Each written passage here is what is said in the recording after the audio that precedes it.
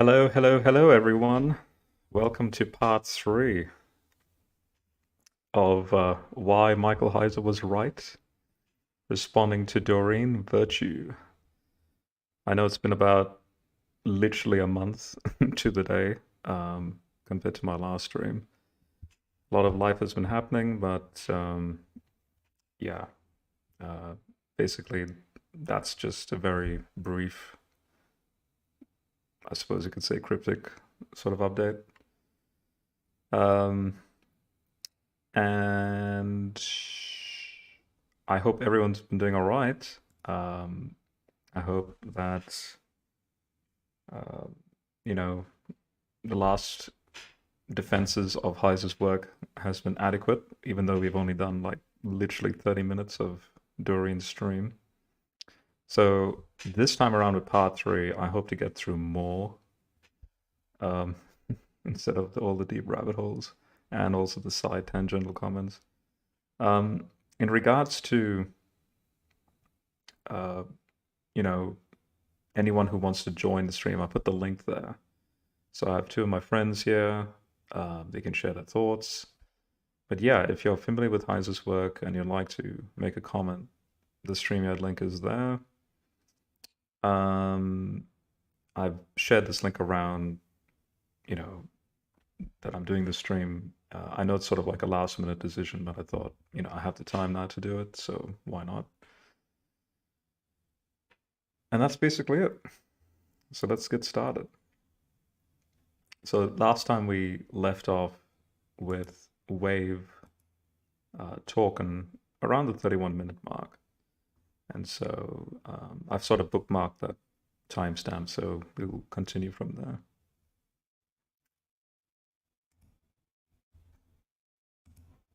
Thing that nobody else had seen, and he was here to enlighten us all.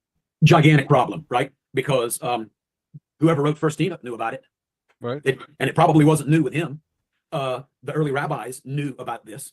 The early church fathers, especially the pre-Augustinian, pre-Saint Augustine, late 4th, early 5th century, those guys before, they knew about this. And the higher critical school also knew about it. That school of the more left-leaning, more liberal approaches, methodologies, etc., toward the Hebrew Bible, Old Testament. So I'd love to be able to distinguish Dr. Heiser with that honor, but sorry, he's really late to the party. A lot of people do defend him by saying, well, he's not coming up with anything new. This was already, other scholars. Okay, so just also to give a little bit of a caveat, because there's been a lot in my life that's been happening. Just as in the case with part 1 and 2, where I wasn't going into it completely blind, but at the same time I did like a skimming through of the discussion that Doreen did, and then I felt that it required an adequate response. Also, there's another video that Doreen released with Wave, like sort of like a part 2, I suppose you could say, but more like a direct discussion that she's had. So if time permits, maybe I can even transition to that video. But that being said,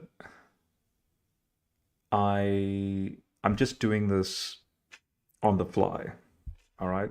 So with respect to Wave's comments, whatever he may share, bang, I'll just go get the direct resources. Now, I forget now what I did at the end of the last stream. I know he was discussing something to do with unclean spirits or something like that, and I went, tangentially into my Mark commentary to showcase the Enochian connection to the New Testament thinking about unclean spirits. But based on what he just said there, all I can say for now, maybe I can expand on it later on, is this knee-jerk reaction against anything Second Temple. So, for example, he's talking obviously about First Enoch here, presuming that Heiser holds it as canon and scripture, which clearly he doesn't. That's point number one. In other words, literally just quote me a paragraph anywhere in Heiser's works, anywhere in any of his podcast material, where he says that Enoch is scripture. Okay? Yeah, he actually says, I've actually heard Heiser, to be completely honest, actually say that it's good stuff, it's good material, but should it be considered as canon? He goes, I think the church has done the right thing by not doing that. Mm-hmm. And there's a reason why it hasn't obviously made its way into the canon. But to think that Heiser holds the view that first Enoch should be considered in the canon, I've never heard that come out of his mouth. Right, right. So there is even a documentary which comes to mind called, let's see here, Fragments, Faith Life TV. Fragments of Truth. There it is. That's with Craig Evans, isn't it? Yeah, yeah. Yeah, right. Okay. Yep. Yeah, Yep. yeah. Yep. I don't think. Do I have a copy? Oh. Oh, well, what do you know? They actually have it. Excellent. Okay. Yeah, So it's on how YouTube, about... Rob. Okay, excellent. I didn't know. Yeah. Well, great. Awesome. Yeah. Now, so let me just bring it up then. Like I said, I'm doing all of this on the fly. I remember watching this actually when it was released. I think 2017 it was released. No, sorry, 2019. No, 2018. Yeah, it Now was that I around think about about it. 2018. Yeah, yeah. Not. It was kind of in tangent with the same time he'd done I think it was Angels and Demons and Aliens. Yeah, yeah. Yeah. So Fragments of Truth is fantastic when it comes to like William Wallace, and we're talking about how the canon was put together. And so I'm just skimming quickly to the bit where I know Heiser was wearing like a red shirt. Let's see, should be somewhere here, and he actually talks about Enoch.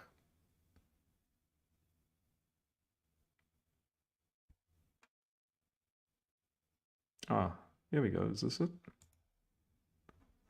All right, so I put it on 1.5 speed just to avoid any copyright. So here we go. That logistics of just going around and changing them all would just be phenomenal. When we talk about the New Testament canon, we really need to address a popular myth. And the myth is that the Emperor Constantine in the 4th century, in conjunction with the Council of Nicaea, a very famous council in church history, picked the books that were going to be in the New Testament. Now, this idea was popularized through the novel by Dan Brown, The Da Vinci Code. You'll see it picked up on any number of internet sites. And there's just one little problem. It just isn't true. And we know it's not true because we have the decisions that were made at the Council of Nicaea. They were written down, they are codified, they're referred to as the canons of Nicaea. You could actually go look those up on the internet and see that the council did not make any decision about which books belong in the New Testament, nor did Constantine dictate that that be done. Canon comes from the term canon, which was a measuring stick or a reed. It just refers to a rule or standard by which other things are measured. Now, what Constantine did want done is he wanted the church to make a decision, and he sort of forced their hand. What he asked for at Nicaea was 50 copies of the New Testament. He wanted them produced by a certain time so that they could be distributed throughout the empire. If you're, again, a scholar, Christian thinker, and you've been debating which books should be considered canonical and sacred over the last few decades or even a century or so, now you're in a pickle because now the emperor wants a decision made. He's not dictating what you should do. He's just saying, look, settle it, give us the copies, copy these things out and distribute them through the empire because this is important. It's important for the churches to know what books they should consider sacred. So he forces the issue. Now, what they decide to do, I think, is kind of smart. It might, sound a little weird, a little maybe disturbing. Like, did they really do that? Well, they did it. And what they decided to do, again, I think was the best thing they possibly could have done. Now, there had been a lot of discussion up until the time of Nicaea as to, which books were considered more important than others. And there were actually records, there were opinions, there were lists. And so when Constantine forced this issue on the leadership of the church, they decided to choose those books for canonical status. In other words, to put into this collection that Constantine wanted. Those books that everyone could agree on. Now, scholars refer to this as a minimalist canon. So this was the decision that was made. Which are the books that nobody's going to fight over? It's probably the best thing to do, create a minimalist canon. And it turns out historically that those books are the books we have in our New Testament. So there were outliers that certain people within the church liked or defended, they talked about, they argued in favor of, and so on and so forth. But when it came right down to it, making the emperor happy, which was important, they decided we're going to pick the ones that nobody's going to argue with. And so that's how we got a minimalist canon. Now, that might sound a little too human, but we have to realize what their attitude also was in relation to decisions like this. Okay, so just quickly, notice what he just said there. We have to realize the attitude. It sounds human, but have a prediction of what Heiser's going to say next with respect to the providential choices and means by which they're going to choose that particular canon or selection of books. What do you think Heiser's, as an evangelical Christian, going to say next? Either Josh or Jesus God, either one of you, if you want to respond, or anyone even in the outside chat. I would say that he's going to obviously attribute it to a divine human, like a human divine book, or that's a human divine book of some sort, or vice versa, other way around. Yeah, so he's in a moment. He I haven't does seen get it in there. a while, but I'm pretty sure he's going to say something like the Holy Spirit, or they believed, just like you have Acts 2 with the Holy Spirit governing the decision making and the choice of the gospel message at Pentecost, that the Holy Spirit is an actual active, the comforter, the paraclete that will now work in the church moving forward, right? And so these people 2-3 centuries after still believe that it's the same Spirit.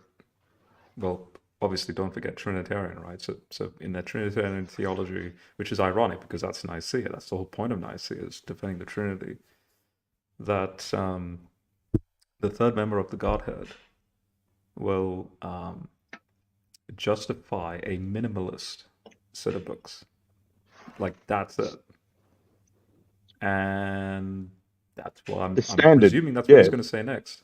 It's the standard of it's the standard. It's the standard. That's what it is. Yep. It's your bedrock, basically, of which you would measure exactly what he said. Everything he just said there about measuring ruler, the whole of a read of what the canon means. That's exactly what the standard is. Yeah. But sorry, Rob. Yeah, and so then so I'm gonna play that. Then I'm gonna play a clip back in 2004. Okay? What Heiser said back in 2004, specifically about Enoch, and it's only it's a short, it's like a 50-second short. So let's finish this clip first. But so remember, this is 2018. What were his views 14 years prior? Okay? After this clip.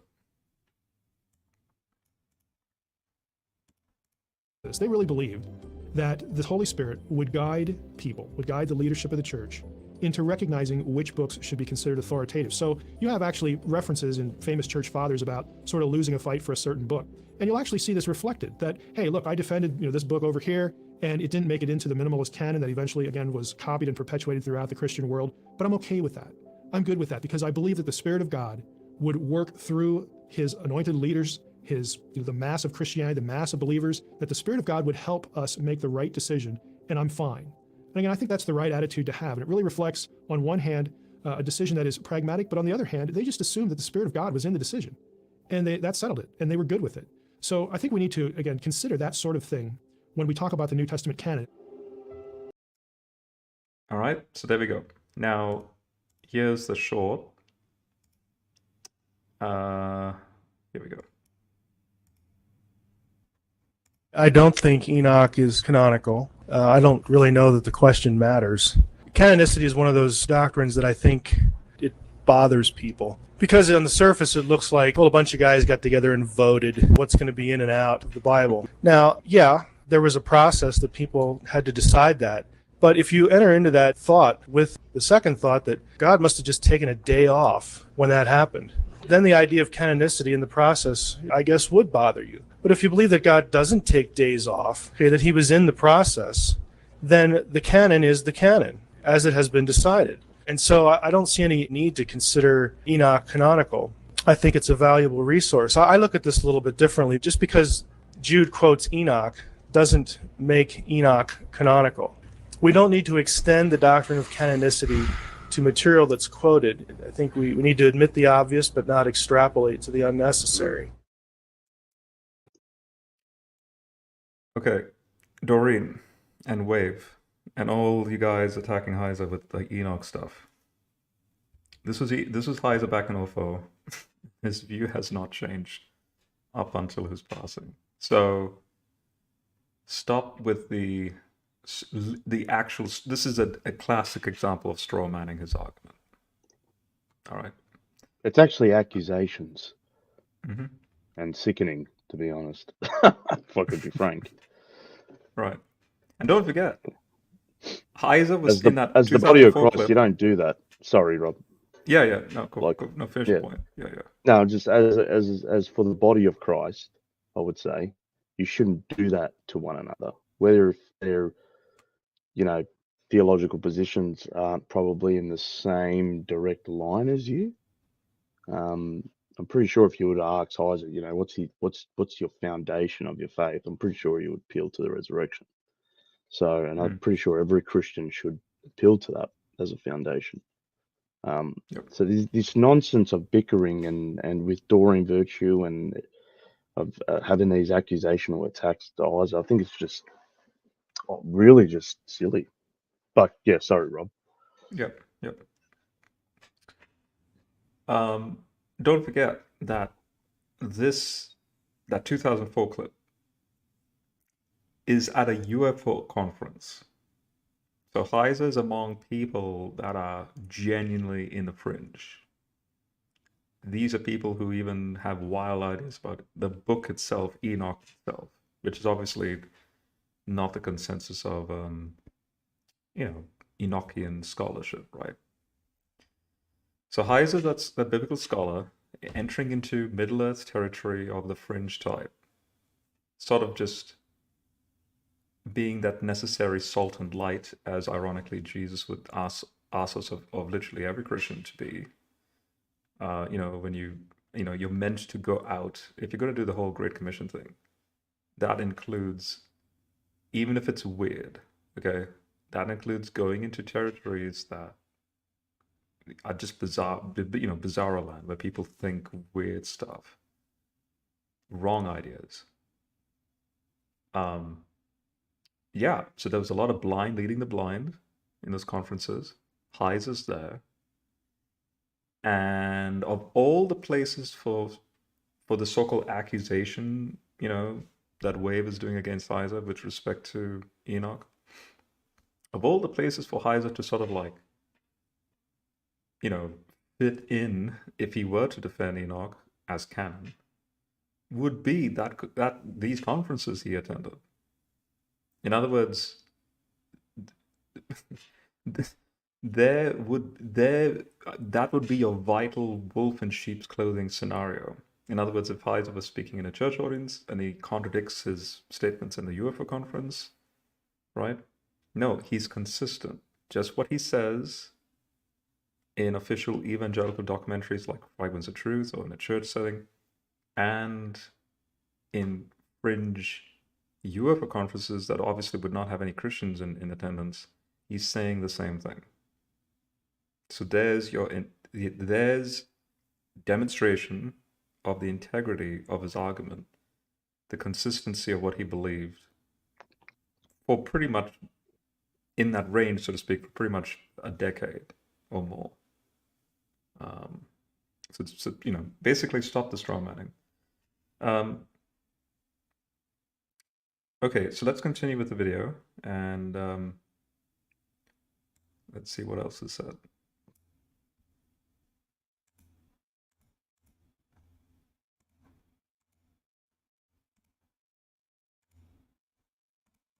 Had these views, and I That's pointed out, interesting yeah, because they want their cake and eat it too. Then right? exactly. He- And I he said, yeah, can't- he's the only that's one who's seen this. That's by his own admission, and yet, oh no, there are other people who have seen this Right. before. So that's a want your cake and eat it too kind of situation. exactly. I don't find that terribly appealing as an argument. And I've made that point that quoting something doesn't give it authority just because it's referred to or quoted in scripture. But people are still so entranced with this Book of Enoch because it's Heiser's use of the Book of Enoch in so many different ways. It seems to be a constant in his theology almost, because he consistently uses the term watchers. Yep. And, he'll take that passage from, I think it's 1st or 2nd Kings 22. I have it in my article here. And he tries to use that to support his views in that area. And he's getting all this from the book of Enoch and just this theology coming from the book of Enoch. And I've tried to point out that it's not, the book of Enoch, first of all, isn't inspired. And secondly, some of it contradicts the Bible. So we can't, but you just feel like, you say these things over and over and you still don't feel like you're getting anywhere, because the fascination with this book of Enoch is just tremendous. People are so fascinated with the watchers. And this is where it bleeds into. Okay, Josh, I feel you want to say something. Especially with the watchers in Enoch, right? Yeah, oh my goodness, this is just honestly just it's in some sense what they're saying, like how they're building up the discussion is almost like poisoning the well. Like if you don't really understand the scholarship, I think, behind the whole idea of the watchers, and the whole idea of 11Q Melchizedek and all that type of stuff. It to me, it's just, it would be just bombarding someone's head with just useless information, where it's not. It's actually very important information. But Heiser's talking, when Heiser's touching on Enoch stuff, he's touching on not just Enoch stuff, but he touches on Second Temple, other literature, because that's the background, that's the backdrop of the New Testament. So it would be silly not to go into that backdrop, no, and to understand at least the literature of that day and how people were understanding what certain words were, like Metatron, the angel Metatron, like these ideas within Second Temple. Obviously, it's just because Heiser's touching on it, I think it's making them feel that because Heiser is obviously delving into first and secondary extra biblical sources of the New Testament, it's like people are thinking that he's obviously believing that it's inspired, when it's clearly that's not what that's not the picture. Heiser does touch a lot on the Watchers, because the Watchers are in high, strong connections, obviously, with the whole sons of God that are mentioned in the whole narrative of Genesis 6 and onwards, and the whole idea how it's connected with the Watchers in I think even the book of Daniel. So like there are definitely strong. Yeah, I don't know if someone Just else quickly, wants to. I was going to bring up Daniel, but just quickly, Angel, blessings, good to see you. It's been a while Go ahead, since yeah. you've been well. Good to see you too. It's early, but I hopped on. Do you want to say anything quickly, Angel? Because I was just going to transition into Daniel with the Watchers just briefly, and then. Yeah, I do actually, because I've actually been.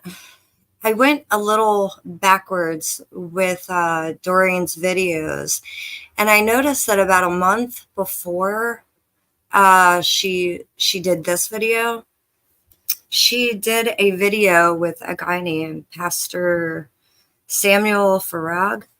He was Oriental Orthodox, but he went to Reformed. And so in this video, and I'll send it to you, I don't know if you can see it, but it's why I left the Orthodox Church.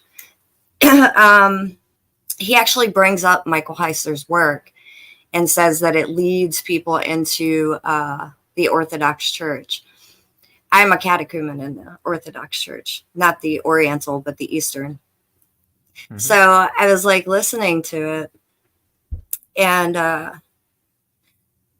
I was like, it's kind of funny that like a month before she does a video with this guy, and he brings up all this stuff about Michael Heiser and his work, like leading people into, the cult of the Eastern Orthodox Church, and so I just find it funny that it, then she does this video, you know what I mean? So if y'all get a chance, I'd go and watch that. But yeah, And I guess and it's because still he on her grew up in channel. it, huh? I'm Yeah. wondering if she brings him on then. If he's the one that is near I the don't end. think so, because I went through this entire video and I don't think I actually saw him. So it was like something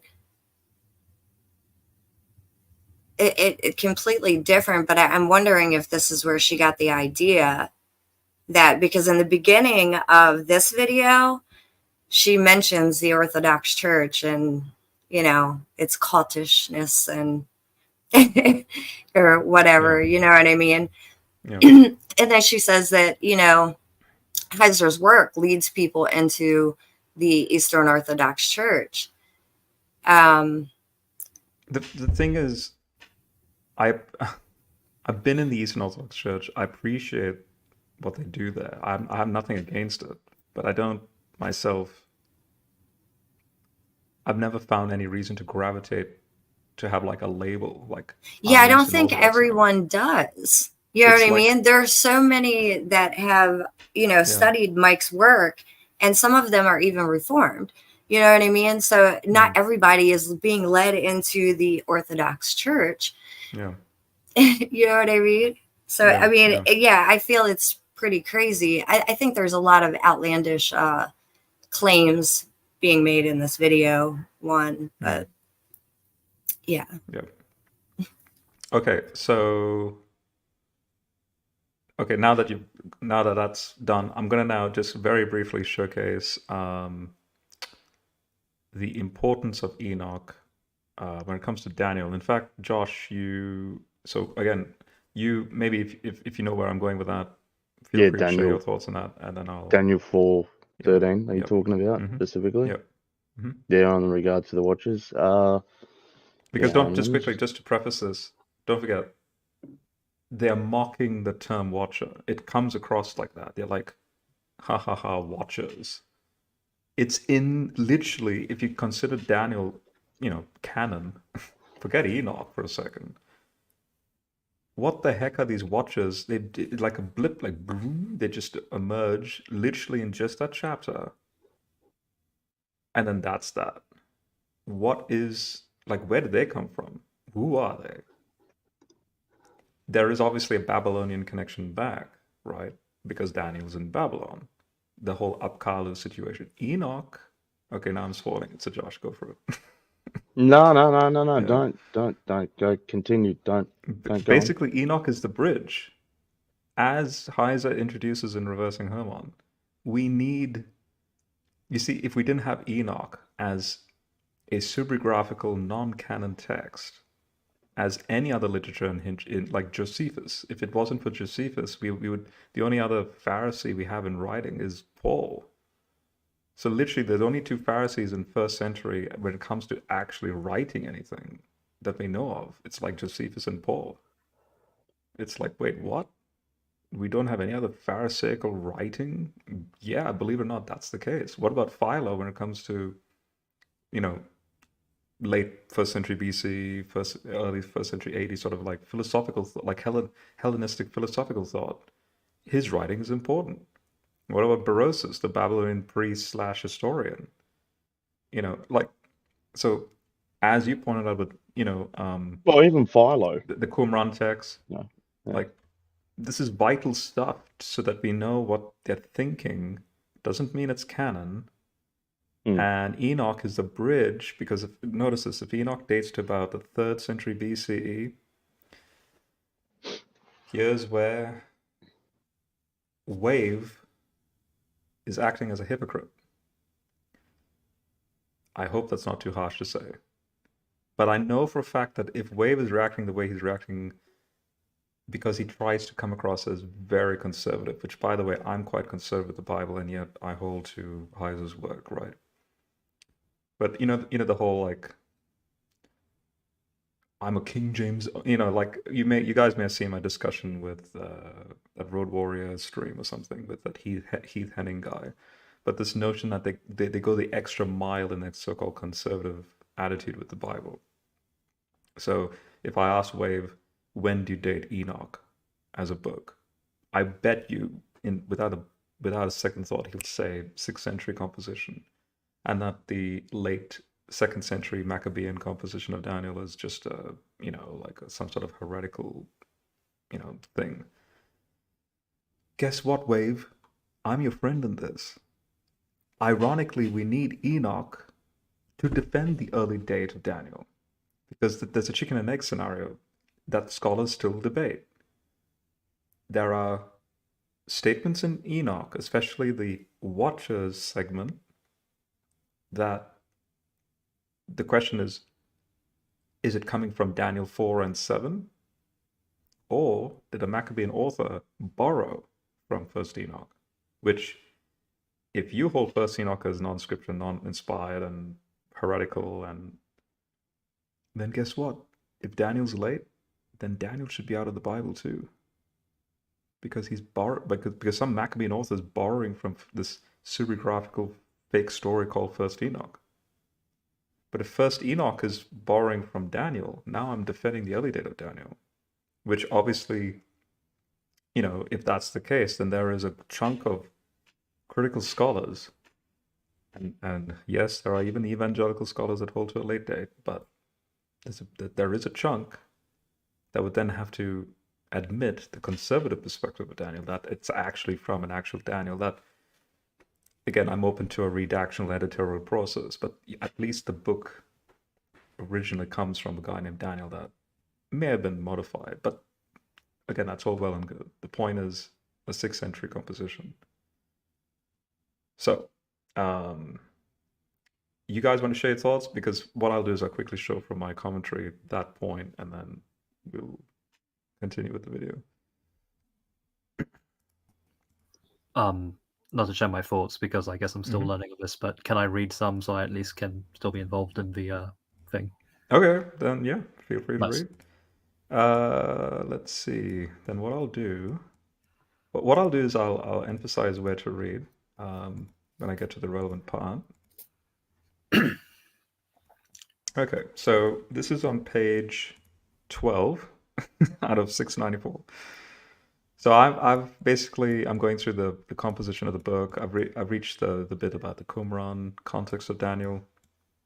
These are all the relevant Qumran scrolls, and on the right side are the date for the like the oldest Daniel scroll that we have, and I'm even quoting Peter Flint here.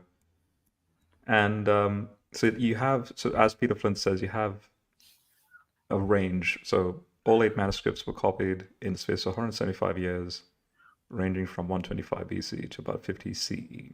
Okay? Then, just to skip all that stuff there, let's see. Okay, so start from furthermore. Okay, furthermore, there is another text at Qumran that can help us date Daniel's book, 1st Enoch. Scholars conclude that it is a composite work, either originally written in Aramaic or partially in Aramaic and partially in Hebrew. The Book of the Watchers, 1st Enoch, chapters 31 to 36, I presume, is one of the oldest portions, and scholars have dated this portion as early as the 4th century BC. All right, so basically, Edward Cook summarizes this whole context. Notice he clarifies, and I'm agreeing with him on this, Enoch is not canonical except for the Ethiopian Orthodox Church, Edward M. Cook, but important in early Judaism and so on. Yep. So I'll skip all that. Let me read Charlesworth and then Beckwith. And then we'll conclude that.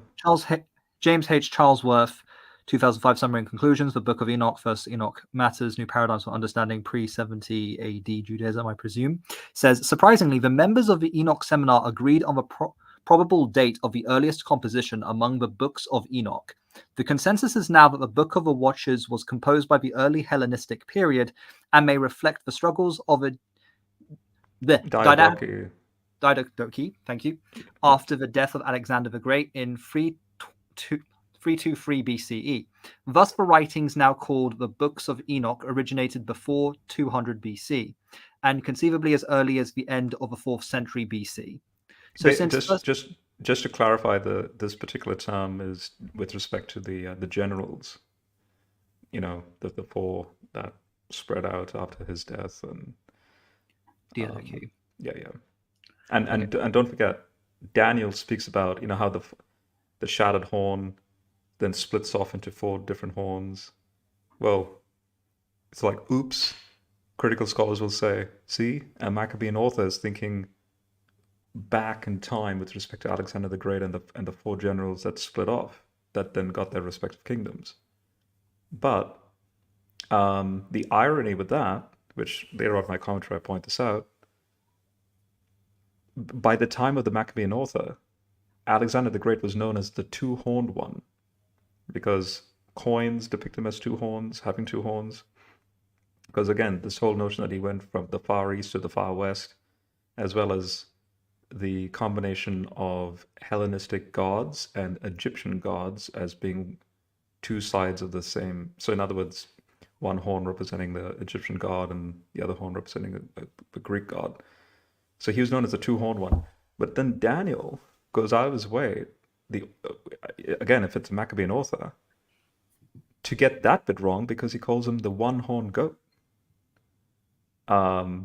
So either the Maccabean author is deliberately trying to avoid, like he's like unique in saying 1 horn, or is that ironically a telltale sign that if the prophecy is genuinely, like genuine inspiration to speak about Alexander the Great, it's speaking about him genuinely as a single-horned dude that then became depicted as the 2-horned one, because no one would have thought of him as a single-horned dude after Alexander the Great.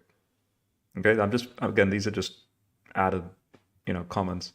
But yeah, continue with the quote since First Enoch. So since First Enoch 14:18 through 22 has a direct parallel to Daniel 7:9 through 10. The crucial question is this: which came first? Was Daniel dependent on First Enoch, or was First Enoch dependent on Daniel?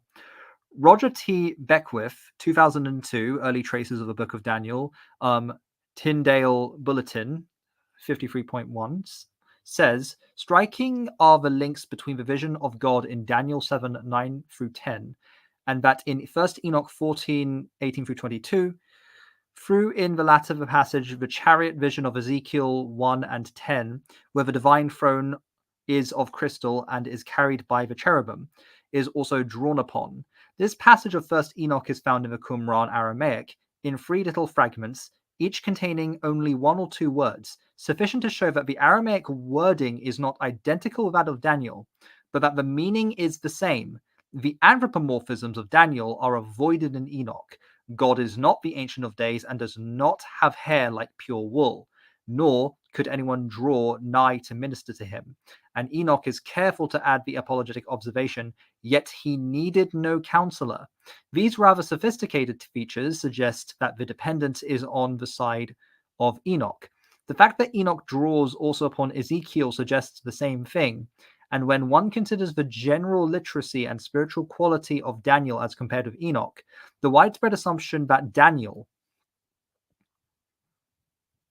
took Enoch for a model is seen to be implausible. Rather, Enoch took Daniel for a model, and the whole pseudonymous apocalyptic literature, can't read, which followed in the wake of Enoch, presupposed the existence of Daniel, a work of far greater worth and contender for a place in the recognized Jewish canon of scripture.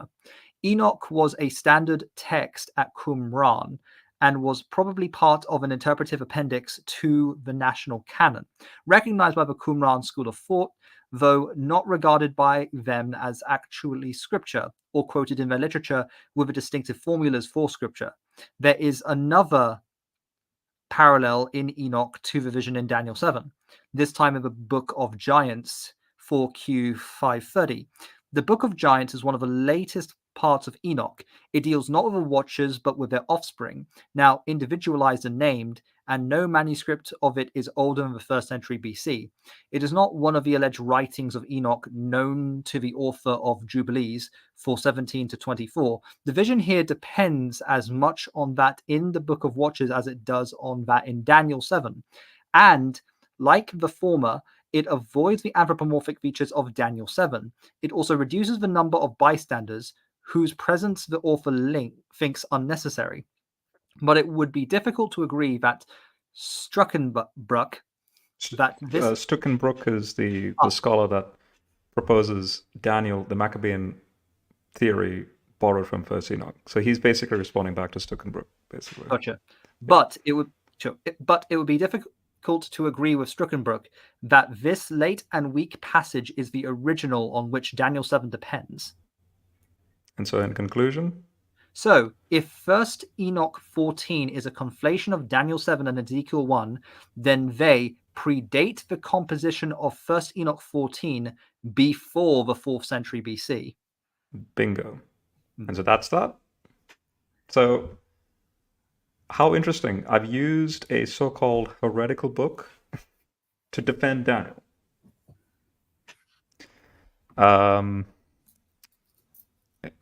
Let's see. So people are slowly slipping into the stream, which is good. GJ, blessings to you, brother. Anam as well. Blessings to you.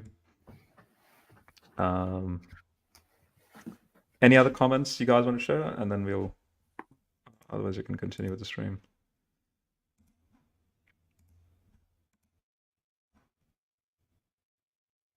Okay, I'll play the video. Practice or how we live our everyday lives. I think that he has blurred the distinction between the canonical and the non-canonical and what is authoritative for us to determine matters of faith and practice and what is not. This fascination with the esoteric or with the secret knowledge, and that we have moved into an era within the evangelical church of Gnosticism. I would argue we've been there for a very long time. This is just another chapter in that. No. And it's the nature of... No.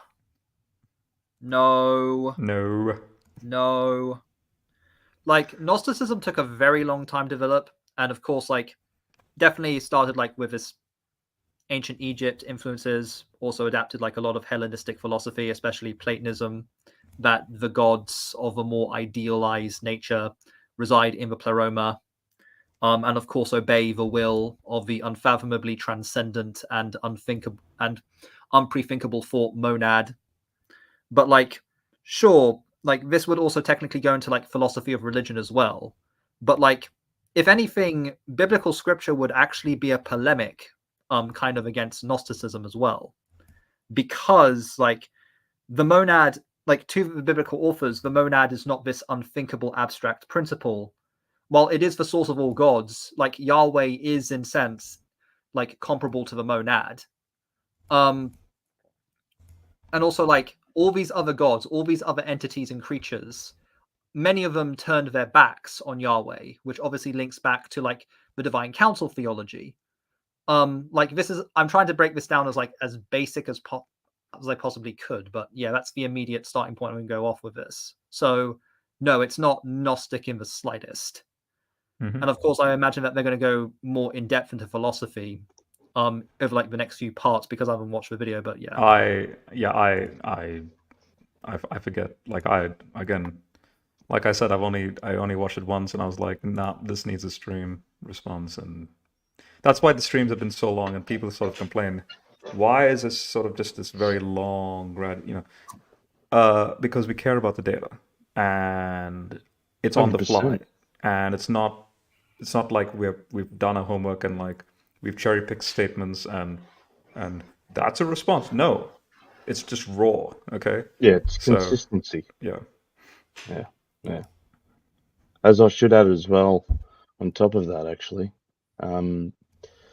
it's like if you even look at like just church history, if you're going to make a claim like that, like we're entering back into this age of Gnosticism, like the church, if you're speaking on behalf of the church or evangelical church, he said, like he's got to at least name certain areas where other people are going down that track. You know what I mean? Like if you're saying that, like if you're going to assume that Heiser, because to me, hearing that, it just basically just said that, well, that's what Heiser's doing.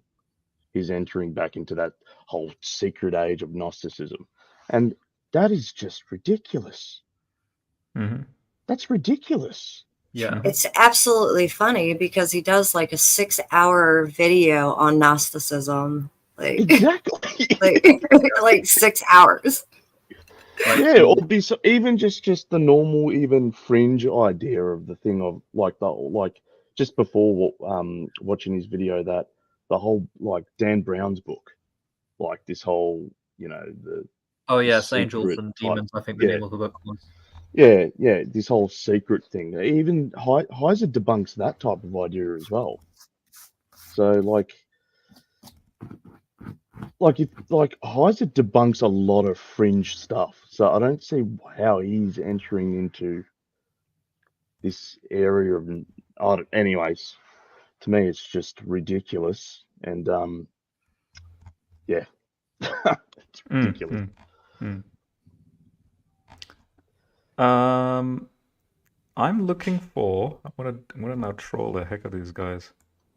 I'm looking for the Wisdom of Solomon, which is an apocryphal text. Chapter 10, let's see here.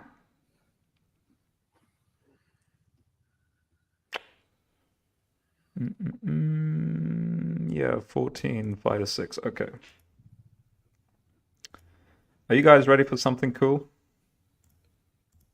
Yes.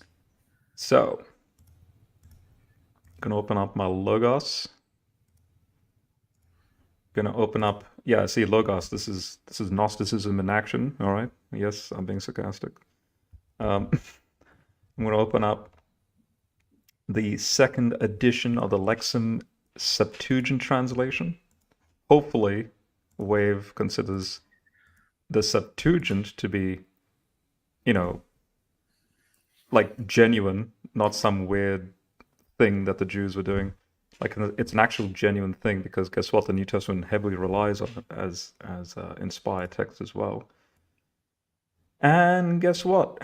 You have apocryphal writings like Enoch in some versions of the Septuagint.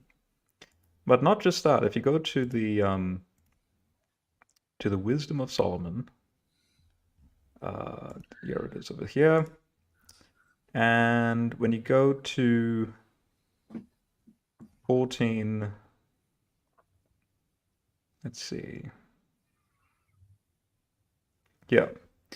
So notice, in chapter 14, it says, in verse 5, it says, let me make sure you guys can see it. Yes, you can. But you do not want the works of your wisdom to be ineffective. Because of this, people entrust their lives to the smallest piece of wood, and they are preserved passing through the waves of a raft. For even in the beginning, when arrogant giants were perishing, the hope of the world, taking refuge on a raft, guided by your hand, left a seed of generation for eternity. For blessed is the wood. Oh, yeah, yeah. No, and it goes on. But the point is, whoa, that mention of giants, which, guess what? The Nephilim, as Heiser would argue, doesn't mean fallen ones, because the Septuagint, like if you actually go to Genesis 6 of the Septuagint, they understood that the term actually means giants. You see, now giants were upon the earth in those days, because gigantus is not fallen ones, okay? So, and then Heiser goes out of his way to showcase how the original Hebrew term and its Aramaic cognates means giants, which then goes down, say, First Enoch stuff with the Watchers and the giants and blah, blah, blah. Now, let's see, for example, what the church fathers were doing with respect to this. So, let me share my screen again. So I have what I'll have to do is I'll have to share the whole screen. I have what's called, and it's part of a series, by the way, Ancient Christian Commentary on Scripture, specifically volume 15, the Apocrypha section. So wait, hang on a second. Are you telling me that Orthodox church fathers like Augustine actually commentated on apocryphal writings? And the answer is yes.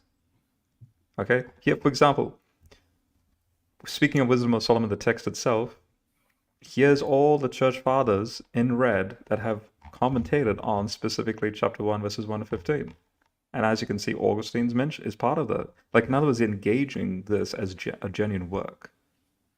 But then ultimately we have, the canon as, as Heiser was getting at, the minimalist canon, right?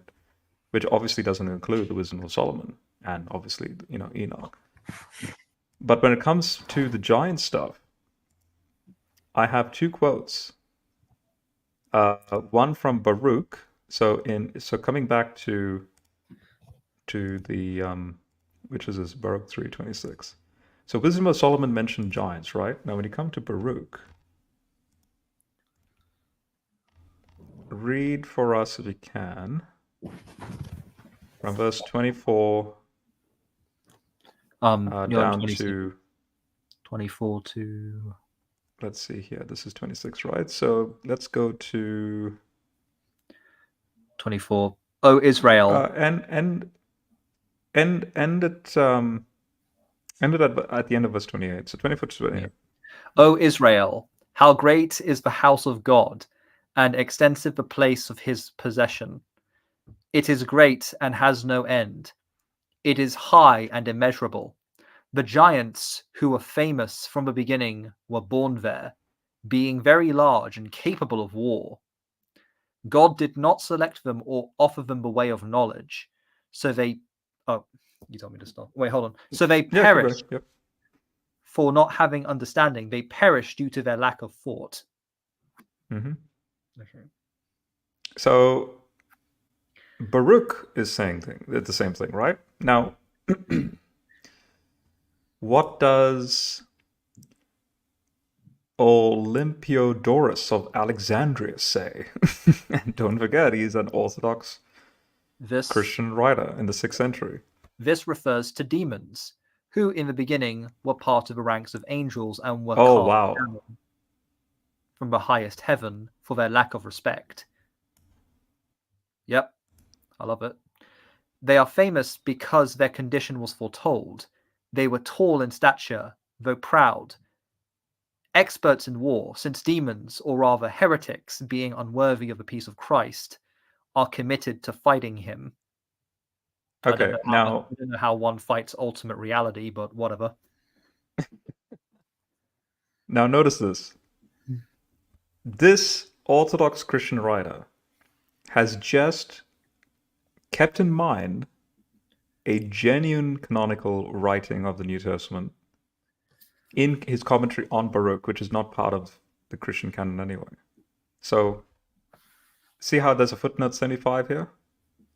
So let's click on that footnote, because see, he's saying a peace of Christ in this sense. When you click on this footnote, Colossians 3:15 emerges. Let the peace of the Messiah rule in your hearts. Wow. So he's now taken canonical scripture to then clarify that this apocryphal work, though not part of the canon, is like you can actually gain true theology out of it. This is the way early Christians were doing this sort of thing. One more example would be the letter of Jeremiah 6:4, which, let's see, if I go there in a moment. Epistle of Jeremiah. And if you read from, say, actually, just to clarify, 6:4, yep. Go from 1 to 5. Okay. You will be carried off to Babylon as prisoners under Nebuchadnezzar, king of the Babylonians, because of your sins that you sinned before God. Therefore, after you have entered Babylon, you will be there many years, a long time, up to 7 generations. But after this, I will bring you out from that place with peace. Now, in Babylon, you will see silver, gold, and wooden gods carried upon shoulders, showing fear to the nations. Be cautious, then, lest you conform by conforming to the foreigners, and take fear, and the fear take you concerning them. When you see a crowd before and following them, worshipping them, say of your mind, it is necessary to worship you, O Master, for my angel is with you, and he is the one who searches your souls. Wait, what? Don't forget, we obviously know just by this reading, this is not a genuine letter of Jeremiah. This is after the fact, a super graphical, writer in the name of Jeremiah, writing about what actually happened, but from the sort of like a fanfic, right, of the exile itself, what would happen. And notice these so-called gods, right, showing fear to the what? What does Heiser keep talking about when it comes to Deuteronomy 32, verse 8? The nations, the gods of the nations. Psalm 82 stuff, right? Enoch is full of that. And notice the true theology of this. When you see a crowd before and following them, worshipping them, say with your mind. In other words, internally, you don't have to voice it because obviously you'd be killed. Internally say, it is necessary to worship you, O Master. And then, for my angel is with you. Wait, and he is the one who searches your souls? Oh my goodness. Now this is going down two powers theology, because that's what Second Temple Jews were doing with that second angel figure as also being part of the Godhead, right? The second Yahweh, that second power figure who searches your souls. Because see, the so-called angel specifically, if you go to the Septuagint's version of Isaiah 9, and it's only in the Septuagint. Let me go there. By the way, I hear that you feel like you want to say something while you're breathing. Oh, sorry. No, that's okay. I'm just saying, like, I wonder if that's what you want to do. But in Isaiah 9:6, it says, a child was born to us, a son was given to us, whose leadership became upon his shoulder, and his name, notice, the Septuagint version skips the whole, like, mighty God, wonderful counselor, Prince of Peace. And again, there's reasons why you have a fivefold sort of title structure there. It's a theophoric sort of build-up. In other words, God is the one who, like, the God of Israel is the Prince of Peace, everlasting Father, blah, blah, blah. And those theophoric elements are then applied to the Son, right? The Septuagint, the translator, decides to paraphrase that fivefold title and argue, with the two powers thing in mind, argue that there's one member of the council that is that specific description. And maybe you can read this out. Who it is that is given that description? And his name is called the Messenger of the Great Council, obviously the Angel of the Lord, the pre-incarnate Jesus Christ. Right, because this is a translation of the Greek angelos, which is literally the angel of the Great Council. Right. So, and I wonder what the Great Council is, by the way. Wink, wink. Not to break the train of thought, but I remember, like, in one live stream Q&A, how Dr. Falk was asked a question on Deuteronomy 32, and of course, like, the typical Yahweh and El dichotomy. And he put forward that there may actually be a Trinitarian thing going on with the two powers in heaven, where, of course, you have El, who would be the Father, and of course, you have Yahweh, who is El, but also Yahweh, who is the son of El. This would technically be Jesus. And of course, Jesus is as Yahweh is given the exalted nation of Israel, and all the other sons of God follow suit. All the other sons of El follow suit, and basically reflect what the exalted nation and God does, to basically go into it a bit. Josh, you want to say something? Yeah, I would say that's actually really good observation. I've had that observation before, but I never really wanted to like kind of um really express that thought. But that's definitely a good observation because it explains father language. You've got El Elyon, the Most High.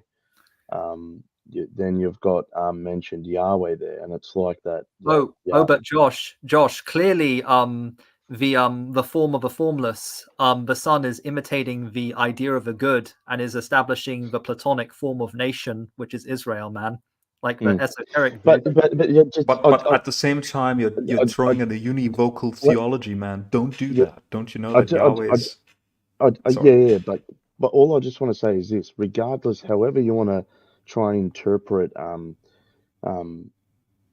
Deuteronomy 32, I'm pretty sure to even quote Mark Smith, he even agrees, I think, now on the fact that that the compiler of Deuteronomy 32, the original compiler of Deuteronomy 32, would have believed that Elyon and Yahweh are epithets of the same deity,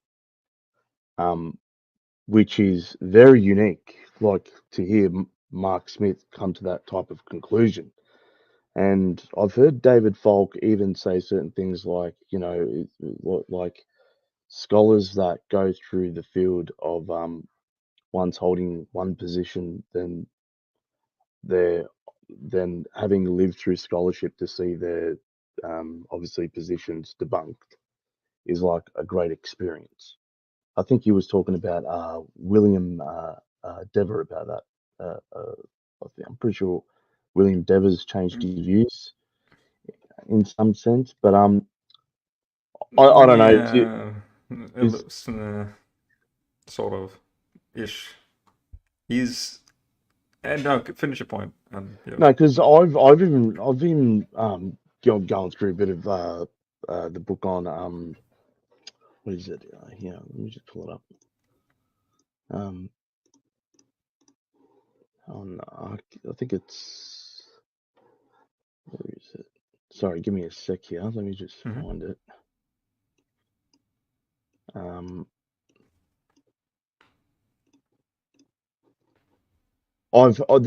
That's what I've heard.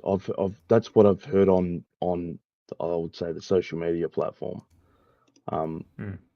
So am I assuming that incorrectly then? No. Of that He's observation? a little bit of a no. If you're talking about Diva, no.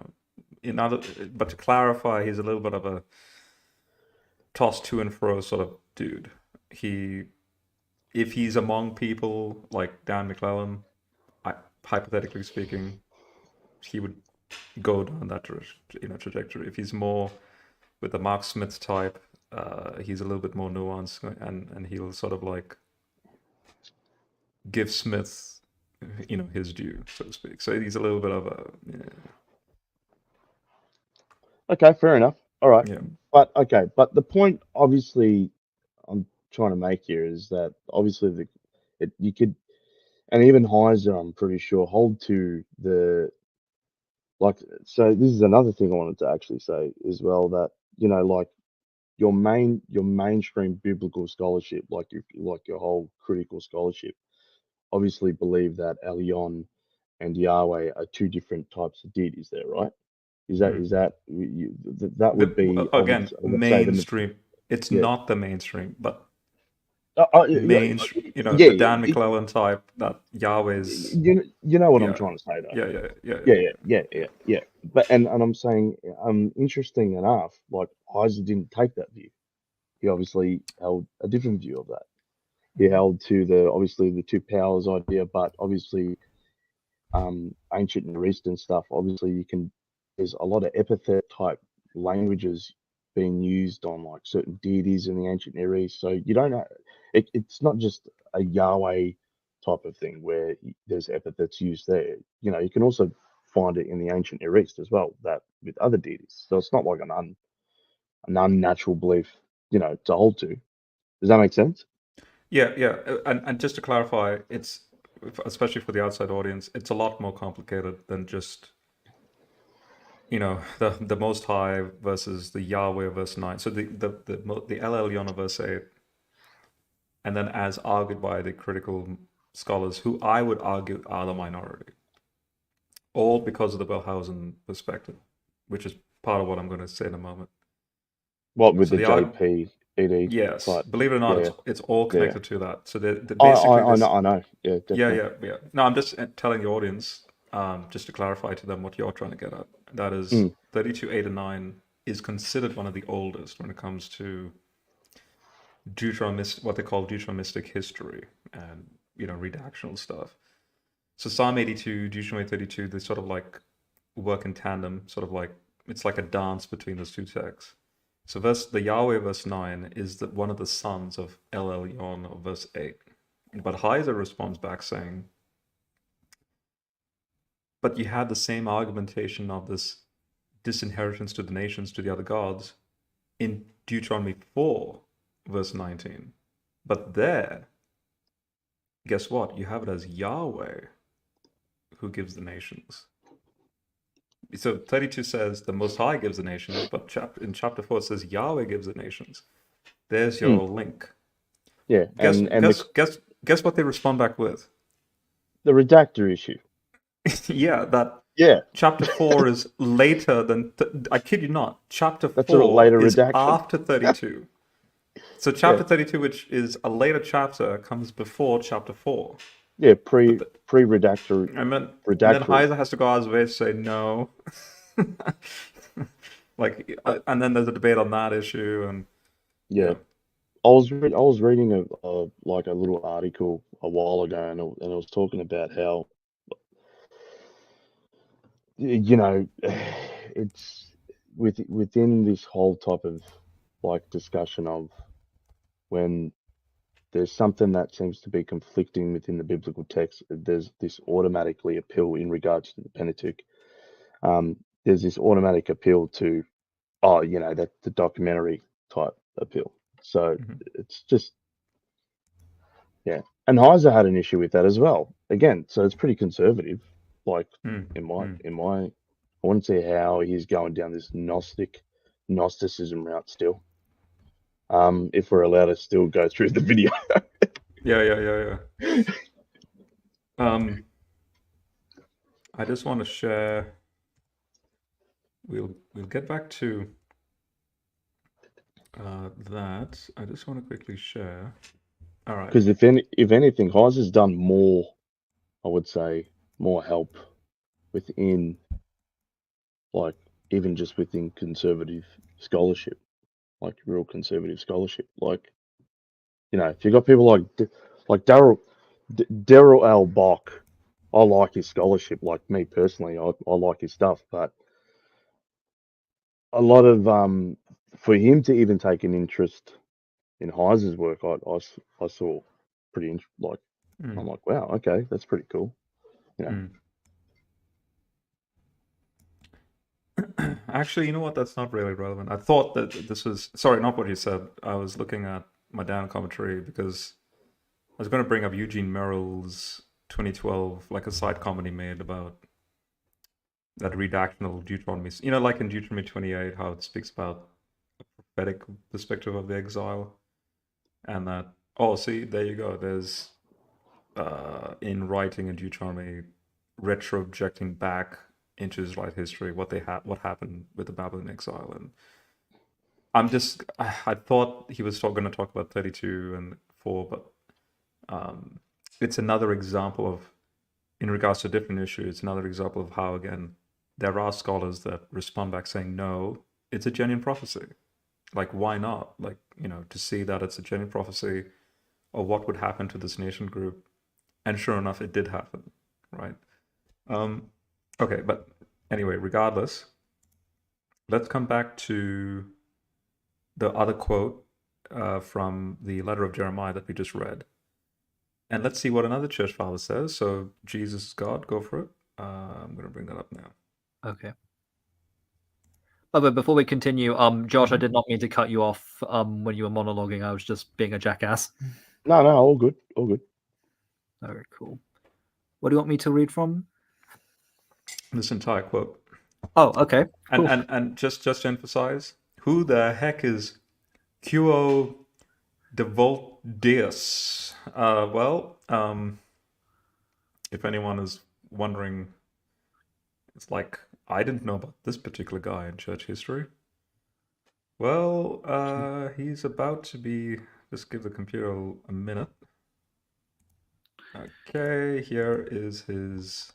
Carthaginian bishop and friend of Augustine, who endeavored to show at length how the New Testament fulfilled the Old Testament. Oh my god. And when did he flourish? 430 AD, I believe. Would you consider him more or less quite conservative? To be honest, this is my first time hearing about such a guy. So sorry, being a friend of Augustine and to show at length. From what I can see, definitely. But this is my first time hearing about him. Sorry. All right. So what does he say in regards to that apocryphal writing of letter of Jeremiah that we just read, that he's going to commentate on? We should not fear idols or arrogant people. Quod Voltaeus, Joshua, the son of Nun, and Caleb, son of Jephunneh, I don't know how to say that name, sorry, who explored the country together with the priests Moses and Aaron, fulfill their pious duty and dissuade the people from the purpose of a despairing will, saying, do not fear the people of this region. We will swallow them in one gulp. The favorable time has passed for them. The Lord is with us. Do not fear. All of these things regarding the destruction of idols pertain also to the Christian people, so that no one would be apostate from God, fearing the demons from whom they have been freed by God's grace. And it is precisely their vain procession that Jeremiah describes when he says, among other things, when you have entered Jerusalem, you will see their gods of gold and silver carried on their shoulders. These are made by hands, and are nothing, and can do neither good nor evil, by the fact that they are nothing. Hevel. Do not fear them. Sanctify the Lord in your hearts, and let him be the object of your fear. Isaiah describes the worshippers of demons as those giants were there, who were called experts in war, but the Lord did not choose them, nor did he give them the way of knowledge, and they perished for lack of wisdom. And Solomon says, at the beginning, when the proud giants perished, against their pride, Christ's humble people rose victorious. The book of promises and predictions of God, 2:9:16. I assume that's a publication date. Yeah. No, well, no, that's the book number and the volume and the chapter. Ah, right. Gotcha. Yeah. All right. So let's now notice this. He's quoting from Numbers 13, which talks about the Nephilim of the Nephilim. So in footnote 4, he continues with Numbers 14, right? Because Numbers 13 ends with, oh no, there are these giants, but then Numbers 14 continues basically saying, do not fear, blah, blah, blah, right? And then when we come down to verse 6, sanctify the Lord in your hearts. Okay? Look at this. He's quoting 1 Peter 3, verses 14 to 15. Okay, now when we go to 1 Peter 3, 14 to 15, well, here's the bit about, never be afraid of their threats, instead exalt. Notice, the Messiah as Lord in your lives. But hang on, if you go back to the quote, let's see. Sanctify the Lord in your hearts. But we know who the Lord is. It's Yahweh, right? But he's gone and he's quoting Isaiah 8. So when you go to Isaiah 8:13, well, actually, this would be the Septuagint rendering of this. But so here's the Hebrew though. The Lord of the heavenly armies, he's the one you are to regard as holy, right? let him be the one whom you fear. Let him be the one who before whom you stand in terror, right? So, coming back to the quotation here. So do not fear them, sanctify the Lord in your hearts, let him be the object of your fear, right? So there's your Isaiah 8:13. But hang on a second. Peter is quoting Isaiah and basically applying that to Jesus. So there's your Jesus Yahweh connection going on. So now notice, out of this quote, okay, out of this quote of an apocryphal text, this friend of Augustine is doing multiple things at the same time. Just rich theology in that whole entire quote. He's defending the deity of Jesus. All right, boom, we can put a tick to that. He's defending the canonical context of 1 Peter. Boom, you can put a tick to that. Also, what else happens in 1 Peter 3? Okay? When you keep reading down into 17 and 18, what does Peter then do? He starts talking about the suffering of Jesus, right? And then what does verse 19 say? In which he went and made a proclamation to those imprisoned spirits in Sheol, who disobeyed long ago in the days of Noah, when God waited patiently while the ark was being built. In it a few, that is, 8 persons, were saved by water. Dr. Falk actually mentioned this too, the ark being a purifying station. I'm sure that's not the actual words he used, but baptism, which is symbolized by that water that washes away filth, now saves you also, not by removing dirt from the body, but by asking God for a clear conscience based on the resurrection of Jesus, the Messiah, who has gone to heaven and is at the right hand of God, where angels, authorities, and powers have been made subject to him. Okay, so wait. Those angels, authorities, powers, if there is no council, if there's no hierarchical court system, then what the heck is Peter getting at with this, ultimately going back with respect to this statement? Because as Heiser would argue,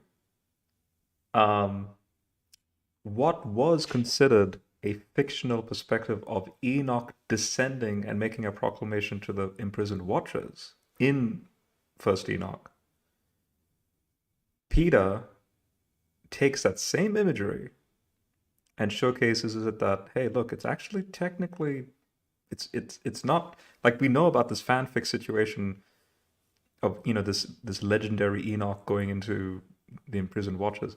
Hey, but it's actually become a reality in Jesus. Jesus did what we, in a fictional sense, said about what Enoch doing. Jesus did it like in actuality.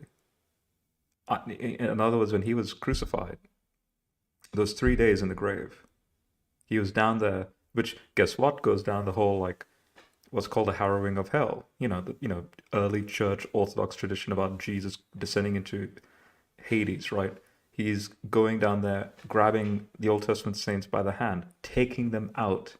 And if anyone, and in fact, Angel would be familiar with this, there's iconographic, artistic depictions of Jesus smashing down the doors of Sheol. And who's being squashed under the door? A demon, or the Watchers. So while the doors smash and the demon's being crushed, he then does like a Terminator, take my hand if you want to live, right? And, takes them out. So, how interesting. So 1 Peter 3, in the context of First Enoch tradition, is quoted by this dude, and then throws in giant language soon after that quote, right? So Isaiah, as he says here, which if you read specifically this footnote, it says, well, this is the scholar editor who's put this quote in. He's basically saying, look, it comes across as a confusion between Isaiah and Jeremiah, who in turn is often portrayed as the real author of the words of Baruch, who was Jeremiah's secretary. So that's neither here nor there. But the point is, describes from Baruch 3, And then, didn't we just read the Wisdom of Solomon? Also about the whole proud giant stuff in the Wisdom of Solomon 14. And again, coming back full circle, against their pride, Christ's humble people rose victorious. So wait, now the church, so you know the whole like, you know, in Matthew 16, I will give you the keys, whatever you loose and whatever you bind. I wonder what Heiser did specifically with that language, that loosing and binding language in Matthew 16. Oh yeah, the church now can demonstrate its victory over the watchers and the demons.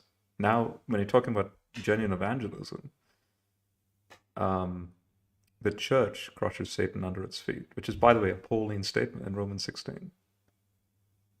So, yeah, I just want to show that,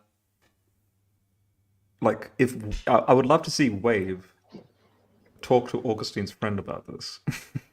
Yeah, exactly. How is that Gnosticism? Just a side example that I decided to, again, do on the fly, right? And don't forget, I'm an amateur. I haven't gone to seminary. I don't have a PhD in theology, but Angel, if you want to share something, go for it. No? All good? All right. Let's continue with the video. Fallen man to create false criteria for spirituality, or competing criteria for spirituality. Yeah. When the Bible says that you know them by their fruits, well, what exactly is that? Their obedience, their Christ-likeness, their humility, their submission, their attitude toward and their carrying out of servanthood and that kind of thing. But when the ball moves, whether it's by some very popular revivalistic movement or whether it's within scholarship, maybe it's some kind of a movement, like, for example, I would like to explore the connection with the spiritual warfare movement at some point. Yep. Somebody write it down or we'll forget. No, I was going to ask you about that, because the whole territorial spirits theory that he pushes. Yeah. So yeah, I think that when you get into this esoteric knowledge, and that by obtaining this greater knowledge, you know, from an extra biblical book, well, then you gain greater spiritual insight and you become a more spiritual being. Then you start getting a hierarchy within the body of Christ of those Right. who subscribe to this and those who don't, and those who do, well, they're at a higher spiritual plane or a higher level of spiritual sensitivity or development or whatever, is absolutely detrimental to the unity of the body and to our carrying out of our The primary gospel mission, alone which isn't to established on be salt and intellection, light in you the world, and fools. to make disciples, not The true to intellection is argue knowing about Christ. the interpretation of Genesis 1:26 or Genesis 6 Oh, or Deuteronomy God. I have a 32, feeling there's a lot or of whether the mismatching. angels are actually gods just by another name. There is a tremendous Did you wait? Did someone say to pause it? Oh, sorry, I just blurted out. Sorry about that. Okay. I think I'll pause it in a moment. I just want to see where he's going with this, and then I'll talk about the territorial spirit stuff. I think it's just nonsense again that I'm hearing, to be honest. Like, it's just silly. Like, how Josh, I'm going to put you on the main screen here. Stop being that blunt Aussie that you are. No, I'm being completely serious. I think it's absolutely ridiculous. Like, everything that Heiser is doing is within biblical scholarship. It's pretty edifying to biblical theology and to the body. I don't see how. Like, for goodness sakes, like, he surrounds himself with people that scholars don't surround themselves with. You know what I mean? Like, I know Heiser's gone to conferences where certain Christian leaders believed that, I don't know, the Tower of Babel was a gate portal to some space dimension. Like, and he obviously went in there to correct that theology and present them with something like, okay, like, because, you know, these type of individuals stay in the Old Testament, you know, the whole type of you know, he's trying to, like, obviously there's a group within the body of Christ that obviously hold fringe ideas, and he's, in some sense, I think, Rob, you were touching on this, he's in some way doing apologetics within Christianity, if that can make sense. Just to basically correct certain people's thinking, like, you know, like the Tower of Babel.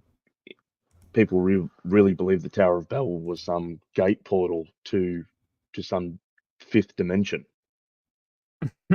Right. Like, and Heiser's going in there correcting that. Like, to me, that's good. You know, it's not like that he's affirming that belief. That would be very crazy, you know. But he's not. Again, it's just completely silly. It's nonsense. Yeah. Okay, so with respect to the, what I'll do is I'll play a little bit more of the clip, because just to sort of let him finish his thought, then I'll get straight into the territorial spirits thing, show what Heiser says about that particular term, because, by the way, it's not unique to Heiser. That phrase, territorial spirits, goes back into scholarship in the 90s, I kid you not, by evangelical scholars. All right? So let's see. Here's the clip. Tremendous amount of material in Ugaritic, in Phoenician, in other languages of the ancient Near East that Dr. Heiser has failed to account for, and that this is what's fascinating. That is, oh my goodness sakes, that's ridiculous. Wait, so do you want? Okay, let me just rewind a little bit. That is just ridiculous. Specifically, what do you want? All right, I've just gone back a few secs. 32, or whether the angels are actually gods just by another name. There is a tremendous amount of material in Ugaritic, in Phoenician, in other languages of the ancient Near East that Dr. Heiser has failed to account for, and that and this is what's fascinating, that most of it runs contrary to Heiser's theories. So I wonder if there's an ulterior motive for failing to address all of the evidence that's relevant to his theories. It appears that what he's done with the ancient Near Eastern evidence, and this is very important for your and my discussion, he has been as selective with A&E material as he has been with biblical material, and that cuts to motive. That cuts to methodology. It goes in the direction of just basic human honesty. Because if Dr. Heiser is the A&E expert, ancient Near Eastern expert that he purports to be in his books, and that other people have put him forward as being, that he's got to know that material is out there, and he's refused to bring that to the fore, or he doesn't know that it's there, and he's a sloppy scholar. I'm not trying to. Oh, Wow. come on. That was a load of accusations going on there. Oh my goodness. Oh boy. Oh my goodness sakes. I was, yeah, no, I'm glad I rewound that, because, oh boy.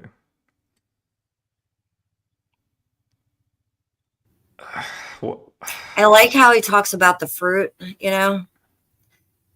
like at the beginning, he was talking about the fruit, like Christian showing, the fruit. And then he's doing nothing but like accusations. And he has like giving nothing. I mean, throughout this entire video, they give nothing like as far as evidence, or they go to nothing, just accusations. It's crazy. Just quickly, Shotgun Angel, you welcome to the stream. Would you like to share any quick thoughts before I bring up some stuff?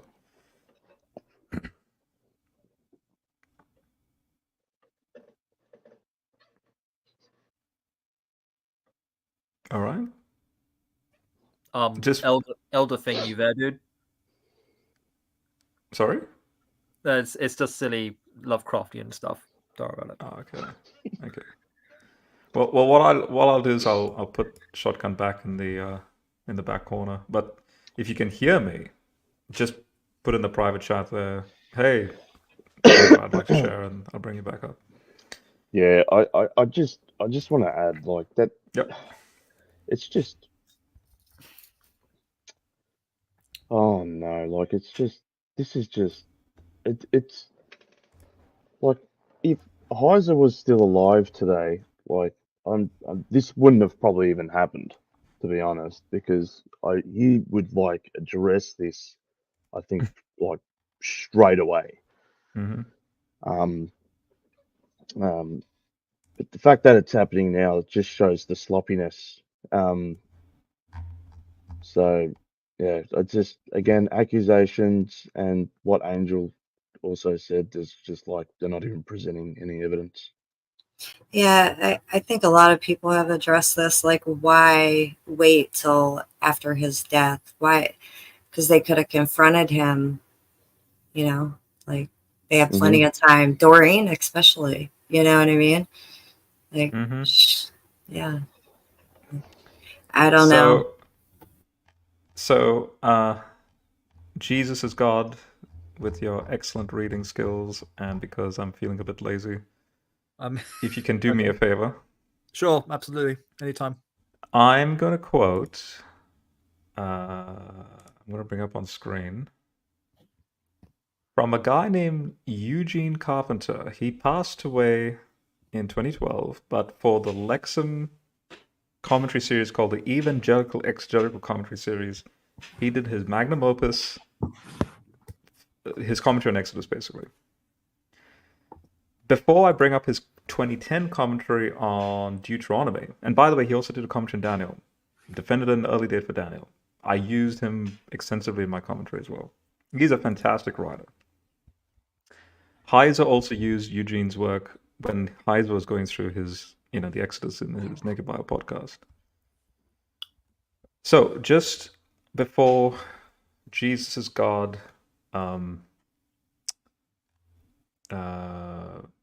reads that relevant portion,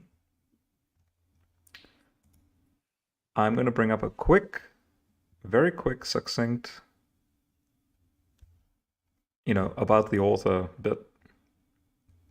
Like he honestly, he was a wonderful guy, like sweethearted, and so we lost a very good scholar, evangelical scholar, when how he passed away was, well, we don't really know, but he was out fishing, and then something happened, and his body was discovered on the boat. But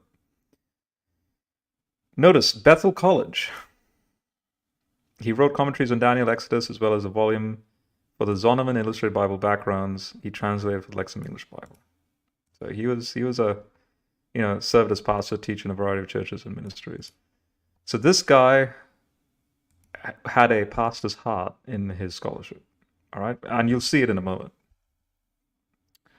So when we come now, notice what he just said when he spoke about Heiser not understanding Ugaritic. And I'm about to get to the territorial spirits in a moment, but I need to address that bit. So now notice, I'm not going to quote Heiser. Let's throw Eugene Carpenter under the bus. Okay. So what does Eugene Carpenter say when it comes to Deuteronomy 32 with the Ugaritic corpus? Because don't forget, he also specialized in that. So here we go. Let me zoom in. Oh, here we go. Start from this. So he takes, just to clarify in this commentary. So just to clarify that it is him. If they don't believe, So here's the official Zondervan Illustrated Bible Commentary, right? Oh look, Walton is the general editor. Oh look, 2009 copyright Eugene Carpenter. All right, now let's go to how it's designed, by the way, is he takes snapshots of relevant verses that he needs to comment on, and then he speaks about, notice, the background context. That's the whole point of this commentary series, all right? Start with, O heavens, O earth. Song of Moses. O heavens, O earth. Moses sets forth a powerful picture of the future of Israel. Israel's Lord alone, as revealed in the Old Testament, is the sole source for insights like this. Her future, however, hinges on her moral, ethical response of faith or lack thereof towards the Lord and his covenant. In the ancient Near East, the future of human beings and nations was decreed by the gods and recorded in the Tablet of Destinies. Wait, See wait, wait, wait, sidebar- wait. Wait, what? So you have a tablet of destinies by these ancient Near Eastern deities? So let's go to the sidebar, shall we? The Tablet of Destinies appears in numerous texts. A210, some scholars believe that fate in Mesopotamia was partially expressed through this tablet, and fate was always tied to the gods. It never functioned as an independent force. A211, the Tablet of Destinies. By the way, these are just footnotes, so you don't need to read them. Gotcha. Yeah. The Tablet of Destinies, as mentioned in the Babylonian creation epic, 1500 BC, was presented to the god Anu by the great god Marduk, who had taken possession of it. When Marduk grew weak and old, Era, a young god, obtained and exercised power through the Tablet of Destinies and would not give it to anyone else. In Sumerian Babylonian dialogue, the Bowl of Marduk contained a list of men's deeds. Enlil exercised his Enlilship, that is, his royal cosmic authority as shown in the myth of Zu, by possessing the Tablet of Destinies until Anzu stole it. Through the Tablet of Destinies, the successes or failures of peoples and kings were set forth as in vassal treaties of Esarhaddon.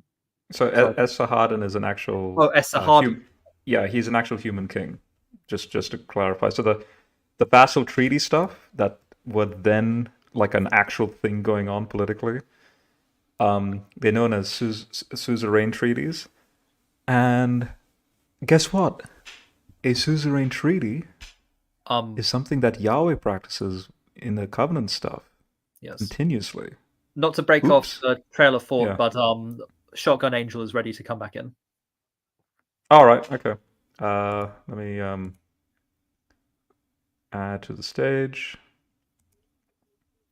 All right, Shotgun, go for it. Hey, I don't have anything to say right now. Just was trying to get some stuff set up. My internet went down for a minute, so you guys can keep talking. I'm kind of out of context here. I had to just jump in. All right, Cool. No worries. Okay.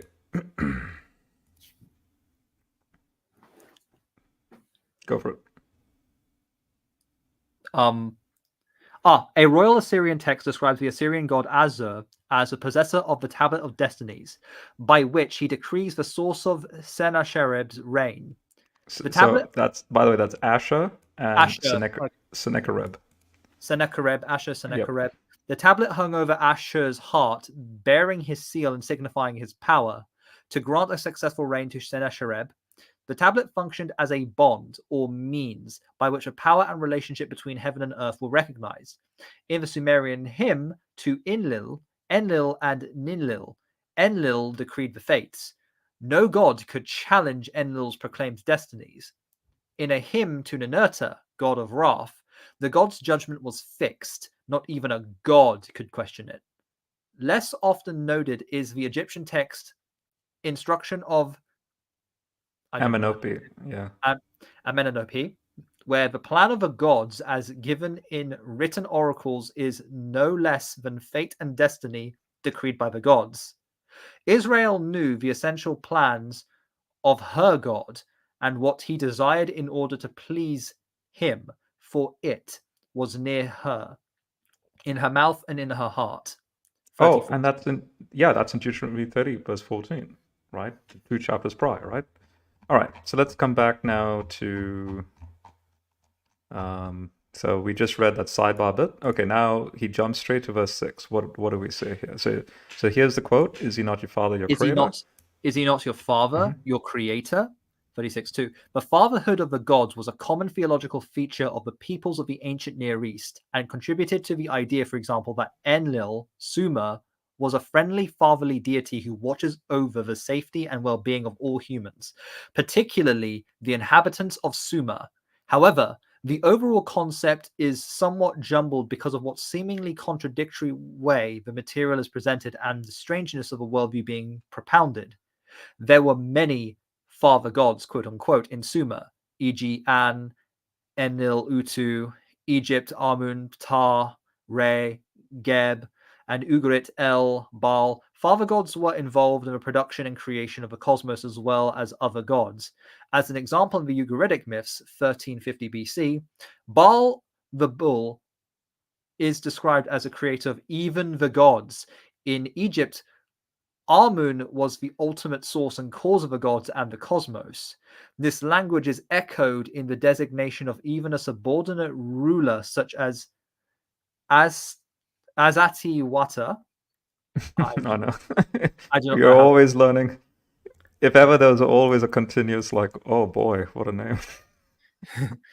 Father, mother of the Duana people. In the Emar Zukaru festival, Dagon, god of grain. Oh, we know about Dagon appearing in the Bible in Samuel, for example. Hmm. God of grain, storm god, is referred to as the Lord of creation, which God fathered what and whom and how this all is to be tied together systematically and are practically hopeless until more complete materials are available. In Israel, however, there is no confusion, for the one and only God, Yahweh, was God and Father of everything that exists in heaven and on earth. Okay, so would Heiser agree with everything he's just written here? Yes. Yes. Okay, let's move on. So, Yeah, it'd be fine. now the famous Deuteronomy 32, 8, and 9. When the Most High gave the nations their inheritance, he divided and something mankind. The Hebrew text. Sorry. Oh, sorry. I forgot he that the divided logo's all got. mankind. Okay, cool. Yeah, That's sorry. I forgot that the logo cuts that bit out when he divided all mankind. Yeah. The Hebrew text followed by the NIV reads, according to the sons of Israel. Many scholars prefer the reading of the LXX and some Dead Sea Scrolls, which read according to the sons of God. This text is closely connected to Genesis 10, where 70 nations are listed, but Israel is not included among them. Of course, it was the ideal nation governed by Yahweh himself. It is possible that according to the LXX, God divided PRD in both Gen 10 and here, the disobedient nations among 70 subordinate created divine beings as punishment for their rebellion against the Lord, Genesis 11. At any rate, some scholars perceive a Ugaritic background to Oh my gosh. Heiser did not understand Ugarit. Yep. I know, right? Keep going. Lovely. A Ugaritic background to this text that refers to the 70 sons of Aferat, sired by El, and his council of divine beings. Oh, so wait. Remember that whole two powers thing that Heiser defends the Trinity via? So El is the Ancient of Days, aged El. Baal is the young, the younger, riding the clouds. And Athirat would be, which is another way of saying the Asherah, goddess. Oh, wow. Talk about the polemics at play here, right? Anyway, keep going. Okay, El and his council of divine beings. 70 gods are mentioned at Imar. A divine council of gods was common in the ancient Near East. Oh, common? Wait, what? Divine council of gods was common in the ancient Near East? Okay. Wow, Eugene Carpenter. You're like a heretical. You don't know anything about Ugarit, Eugene Carpenter. Clearly, him and Heiser were Satanists. Okay. A Phoenician.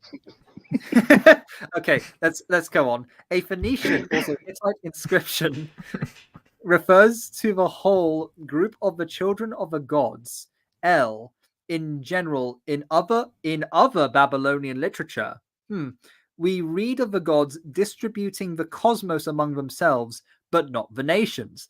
Gods in the ancient Near East could give gifts of cities, as at Ugarit or in Sumer. This is part of the broader context. But these verses... No. I don't know. This is lies, all right? This is... Stop. I'm sorry. This is not part of the broader context. Wave is the guy that we should be listening to, all right? Sorry, sorry, I'm being facetious. So No, you're good. You're good. I'm also a jackass at times. Okay, but these verses are in. Wave the guy who. You go ahead. No. You go ahead, dude. Sorry to cut you off. I was saying wave the guy who supposedly writes a bunch of stuff in the Dead Sea Scrolls and says that the plural Elohim language is not in the Dead Sea Scrolls. Mm-hmm. Hey man, don't question it. All throughout the text. You don't know this, Wave? This is part of a broader context, but these verses are intended to contrast the fact that the Lord has set Israel apart unto himself. Oh, wow. Wait. So, Eugene Carpenter engaging the Ugaritic stuff that obviously the critical scholars would love, their mouths salivate over, right? When it comes to the critical analysis of this text, right?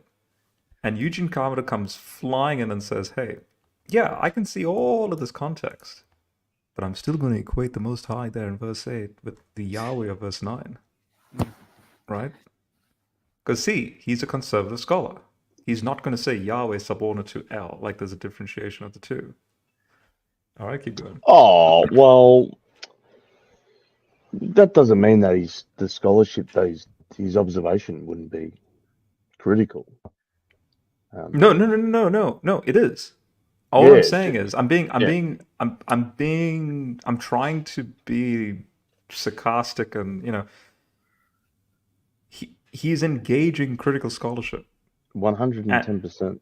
And he's also not afraid of it. He's not being a wave, in other words. He's literally going, hey guys, yeah, it's all fine and good. Guess what? Yahweh reigns supreme. It's your presupposition that there's that the Most High there is not Yahweh of verse 9. That's your presupposition. But Eugene Carpenter, he's not, he's published. So this is a published work where he's just going with the argument that where he's equating the Most High there with Yahweh verse 9 as being one and the same. Yeah, and it's epithet. It's there you running go. in the narrative. Here's a guy with exactly the same argumentation and interpretation in 2009 before Heiser's 2015 Unseen Realm text that also says the same thing. Yeah, I know. It's good. Okay. Yeah. The difference is he's critical, but he's not afraid to expose himself to, I guess, non-complimenting scholarship, unlike Wave, who just has to push back and say, no, it's in contradiction. Heiser and Carpenter are just examples of people who aren't afraid to look at the data. Yeah, well, yeah. And I'm also showing this quickly just to emphasize that Wave is saying that Heiser has misread the Ugaritic text. Okay, then that means Carpenter has also done the same thing. It's ridiculous. Has Wave actually read the Ugaritic texts? I doubt it. I mean, at this point, I don't have time to look through all of Heiser's material. You don't seem to have looked at any of his material. All right.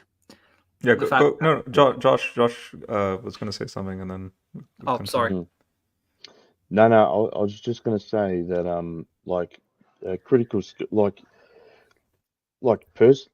myself, I'll be personally honest that when I've observed within critical scholarship, the people have even come to conclusions and they've changed their mind on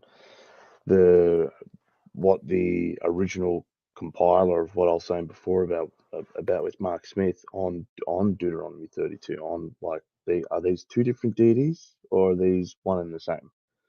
And yeah, it's like if you read it in context and you don't do one of those those type of Nietzsche reactions where you kind of just automatically jump onto the documentary hypothesis. That to me, if that's your scapegoat, then you're not doing any form of critical scholarship. You got to look at the whole data, the entirety of it. And yeah, I just think that it's pretty clear that that El and the Elyon and Yahweh are actually epithets of one another, because like, even to quote like someone like and I've even heard Heiser quote him. I've read his book, Francis Francis Anderson? Yeah. Yeah. Yeah. On his biblical sentence of biblical Hebrew, his book. The sentence of biblical sentence in Hebrew. yeah. Yeah, the sentence of biblical Hebrew. And in that book, I think it is I'm pretty sure it's page 202 or 203 or something like that, where it talks about that there is actually a real different way you could translate Exodus chapter 3 verses 6. I think it is. 6. Sorry, I get yeah. 6:3. You can translate that very differently. Where, as in other words, no, go for it. Yeah.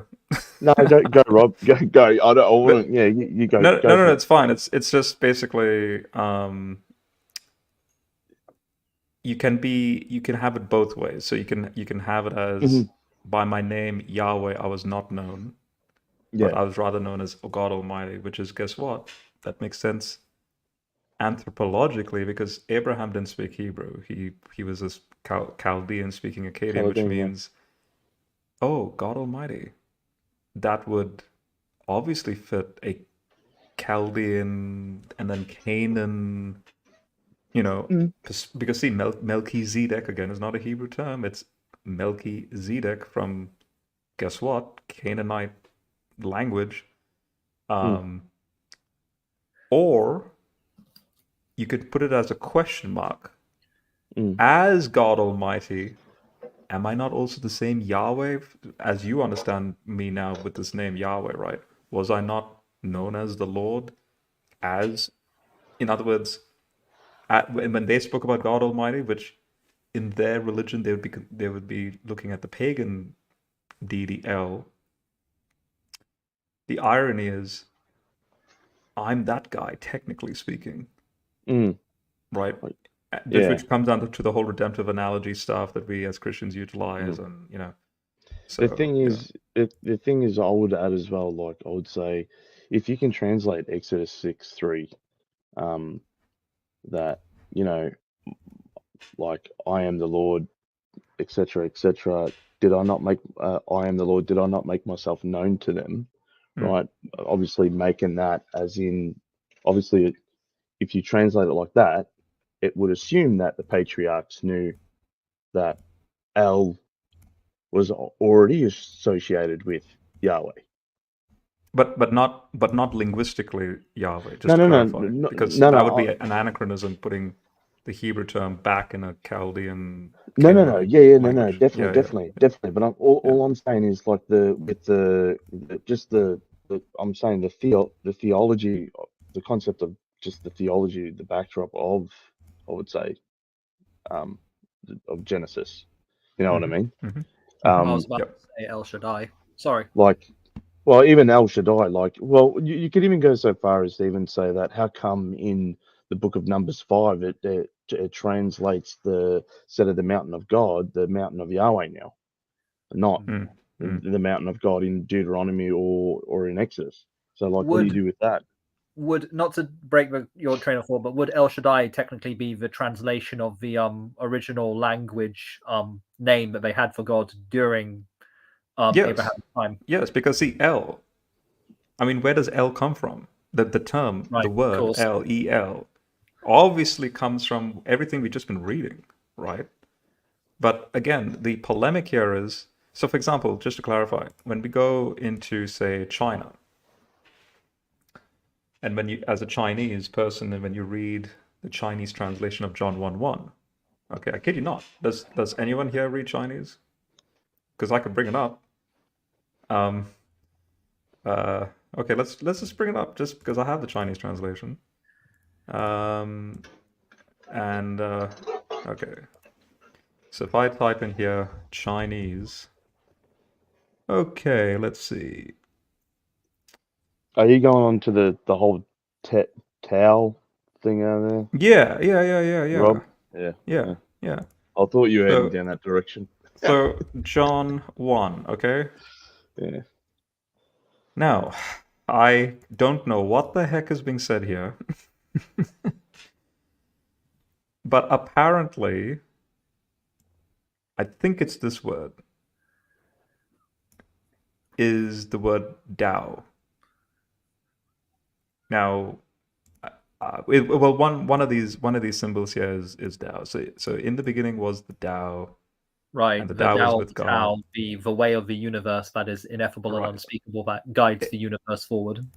Right, exactly. So, question is, like, I'm going to quote now a famous Chinese proverb, and you guys clarify if I quoted that correctly. If you can explain the Tao, it's not the Tao. Yes. It's pure, not to cut off the train of thought thing again, but it's basically pure, it's conceptually equivalent to pure apophatic theology, because again, within conventional Eastern philosophy, ultimate reality is not of absolute mind that we would assert in theism, but an absolute principle.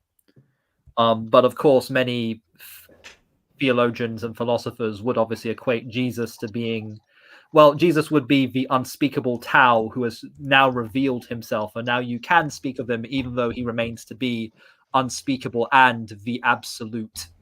So, yeah. Right. Oh, and by the way, I just clarified. I just did a keyword search. It's the one that I highlighted is not the word. It's actually, when I do a word search here, it's actually, let me just bring up the screen again. It's this word.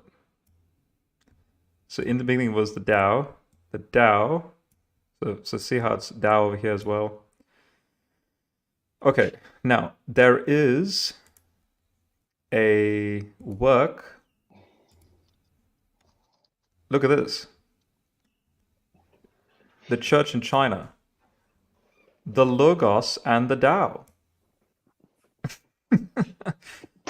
And it's an actual work. Okay, it's an actual scholarly work by a converted Chinese person. Like he converted to Christianity. Okay, notice it's born in 1899, and he wrote a work about about the significance of the fact that you have a revolutionary idea now of the Tao, which, guess what, would have upset a lot of Chinese people, because think about it. Remember the proverb: if you can explain the Tao, it's not the Tao. Can you imagine the issue that the missionaries had, that the only word that they could use to adequately define the Greek term logos, and now notice this is part of the Great Commission. This is the challenge of the Great Commission. Go to all the world, preach the gospel. Hang on, Jesus. This is a sort of, I've said this many times in many of my streams. If I was there hearing the Great Commission call with a certain sense of hindsight about the future of evangelism, I would sort of tongue-in-cheek respond back to Jesus, saying, because Josh would understand this is the Aussie way, right? we are always being a little bit edgy. I would respond back saying, Jesus, you are Semitic. Christianity is nothing but a fulfilled Judaism with like ancient Near Eastern Semitic stuff everywhere. Obviously not being Hellenized, but the point is it's a Semitic thing. You're telling me that I'll use the term Aramaic just for the sake of argument. Your Aramaic message has some sort of relevance to a Chinese culture? Like, how on earth do we translate or paraphrase your statement, there? And I don't have the time now to sort of search for it. I'll sort of just summarize it, but I've come across church fathers like Irenaeus, Origen, Jerome, who actually go out of their way to speak about, You know, like in the book of Revelation, when you have a proliferation of the churches going out into Asia Minor, for example, they actually talk about the fact that the church now will start to, as it starts with Peter, right, where he speaks in all these other tongues. Oh, that's an image, or sort of like a starting example of how the gospel, in the Semitic context, can go into non-Semitic land, so to speak, right? The message is applicable, has an explanatory power, okay, to work with, you know, the spread of, you know, the evolution of language and perspectives and so on. So therefore, coming back to the proverb, so Jesus is God, as you confirmed that the proverb is, like I've cited the proverb correctly. Pretend you're now the Chinese person, and you've just agreed with me, yep, that's the proverb. And then I quote verse 14 of John 1, and the word became flesh. So you want me to, I'm sorry to break your train of thought. So you want me to, okay, fine. Could you demonstrate how it is more coherent that the Tao is capable of thought? Because I conceived that it is an ultimate unspeakable way. Could you demonstrate? Could you demonstrate that to me? Yeah, but guess what? I'm going to make it even worse for you. I'm going to make you even more upset. The Tao incarnated, tabernacled in the human body, in flesh.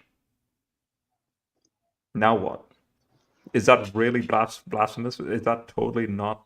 You cannot accommodate that, right? He's a walking Shekinah.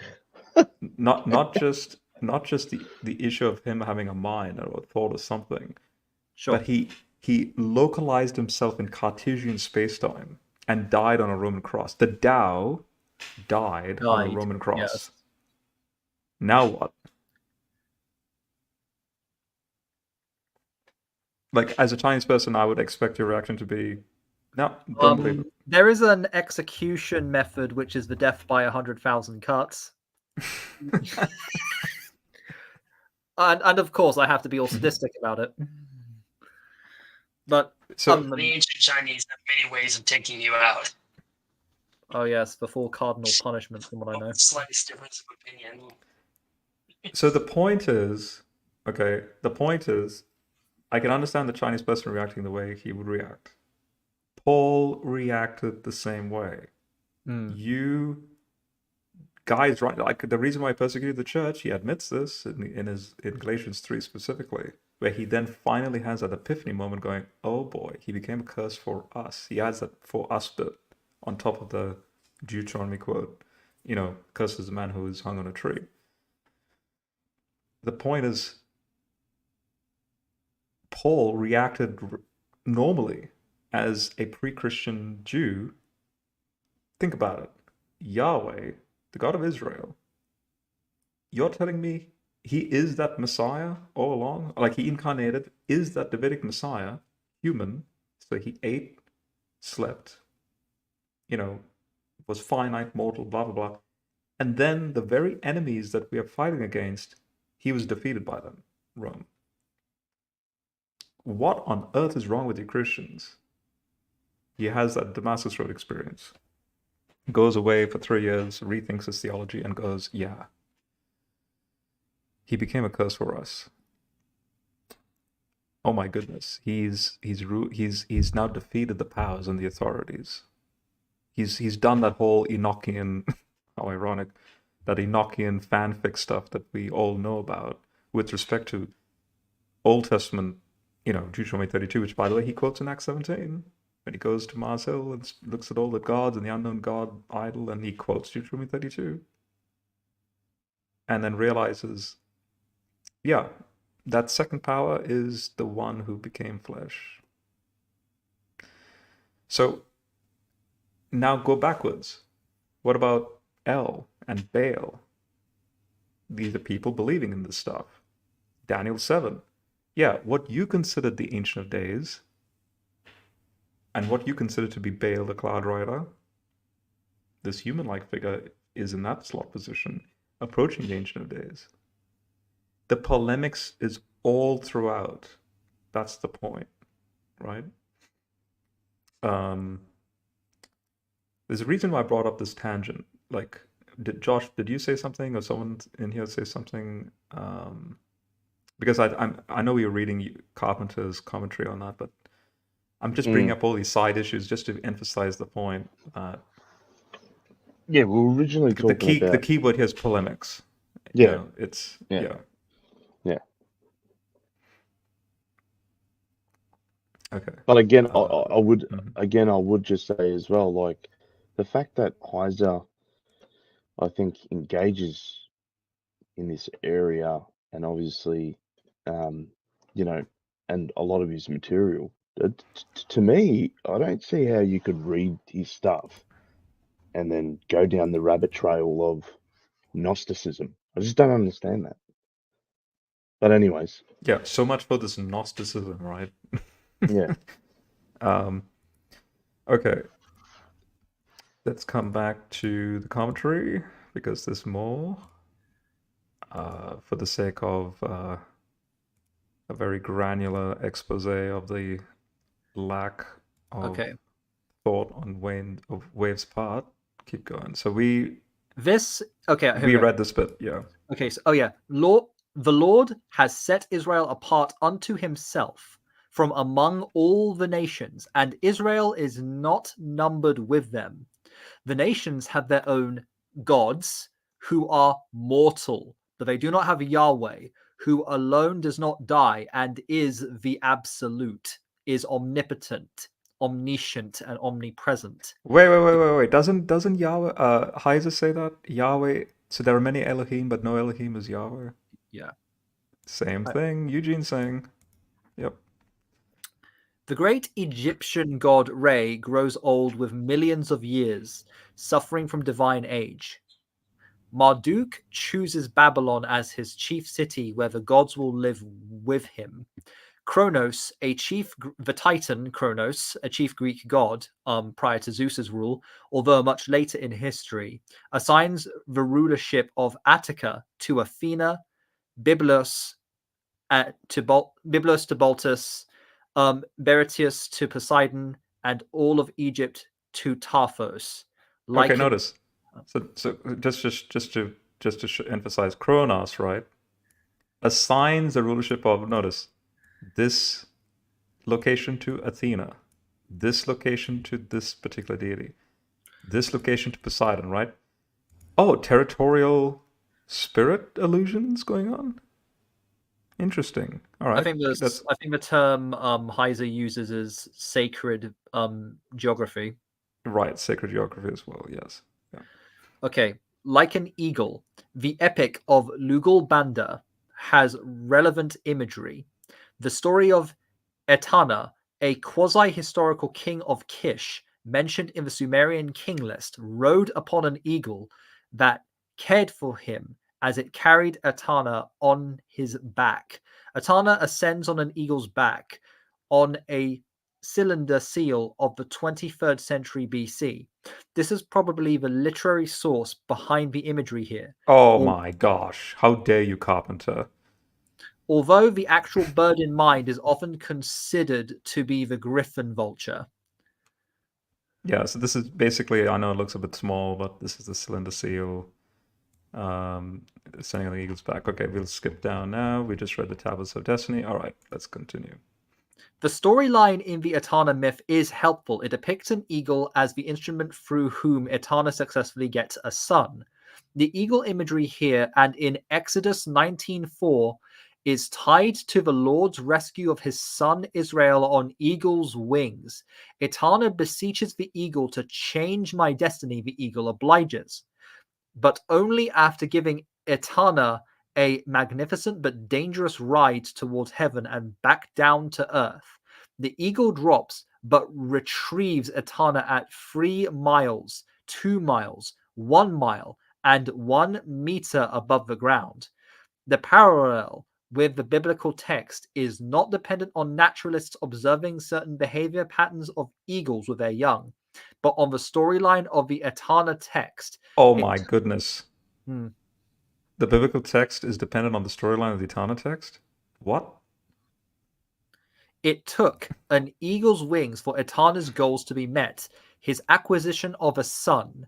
God brought Israel to the mountain of God, Sinai, and birthed/nurtured his only son, 32:8.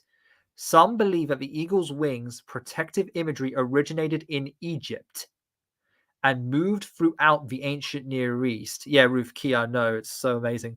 I'm not being sarcastic, by the way. Winged figures with Egyptian features appear in artwork found in the Levant as well. And here's, for example, this is a demon. Whoa, the Exorcist. Deity.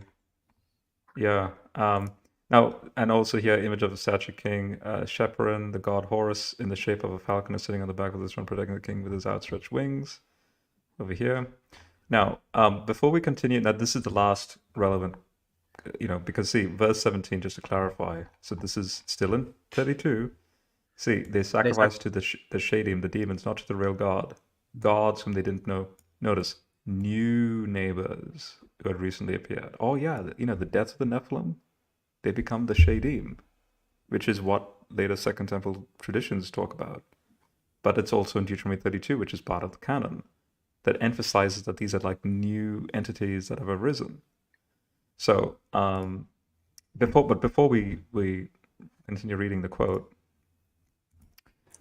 I just want to quickly show with the winged imagery stuff. This is going to fascinate all of you. All right, this is something that I doubt many of you are familiar with because it's quite a recent publication.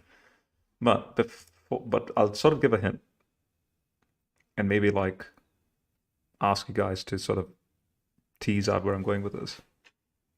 Remember when Jesus said, and I'm pretty sure it's only in Luke, when Jesus said, "How I wished I could gather you." He's talking about the temple now in Jerusalem, about its destruction, as how a hen gathers its chicks under its wings. Why do you think Jesus is now throwing that in there? Genesis 1. At least that's where I would start, because I'm already thinking about a whole bunch of other stuff that's tying into this, but I would start in Genesis 1 and Deuteronomy 32 next, actually. But what I think what I'm getting at is why is so it's in Matthew 23 and Luke 13.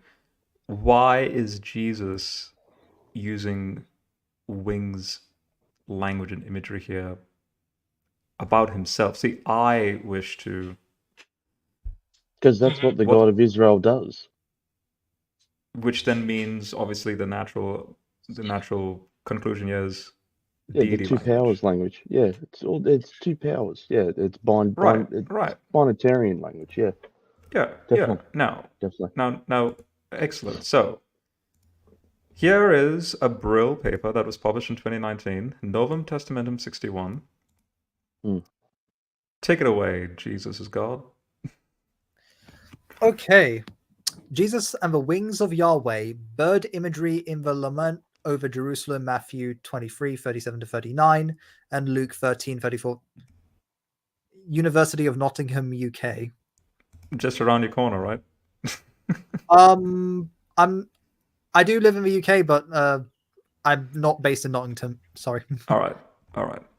Abstract. But read the abstract should do the job. In this article, the author analyzes the lament over Jerusalem, Matthew 23, 37-39, Luke 13, 34-35, and its use of bird imagery. He argues a picture of Jesus as a mother hen builds on an established metaphor that uses the imagery of a protective bird to refer to Yahweh's divine protection over Israel.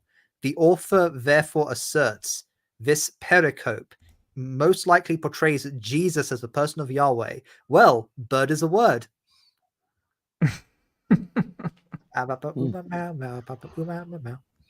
then when you go through this, oh look, he's going through winged sun disk stuff. He has to engage. See, bird imagery in the ancient Near Eastern culture.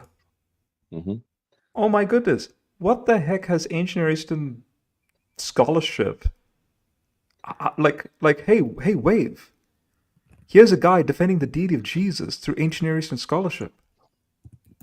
Hello. Yeah, even so when you go Benjamin through Summers. all of this, Verb. that's sorry, Josh. When you go through all of this, okay, let's now read the conclusion, shall we? The unanimous witness of ancient Near East and HB material. So that's Hebrew Bible, so Old Testament, basically. Hebrew Bible Yeah. material Yeah. does not prove that a Yahweh Christology lies behind the lament. Rather, this material suggests this is the most plausible reading of this passage, that it possesses the greatest explanatory power concerning the inclusion of this imagery. I contend that careful examination of a protective bird imagery suggests that it is likely that Jesus is being portrayed as Yahweh in the lament. Oh my goodness. This reading is significant given current debates concerning New Testament Christology. There has So all the been Unitarians out there, guess what? The power of ancient Eastern scholarship completely obliterates Unitarianism, right? Keep going. There has emerged a new consensus about Christology, spearheaded by Hurtado, Bockham, and Fletcher Lewis. Hey, wait. There's no mention of Heiser, and yet all of these guys, everyone here knows about, these are New Testament scholars, right? Bockham, Richard Bockham, Larry Hurtado, who recently passed. Wait.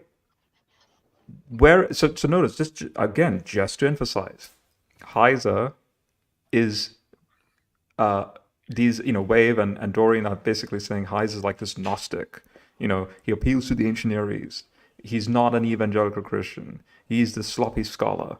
Wait. Oh my God. So hang on. So if Heiser is the be all and end all, as you think we propose that he is, but Heiser himself says that he's the dot connector, where he dot connects scholarship to then pull together this thing called the unseen realm. Here is scholarship that has not even mentioned Heiser by name in any of these works that I've brought up. And that's what Heiser is reading to make the Orthodox case for the gospel. So notice, these are conservative scholars, at least in this article, Yeah, even in Simon regards to this high Gabriel. Christology, right? Okay. Despite the influence this sensibility enjoys, the Christology of the Synoptics remain contested. Gathercole and Hayes have challenged the notion of a low synoptic Christology. Elsewhere, Baxter's study on shepherd language and Matthew intimates that a Yahweh Christology may linger behind this imagery, and Bates' monograph on prospological exegesis finds that many facets of high Christology in the Synoptics. However, in A Man Attested by God, Kirks seeks to problematize once again any notion of a divine Christology in the Synoptics. Kirk does not claim there is no divine Christology in the New Testament. He does not even claim the authors of the Synoptics did not conceive of Jesus as divine.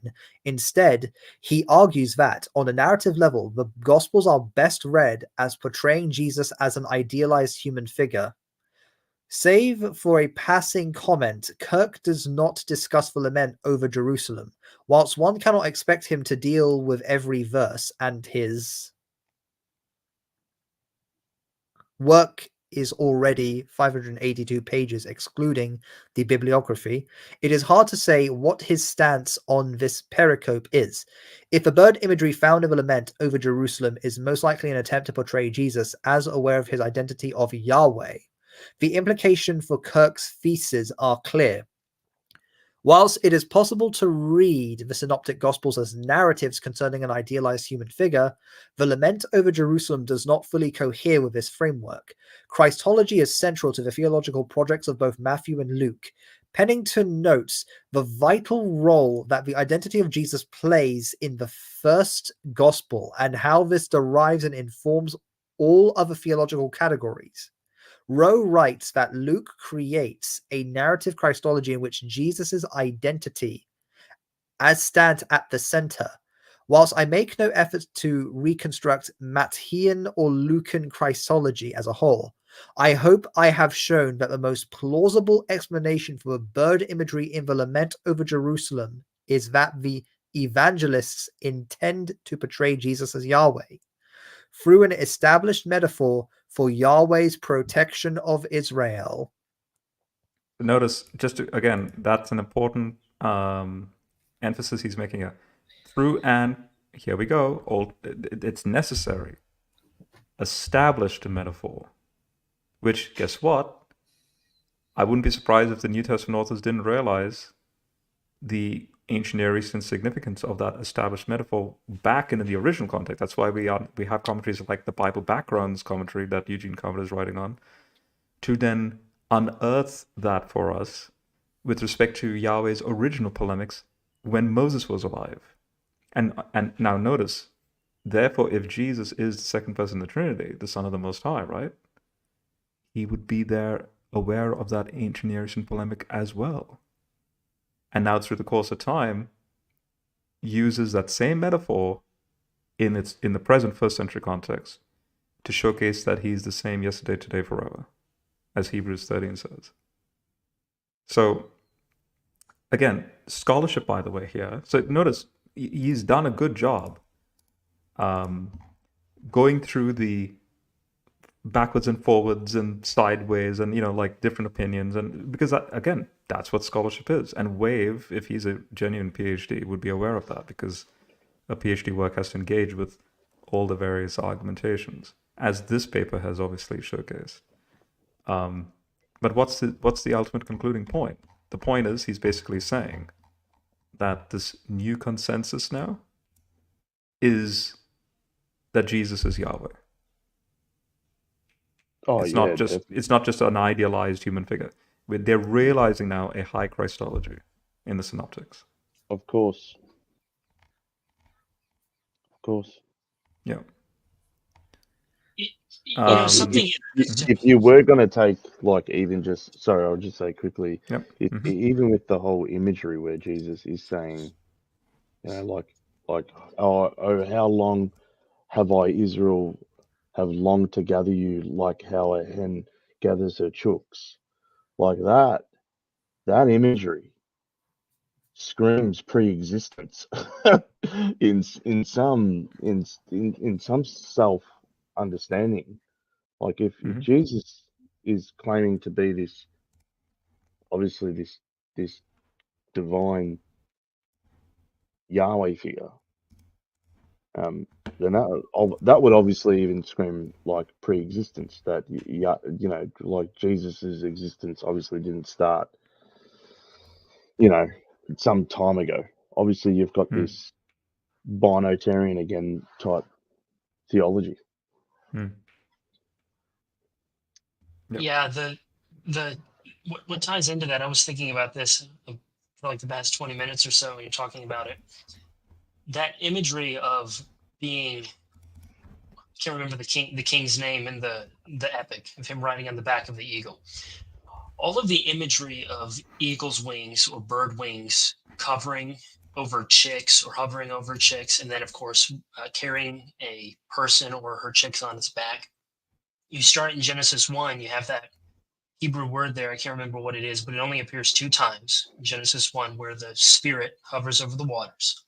Then it appears again, the only other time in Deuteronomy 32, where Yahweh is taking Israel out of Egypt, both covering them and taking them out. And then Jesus, of course, uses that imagery later. But what I thought was interesting is specifically in Exodus, and I noticed this in Exodus, after the people rebel and do the idolatry with the golden calf, he tells Moses he's not going to keep leading them through the wilderness. His angel, whose name is in him, is going to do that. It's specifically this angel that does it. And if the angel is the one who brought him out, and which of course he also has to be Yahweh, the angel of the Lord figure, he's also the eagle that is bringing them out. He's also the eagle who's hovering over the waters. And the the imagery Christ is using is tying directly back to that, which of course you get in Jude. Christ was the one who led us out of, or led the people out of Egypt. And of course, in Paul's writings, he says he was the well in the wilderness. So the eagle is the second power. He is God. It's all the eagle imagery all ties itself together because he's the principal character who leads them out of Egypt after they rebel at Sinai. Yeah, I would By the way, also add is sorry. Oh no, I was just speaking of wings, right? Oh, here we go. Chicken wings. Oh, right. Okay, nice. Yeah, It's- a baby chicken. It's our mascot. What's his name? That's pretty good, man. No name just yet, but apparently it's just been hatched. So there we go. Talk about coincidence, just woken up. So yeah, I should just say quickly as well that how interesting it is, even to like in my research in doing like in my area of research anyways, I should speak of that that I've been doing, is that it's interesting how Il or El, the Ugaritic head deity at Ugarit is often associated with a calf or a bull of some sort. Mm-hmm. And you get images of that happening, I think, in Exodus 18. I'm pretty sure. I think it might be 18. I could be getting it wrong. Where they try to associate Yahweh with a golden calf. Yeah, but we're going with this. Oh, sorry, I'm saying like even the idea of that, they thought Yahweh was this El figure. Is the you know, what was that? Oh, sorry, it's just that shotgun had to go. Have a good one, dude. Oh, you have to go? Yeah, I gotta go right now. Mike's up here. Yeah, I gotta go right now. Okay. All right. See you guys later. All right, catch you, man. Blessings. It wouldn't be Gnosticism to even use that type of Ugaritic material to obviously see if there's similarities happening within Exodus to the golden calf. So my point being is that, you know, they're saying that you can't do, like, Heiser's not doing justifiable like research to the stuff that he's been studying, like through Ugaritic and the languages and all the. To me, it's just, that's silly. Like to come to the conclusions that I've come to, anyways. You have to use, like, you can't help but use extra biblical stuff. It's just like a tool. It's a method. It's not Gnosticism. It's just, yeah. All right, I'm gonna put him down. All right, come on now. Don't be loud. Okay. But yeah, like to briefly, like in regards to like the golden calf thing, you're obviously commenting on, are you commenting on the Exodus rebellion against Yahweh of people practicing idolatry when Moses was receiving the 10 Commandments of the Sinai Mount? Yeah, yeah. So they thought that obviously what you could argue there is that like obviously using the extra biblical material as well, that the children of Israel thought Yahweh was the El figure, I think, at maybe Canaan, because the mountain that gets associated to Yahweh is El Shaddai, which is the mountain of God. So, like, how do you explain what's happening there without using extra biblical material. And to me, it's just, I don't know, it's you can come up with all crazy stuff. It's until the Ugaritic stuff. Even Patrick D. Miller said the discovery at Ugarit was a monumental event. He actually says that in his in one of the books he done in honoring Frank Moore Cross. He actually states in that book that the discoveries at Ugarit were like a very important thing. And even Heiser says that, when he discovered the material at Ugarit, it opened a much more greater understanding of appreciation to the biblical text. Now, how is that Gnosticism? It isn't. Like, there is no like mystery religion being espoused in it. In fact, ironically, something that further cements the point is that look at Yahweh's reaction to the golden calf, because like in the original myth, and this was actually in a Dr. Falk video of him actually talking about the golden calf, in the actual myth of the golden calf itself, the calf has to go through a cycle of death and rebirth. So it comes with a blasphemous implication that Yahweh has to die and be cyclical. So I don't think that's a really proper way to espouse Yahweh's eternality. And yeah, I would be pretty enraged too. Like, I know, right? That's why Yahweh gets upset. Yeah. You don't associate. In other words, you're saying, no, don't associate me with another.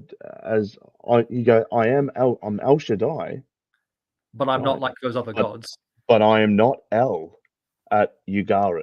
I'm El Shaddai, but I'm not El at Ugarit. That's basically the polemic there. Yeah. That's what you could argue. And I wouldn't see how that, when Heiser because I've heard even Heiser even touch on that. Like, I don't see how that is promoting some type of secret mystical religion. I just, you know what I mean? Like, it's ridiculous. Anyways, maybe continue with the video. Yeah. No, we're going a little bit of a tangent. I brought up the Wings of Yahweh example. Very briefly, I'll just show you guys another example that I've included in my Mark commentary. Benjamin Summers as well touches on the whole seals thing. But yeah, go on. Sorry, well, how about the fact that the riding of the donkey has ancient Near Eastern polemics? And now, I'm presuming, Josh, you know about this. I'm not sure about Jesus is God. Maybe Angel, are you aware of this? No? Okay. Well, this is very recent by Bernard Batto. So, as I mention over here, at the end of, at this bottom paragraph, I say, this also depicts the deity of Jesus in light of ancient Near Eastern context about the procession of deities on exotic animals. Go for it. Jesus is God. Okay, Bernard Batto, 21st century Near Eastern scholar, says, what does that word say? First. Oh, sorry. Oh, at first blush, it might seem inconceivable that concept and motifs in vogue at ancient Ugarit in the 14th century BC could survive in the region of Syria nearly a millennium and a half, and eventually find their way into the fabric of the New Testament towards the... Oh, shoot. Sorry, lads, I'll be with you in a minute. Yep. So basically, toward the end of the 1st century CE, especially given the profound cultural paradigm shifts that transformed the Levant initially from an ancient Near Eastern worldview to a radically different Hellenistic cultural world following upon the conquest of Alexander the Great in the late 4th century BC and still later to full-blown Greco-Romanization under Roman rule. Yet some traditions and cultural motifs did persist at various Syrian sites, notably Palmyra, Dura, Europos, and Hatra. Art from such sites reveal a certain resistance to classical culture that swept across the Eastern Mediterranean. one specific ancient Near Eastern trope involves deities that were thought appropriately to be mounted upon a symbolic animal or fantastic creature, particularly when moving to or from their cult centers. Okay, Josh, what does he say suddenly over here? What does Bernard Bato, an ancient Near Eastern scholar, say in this last sentence? The evangelist, Matthew, go for it. Appropriates this trope for the scene of Jesus entering Jerusalem on the back of 2 donkeys, so as to depict Jesus as truly Emmanuel. Emmanuel-L. The L Shaddai. No. Yeah. People don't seem to realize that we think of Emmanuel, in the Christians, and that's all well and good, right? God with us. But the point is, no. Let's go even further. The L deity is with us, but we know that polemically Yahweh is also L. So, and here's just iconographic depictions of all, examples of deities riding on exotic animals. There's, for example, Baal is the second one over here. Hey lads. Bull. Sorry for disrupting the flow of the convo. Yeah, no, that's fine. That's fine. So I finished the quote, by the way. But basically, yeah. If you want, you can read one specific ancient, so that you can catch up. Okay. One specific ancient. Specific ancient Near Eastern trope involves deities that were thought appropriately to be mounted upon a symbolic animal and fantastic creature, particularly when moving to or from their cult centers. The evangelist Matthew appropriated this trope for the scene of Jesus entering Jerusalem on the back of 2 donkeys, so as to depict Jesus truly Emmanuel. Yeah, remember Emmanuel? So he's deliberately putting a dash L there because of that trope. Yeah. Oh yeah. Did you guys bring up not to disrupt the flow of the conversation again, but did you guys bring up Bart Ehrman and his commentary on the 2 donkeys and Jesus apparently doing Yeah. No. But it's the whole discussion. They were aware of Bato's comment, and Kip Davis and a few others were dismissive of it. But the point is, Bato is not some slouch. There are these connections. And in other words, this defends the genuine deityness of Jesus. Yep. And by the way, quick commentary on that. It was a mother and her foal, or her youngling. So Jesus was on the youngling, and the youngling was being calmed by the presence of his mother. It wasn't Jesus doing a trick like someone on 2 dolphins or something. Yeah. Should we get back to the video? Yeah, we need to get back to the video. Yeah. Because again, if I wanted to, I could go back earlier in Mark. The same guy, Bernard Bato, in an earlier work, defends the deity of Jesus through the sleeping motif concept. So the sleeping deity motif, when Yahweh in the rests, boat. Yeah, in the boat. Jesus resting on the boat. Yeah. We can go on and on with, but the point is, if Wave was in that discussion, he'd be like, no, Bernard Bato, don't do that. No, Hurtado, don't do that. No, XYZ, don't do that. And then Heiser comes along, and then it's like as if Heiser's the main bad guy, right? So, there's a lot of people out there that are like that hold to Heiser's view. I don't see how they don't get labeled as. When you say, I know what you mean by that, but again, I want to clarify. Before there was a Heiser. But that's what I just said. Yeah. Well, yeah. Well, like I'm trying to emphasize, Heiser obviously was alive and doing his thing, but this isn't these Heiser, guys isn't it? don't need Heiser. This is Heiserism. Yes, exactly. Yeah. This is. I don't know why this is even. This is. Oh my goodness. Heiser says none of this is original to him. He got it from somewhere. Verbatim. You're quoting it's verbatim. that, yeah. All right. Let's continue with the stream. to defend him or anything. It's just an observation I've made over the years. Sometimes we fall in love with an idea and we can't see anything around it that would cause us to question it. It's a sort of a blindness that comes on us. And I have watched some scholars do exactly that. They find an idea they like, they work really hard at developing this idea. They don't have a good accountability structure around them to call them to task. They start teaching this idea in their classes, and then they come out with it, because no one called them on it, in a book, and it is now going through the churches. Right. So I would suggest the same thing may be the case with the late Michael Heiser. He found something he liked, he fell in love with the idea, and then nothing could penetrate that's going to cause him to doubt it. Well, he says. Okay. How about people, like, why didn't he name people that he's originally talking about? Now he just names Heiser and equates that. That's ridiculous. So hang on. I suspect, not just to sort of try and be fair with Bart Ehrman, because his name came up. He's a bit of yes and no. So Bart Ehrman's a classic case. He comes up with an idea, and yeah, Bart Ehrman is very polemical. He goes with it with the popular mass, because he's sort of like a popular communicator, so he has that charisma, I suppose. So misquoting Jesus has now been debunked, in other words. But once upon a time, the questions he raised were legitimate, right? Work has been done? Yeah. Now his own PhD students, like that one particular book, I sometimes quote, The Erotic Life of New Testament Manuscripts. That, it was his PhD student using the biological evolutionary perspectives of the Tree of Life applied to the New Testament, the manuscripts of the New Testament that proliferates and evolves.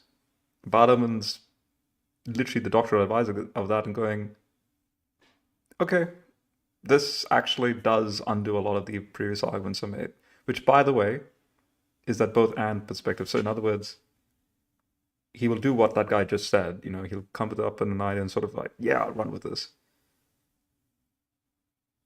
But then Bart Ehrman would then be basically not a scholar if then when there's pushback against his work that he doesn't change his mind, right? No, the point is he does change his mind. So for example, initially he used to argue that the Son of Man figure is not a divine being. Now, that new consensus stuff that you just saw there, he's sort of having to acknowledge, no, there is scholarship that defends Son of Man imagery or language is high Christology. But then again, he sort of like chops and changes, because in his recent discussion with Cosmic Skeptic, he argues that, no, Son of Man is not really, high Christology. So it's like, which is it, Bart Ehrman? So he's the to and fro wishy-washy type. Yeah, but the point is, scholarship doesn't work like that. The scientific method is the Popper method. If something happens to come across your radar that goes, wait, what? What is the Popper method? Very succinctly, it's this.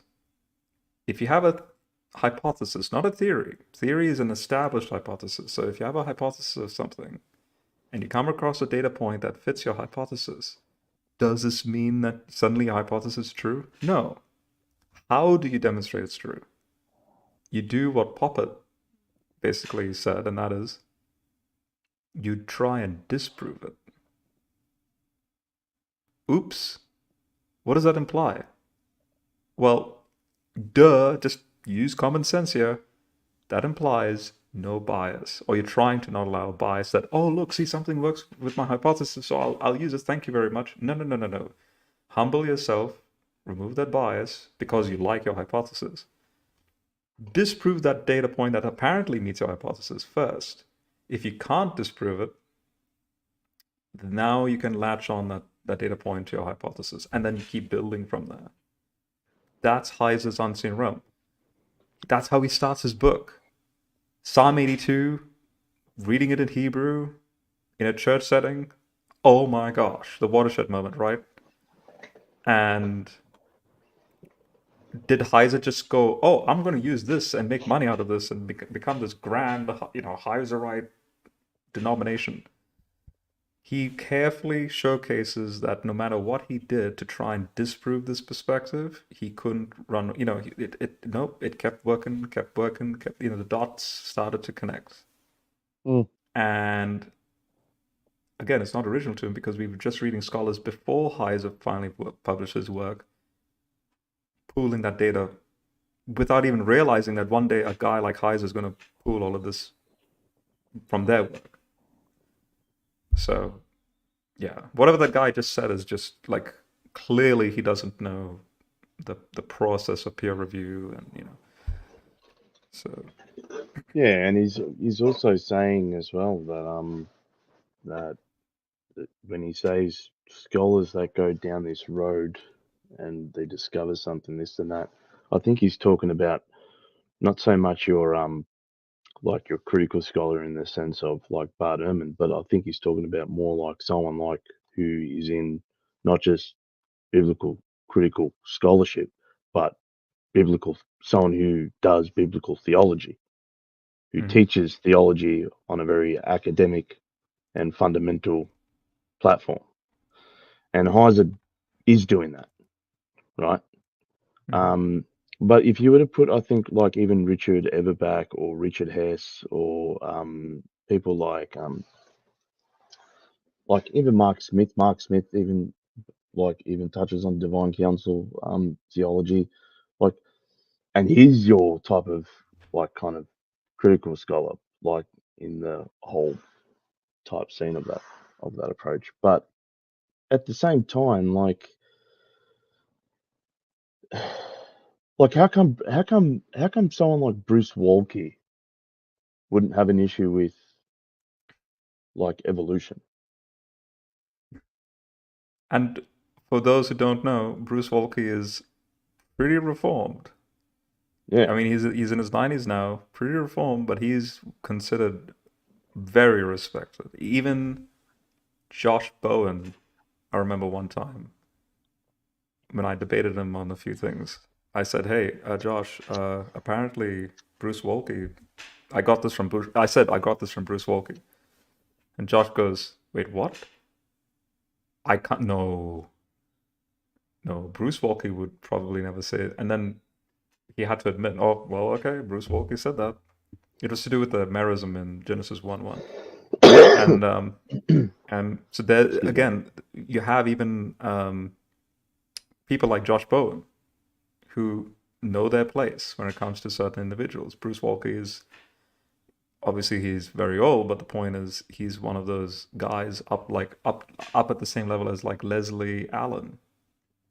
He's also he's a British scholar. He's in his 80s now. Similar to Nicholas Wyatt, who Heiser keeps mentioning his name, the famous Ugaritic scholar Nicholas Wyatt. Oh, and actually, now that I mention him, you know what? Now that I mention him, let's do this.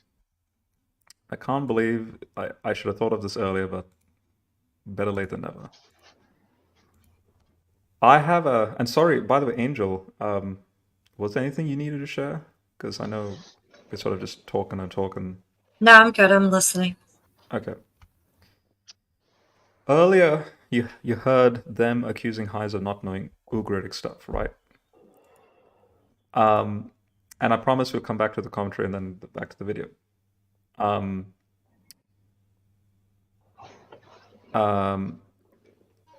I want them to listen to what Heiser says once upon a time when he was at ETS. ETS or S, I think, actually, to be honest, Nicholas Wyatt probably wouldn't attend an ETS. I think it would be like an SBL. Yeah, it would be an SBL. Yeah, so the SBL would be the more critical. And Heiser was giving a paper on his discovery of the variation of the usage of Elohim. And how, based on his reading of Ugaritic material, how that helps him then define and realize this thing we call an Elohim starts to become a lot more complicated than just the generic translations that we usually see. And then Nicholas Wyatt apparently reacted a certain way. Now, he would then be the guy, a make or break moment for Heiser. Okay.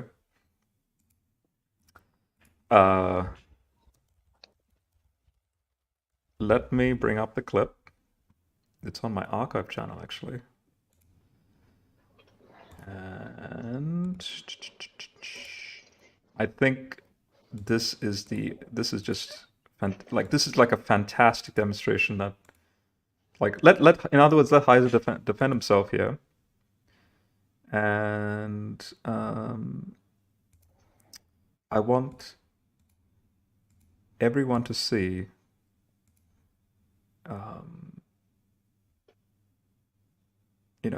the truth of the matter. So let's see, it's somewhere here where he throws his hands up in the air. Oh, is that when he gave his paper at SPL? Yeah. And oh, sorry. Yeah. I'm just looking for the bit where he throws his hands up.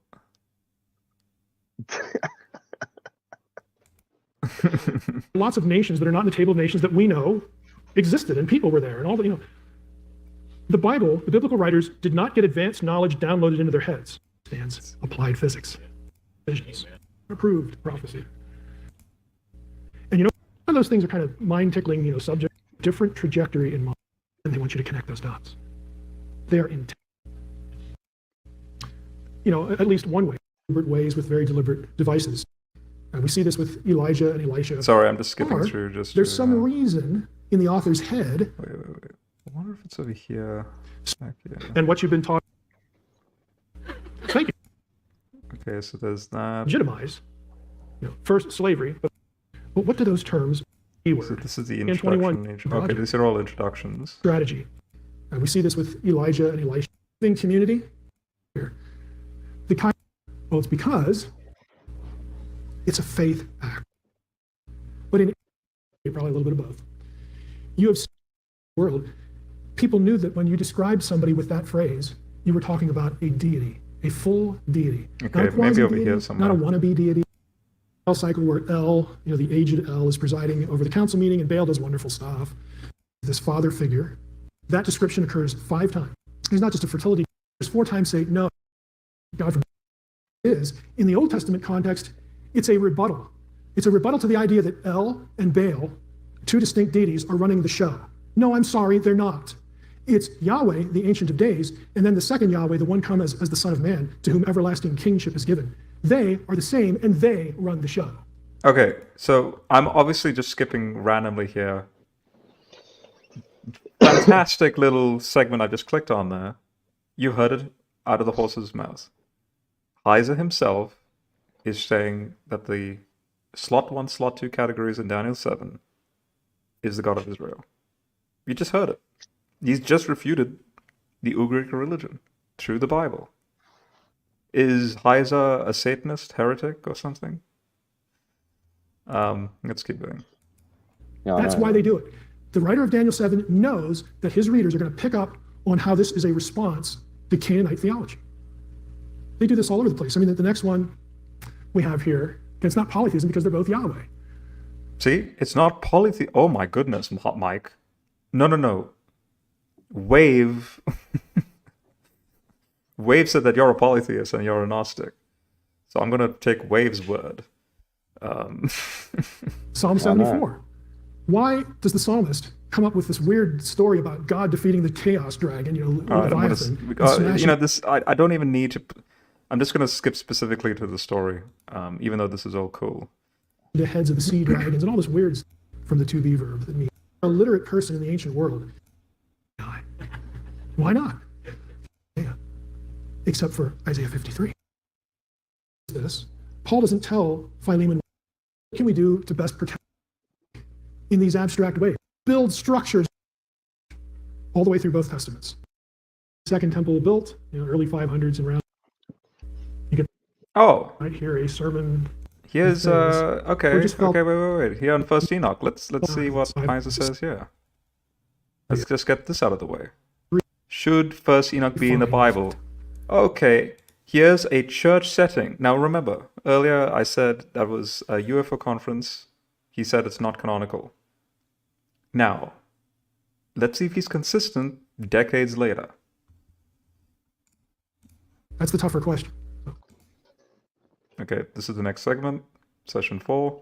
Should the Book of Enoch be in the Bible? So should First Enoch, and that's the academic term for what is more popularly known as the Book of Enoch. You realize there's 3 books of Enoch.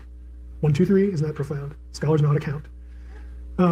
It's based on both chronology and it's probably fair to say priority that kind of derives from the chronology. First Enoch is the one we think of as the Book of Enoch. It certainly has the oldest manuscript witnesses, so it sort of gets priority, and hence First Enoch. Second Enoch is written is only preserved in Slavonic, and Third Enoch is in Hebrew, and it's in the rabbinic era. It's much later than the other 2. That was like trivia, Enoch trivia there. So why is this a question? I think you're probably going to know, at least in part, why this comes up. There were some, and that's an important word, some, not all, but some Second Temple period Jews considered it sacred. They put it at the level of Scripture.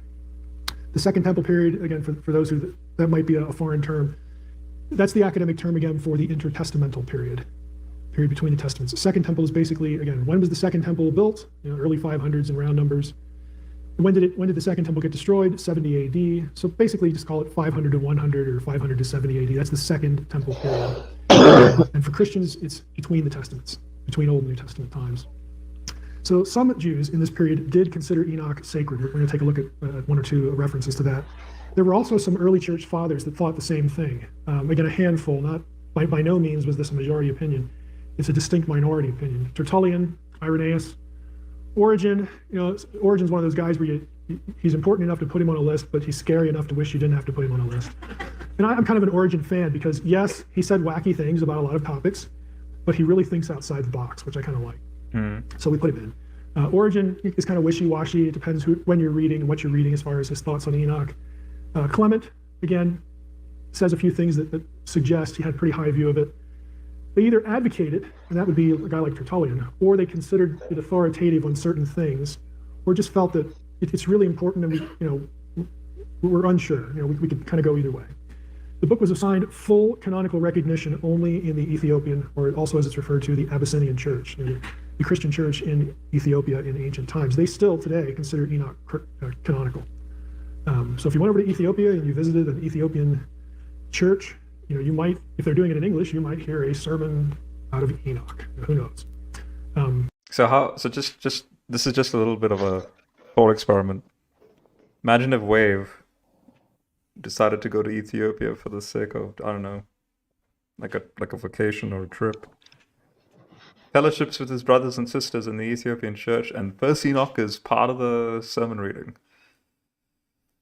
Would Wave storm out like a typical Fundy going, they're not my brothers and sisters. Yet they hold to Trinity. They hold to the deity of Jesus. Anyway. The Ethiopian Christian community is interesting for other reasons as well. They have actually a very strong attachment to biblical Israel. If you've done any reading or study on the Ark of the Covenant, one of the theories is that the Ark of the Covenant wound up in Aksum, Ethiopia. They used their constitution required that their kings be descendants of Menelik I, who they believed was the son of Solomon. The Falasha Jews still do Old Testament sacrifices. There's just a lot of connections there, and that it may have something to do with the way they looked at Enoch. Why is it controversial? So it comes up because you have this tradition, either on the Jewish side or the Christian side, that some people thought it was worthy of sacred status. If you're going to have that discussion, it's going to be controversial. All right, so let's, for the sake of time, let's skip to, let's see, near the conclusion here.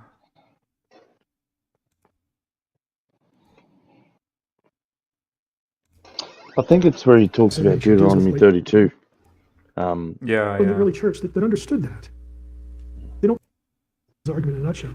And he quotes 2 Timothy 3:16 to defend his. And I put it, when I finished the draft, I just put it it'll definitely be here. It's just a good idea. Found it. And if you want, again, to try to get back into their world and their modes of thinking. Okay, all right. So it's actually in this session over here is when he mentions Nicholas Wyatt's story. So As before we jump into content this morning, I want to show you a few things because I've had a number of questions about it that lands there.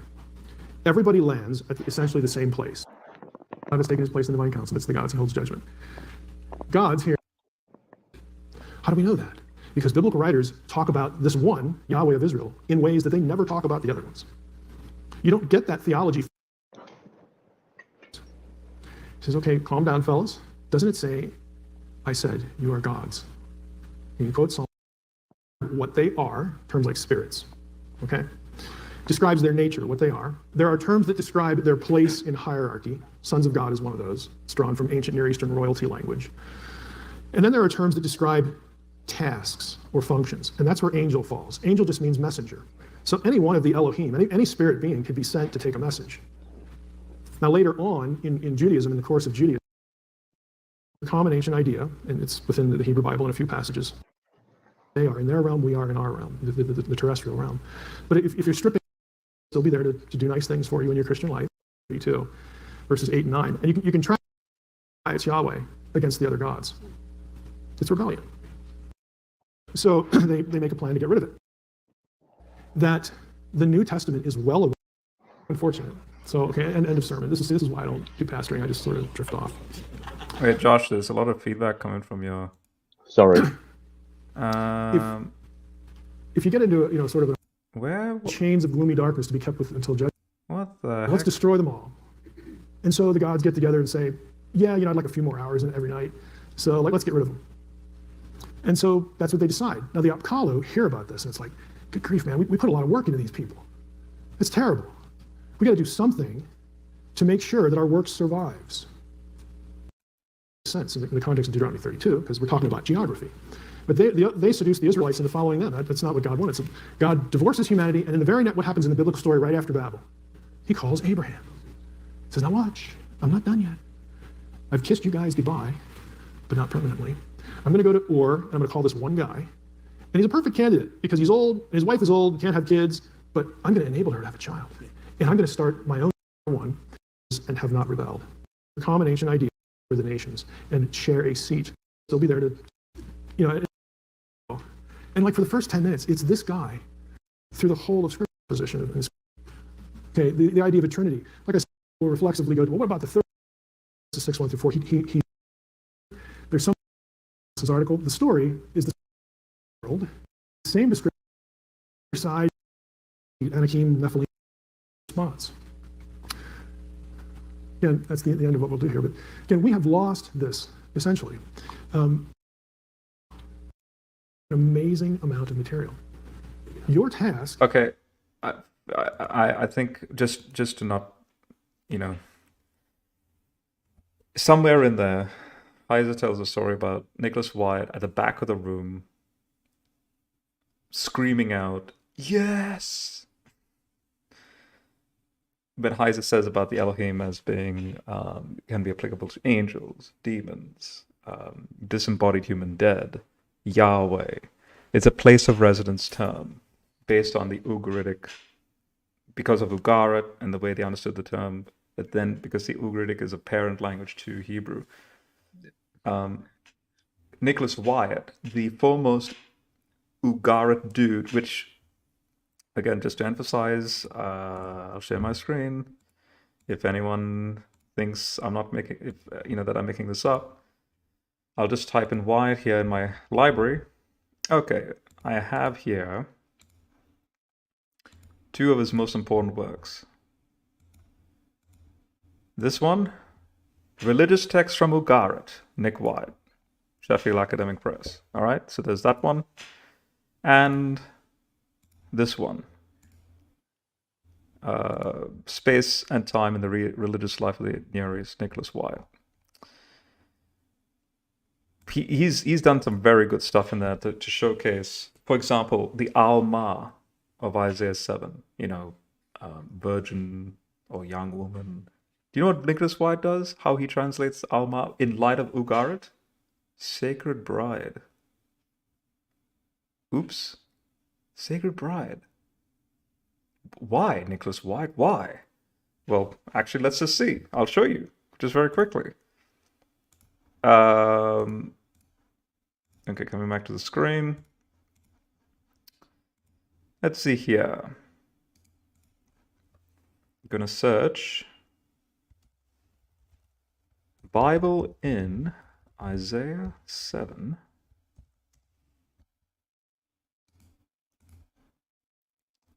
Let's see if it's only in that one particular work. Oh, no, it's in two of his works. Okay, so from space, time, I'll go to that work first. All right? Whoops. Skip to...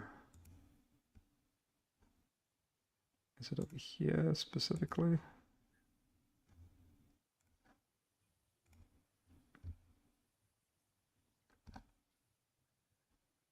All right. Look, this is what Nicholas White says. Actually, Jesus God either. Yep, I'm still here. Awesome. All right, read this bit. Okay, this passage is taken up in the New Testament, Matthew 1:23, as one of the great proof texts of the coming of the Messiah. Its historical reality was indeed royal and dealt with the expected birth of a divine king. Oops. This is an Ugaritic scholar saying this, and he's critical. Though it anticipated an event actually unfounding while the prophets spoke, rather than events some 700 years hence. The occasion was the alliance between Israel and Aram, which tried to force Judah to join in a war against Assyria, ca. 735 BC. The prophet advised the king to remain calm. Before long, the threat would have evaporated. This example may have been prompted by the appearance of the queen's evident advanced state of pregnancy, which may have triggered off the oracle. So the Lord himself will give you a sign. Behold, the sacred bride has conceived and is about to give birth to a son, and she will name him God is with us, Emmanuel. Emmanuel, yeah. Curds and yeah, honey. Yeah. That's for the sake of time. Just now, I'm going to show you now. Notice the Hebrew, the birth of a prince and heir was a sign of divine blessing. But if I go to footnote 1 here, what does footnote 1 say? The Hebrew, I do not know how to speak Hebrew. Alma, yeah. Alma denotes the female partner in sacred marriage rites. Here it will be Queen Hepzibah, which is Ahaz's. So in other words, if it's a sacred bride, if it's not, the debate here is who's this woman? Is it Isaiah's wife? I hold to the view that it's Ahaz's wife, his queen, pregnant with Hezekiah, who then becomes, the Israelite king later on, right? Greek version in the spirit of a ritual and ideological tradition, when it translated it by, I don't speak Greek, virgin. Yep, so Parthenos, which is then what Matthew uses in Matthew. That's why that's where you get the virgin language from. Okay? Now, when it comes specifically to, so now that we've just seen that, right?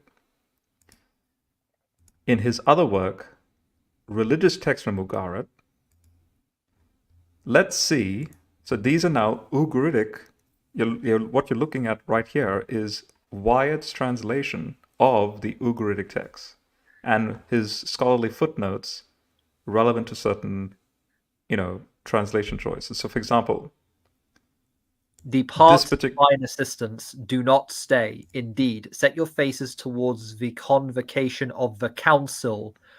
Towards are the towards. So the brackets here means it's towards the divine mountain. Can't read. Yeah. At the feet of El you shall fall. You shall honor the convocation of the council. Stand upright. You shall then speak, declaring your message, and you shall say to Bull, your father El, declare to the convocation of the council, message of Yam, your master, of your Lord, ruler Nahar, give up the God whom you obey. The one whom you obey, Tempest, give up Baal and his retinue, the son of Dagon, whose gold I shall seize. The divine assistants depart. They do not delay. Then they set their faces. Yep. And then see Baal and El. And do you see here? I mean, this is just 101, everything Heiser keeps talking about, direct word for word. This is like the primary source. We're reading literally an example of an Ugaritic text, okay? And this is not just one little subsection. No, this is all the time, like ad nauseum, this type of language. Okay, but so now that I've given you guys a taste, let's see what he says in certain footnotes. So in footnote 99, Nicholas Wyatt says, so notice he's specifically this particular GLMM consonants, the Ugaritic GLMM. When you come down in this footnote, he says, read from on the significance of on the significance of GLMT and its Hebrew counterpart Alma used in Isaiah. Wait. That's the point. Wait, what? The Hebrew counterpart to that? In other words, divine assistance, the Hebrew counterpart Alma. Now keep going. Where if a tradition is to be traced back to Isaiah of Jerusalem, it perhaps denotes Ahaz's pregnant queen Hephzibah, who is carrying Hezekiah, see Watt, 1985, 45-52-29. Yeah. So the point, so in other words, what he's doing here in this footnote at least is arguing that you have a counterpart in Hebrew with respect to this Ugaritic word, right? Okay, this is the breadcrumb trail I want to show. That's the first little footnote. Now the second one is this Ugaritic text. So this is known as the Keret epic. In fact, Heiser's done literally a whole Naked Bible podcast called the Keret epic. I kid you not. Just go from just read the highlighted bit. Carrot. Then Keret, the votary, lifted up his voice. Aloud to his wife he cried, "Hearken, O maiden, hurry, slaughter the sleekest of your fatlings." Ooh, damn, fat and lambs. Mm-hmm. Open amphoras of wine. Call my 70 commanders. Wait. Notice it's 70. Oops. Keep going. My 80 leaders, the commanders of Kabur, abounding in rain, of well-watered Kapur. And then this is just a way of saying the text is corrupted, because it's a cuneiform text and blah, blah, right? Now, what? So see, maiden here, right? Okay, 167, click on that. Let's see here. The fact that Keret continues to call his wife, this MTT, but after her marriage and childbearing illustrates the translational problem.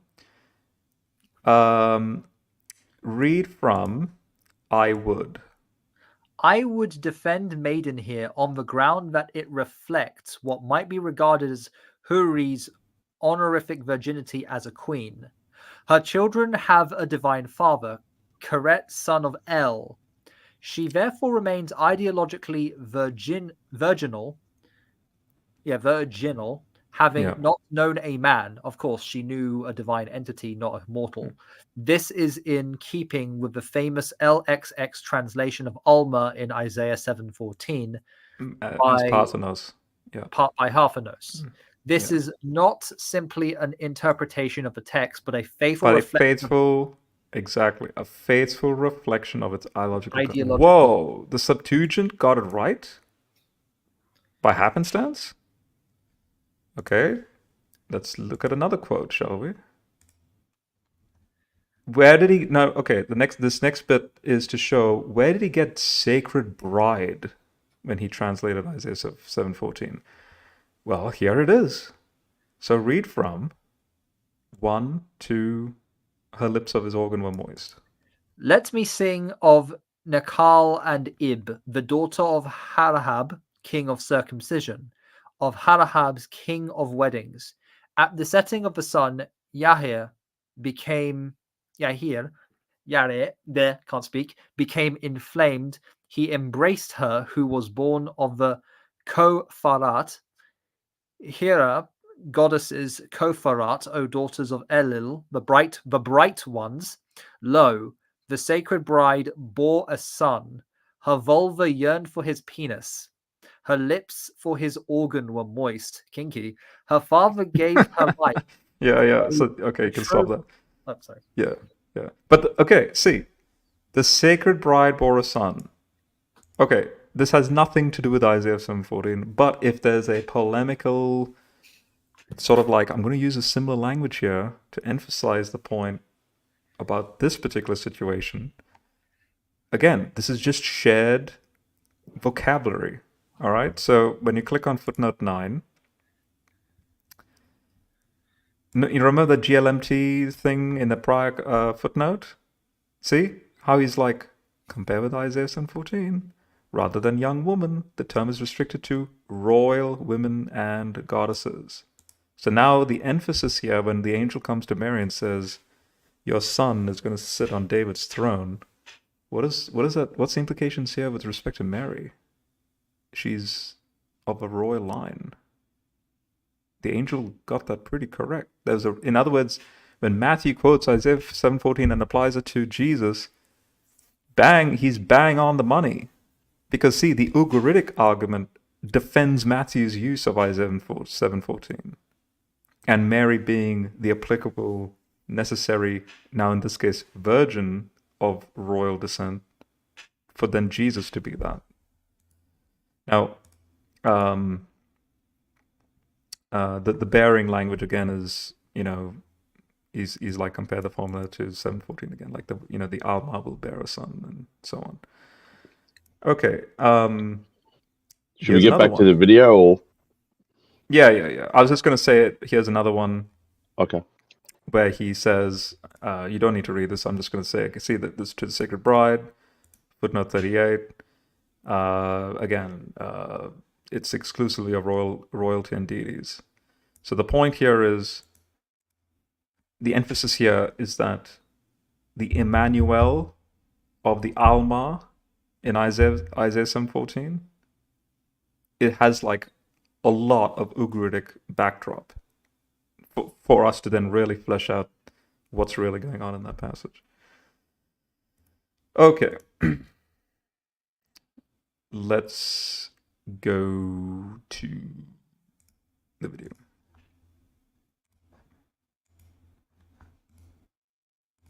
His book, The Beginning of Unseen Realm, that it was reading Psalm 82:1, and it suddenly hit him what that was really saying. And that kind of apparently just kind of bamboozled him, threw him like it was a huge explosion of awareness for him. And all of a sudden he said he saw, then he could see the scriptures differently, or not, maybe he didn't say that, but it shed this new light, Right. his understanding. So it was like this moment of awakening or something that led to him following that trail and leading to the whole thing of the divine council, which is and that's why this isn't directly related to this discussion necessarily, but it's I think a bigger point that needs to be made, especially as you're moving into becoming more of a sort of a celebrity teacher, preacher, whatever, becoming more well known, as you need to have increasingly more accountability. When we do our books, we did our book on Enneagram. Yeah. We had 35 people review the book as we wrote it to make sure that what we're saying is accurate, to make sure it's clear, to make sure we haven't brought stuff in that isn't there. When we did our book on Bill Gothard, we had almost 50 scholars looking at it for that same reason, because it had to be bulletproof and biblical. right. Right. He started talking. Yeah, because Heiser had absolutely no accountability, none whatsoever. Well, let's let's see Heiser's accountability, shall we? Let's go to the unseen realm. Let's go to his unseen realm text. Let's go to the epilogue, which clearly they haven't read. And let's see here. I'm going to go specific to... Okay, skip all that. Okay, read... This is the acknowledgements part. Just read this. Let's just read this. Go for it, Jesus God. This book has been a long time in coming, The idea for it arose while I was in graduate school at the University of Wisconsin-Madison. I wanted to decode what I was learning about the need for reading the Bible in its own original context for non-specialists. There was too wide a chasm between how scholars read the Bible and how it was read in churches. Lay people and pastors were missing the many interpretive payoffs to serious exegesis of the text framed by the worldview of the writers, not to mention the beautiful coherence of the Bible's epic supernatural narrative. Oh my gosh, Heiser is actually supportive of the supernatural nature of the Bible. He's not some Gnostic, atheist, Satanist, Bible attacker, basher. I wanted to bridge that gap in some way. One of the things I did towards preparing to write was create an informal online discussion group. Oh, a peer-reviewed situation going on, right? Not just 35 people, but as that guy claimed that, read whatever work he was writing on. So wait, there was a discussion group? Well before any of this was even put together? I called it the Divine Council Study Group, DCSG. The original participants were James R. Black, Ron Johnson, Doug Vardell, Stephen Hubsker, and Charles Kennedy. The discussions were stimulating and useful. They helped me discern many items that needed inclusion in what I would eventually write and produced questions that readers were sure to ask. The DCSG was also the impetus for the creation of a sweeping bibliography for all things related to the Divine Council worldview. The DCSG disbanded in 2004 after I graduated from my doctoral program and started working at Logos Bible Software. But it gave me the direction to begin writing and start collecting material. The book began shortly thereafter under the title The Myth That Is True. In order to make myself accountable to produce something okay, hold on. Sorry about that. In order to make myself accountable to produce something each month, I began writing portions in a monthly newsletter that I emailed to subscribers. That practice continued for almost 8 years, during which time I abandoned the newsletter and started blogging. The first draft, or what I thought of as a draft, was finished in 2012. Over those years, I had a good deal of feedback. From readers. Far too many to mention all the names here. Oh no, he left. Oh well, I'll hopefully catch him another time. It was fun. Anyways, okay. No, Josh will be back. Maybe he dropped it. Oh, nice. Yeah. Okay.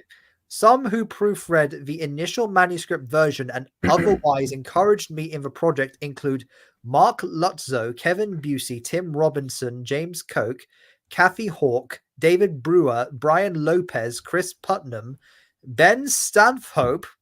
Okay, wait. Okay, so newsflash, and sort of like Angel might smile at this.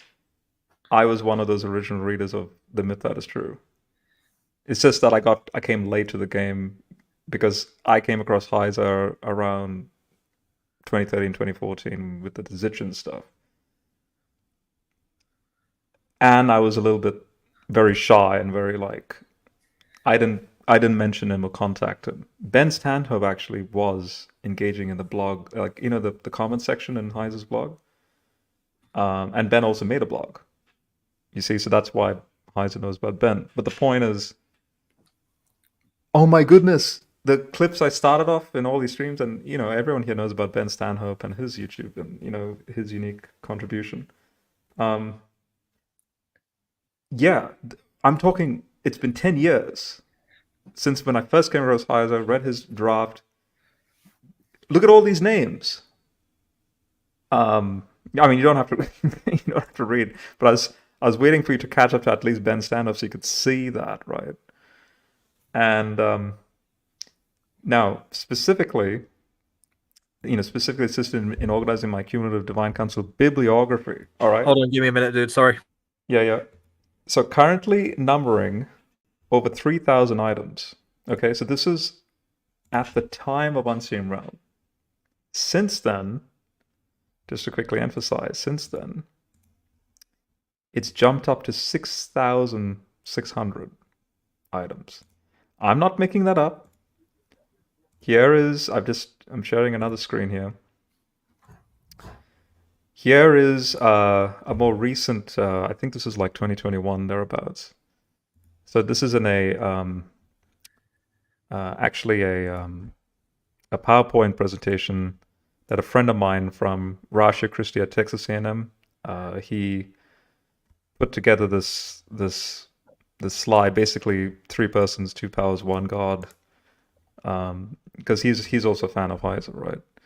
And he goes through all this, and there you go. He's got there. Here's Heiser's face on this slide. Blah blah blah. So skipping it all the way down to emphasize the point that, further reading.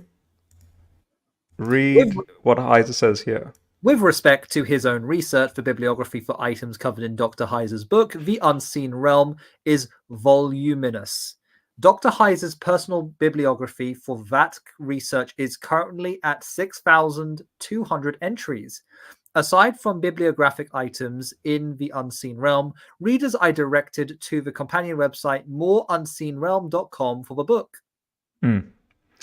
So yes, he said 3,000 in the acknowledgements, but since then there was a lot more. Like, it doubled, basically. All right, finishing off the acknowledgements. Bob Kism is very conservative, exceedingly like he would be your Bundy reform type. What does he say? Dr. Bob Chisholm, whatever, yeah, deserves special thanks for steering my first journal article, Deuteronomy 32:8 and the Sons of God 2001, related to the Divine Council through the review process. His endorsement and advice was crucial. Dr. Gary Breziers or something. Breziers was another scholar who saw very early on that what I was doing had value. He was a consistent encouragement to keep working on the draft. I am thankful for David Burnett and his own research and its relation to the Divine Council worldview. David's the doctoral student I'll never have. David's the doctoral student I'll never have. It's been By the way, just quickly, David Burnett, if anyone remembered David Burnett's, when he gave his final comments after Heiser passed away, how like there were all people like giving their, their testimonies, right? You may remember David Burnett basically breaking down and crying. And when he said that Heiser said he's a doctoral student he never have, well, here in writing in the Unseen Realm is where that's from. So, yeah. It's been fun to watch him get absorbed by the material since he attended some of my early papers on the Divine Council at ETS meetings. My pastor... Okay, wait, but notice this. ETS. What does ETS stand for again? Evangelical Theological Society. What the heck does Divine Council have anything to do with evangelical theology? But it does. All right? So everything that Heiser is discussing here is, endorsed at the ETS. All right, keep going. My pastor, Dax Swanson, has also been a consistent voice of encouragement, not only for the project, but also for being able to teach the content to people in a local church context. I'm also thankful to all those who received advanced reader copies of The Unseen Realm and encouraged its readership through their endorsement. The book that you now hold in your hands, though, would never have reached you without the commitment and input of several people that deserve special mention. During the course of my time at Logos, I had dozens of conversations about the content with Dale Pritchard, a vice president with the company for many years, until his retirement. Dale read through the initial myth that is True Draft on my website and later the uncorrected proofs of the Unseen Realm numerous times. He became what I can only describe as an evangelist for the material. His son, Bob Pritchard, the CEO at Logos, now under the parent corporation Faith Life, was one of Dale's converts. It was Bob who made the decision after reading the initial draft with the book. That the book that can't read couldn't remain a leisure project. He was the irresistible force behind the launch of The Unseen Realm. Bob wisely hired the Somersault Group to shepherd me through the editorial promotional process. Those who read the earlier draft will quickly realize that my editor, Dave Lambert, did a wonderful job with the book. Dave is a seasoned editor, and I enjoyed the experience. Bob Banning, my copy editor, did amazingly thorough and insightful work. John Sawyer and Jeanette Taylor were equally proficient when it came to market analysis and promotional strategies. I learned a lot about publishing through their input. Their enthusiasm for the content was also encouraging. Emily Varner provided just the sort of competent guidance in getting the book exposure in the academic community that I'd hoped for. Bill Nienhuis, publisher relations director at Faithlife/Logo, served as a liaison. Read my handler with all respect to all parties. He made sure that none of us overlooked anything that needed to be done. Bill, I need you full time. Finally, I am grateful to my wife, Drina. She makes everything I do possible. Mm-hmm. So much for the whole, like, what did he say again? Like, when we were publishing no book, accountability. No accountability, and absolutely none. I'm being very thorough with this, folks. All right, coming back to the video. And honestly, I don't even know how long. I mean, we've done 3 hours 30 minutes so far, and we've reached now the 41-minute mark. Let's see what more they have to say. I find too many scholars don't do that. It's a very important point. It's also I find too many. Yeah. I think it's important for us to stick to the canon as it exists, not as we wish it to be. And for those who, it should have been included. Sorry, they're about 2,000 years plus too late. You know how Wave is literally saying, we need to stick to the canon as it exists. We need to just don't worry about all this stuff. Just stick to the Bible. Stick to the King James English. I'm obviously putting words in his mouth in that King James bit, but the irony is that's how Heiser started the acknowledgements, the original context of the Bible.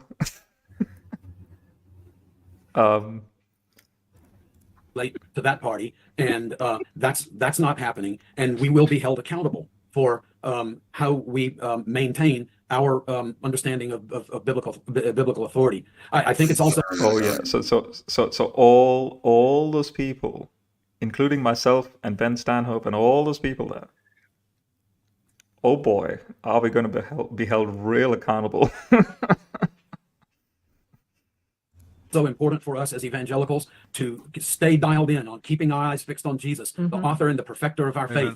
And it is through the prism of Jesus that we look, not the prism of primarily, not firstly, of First Enoch or another apocryphal, pseudepigraphical, rabbinic Dead Sea text, Josephus Philo, but it's primarily through the prism of Jesus. And the fascinating thing about this particular issue is that Jesus actually weighed in on that very passage. And instead of going in the direction of polytheism or the heavenly council or whatever, he turns that into an opportunity to rebuke his contemporaries. And he had his kick at the cat, Jesus did, and he refused to take it.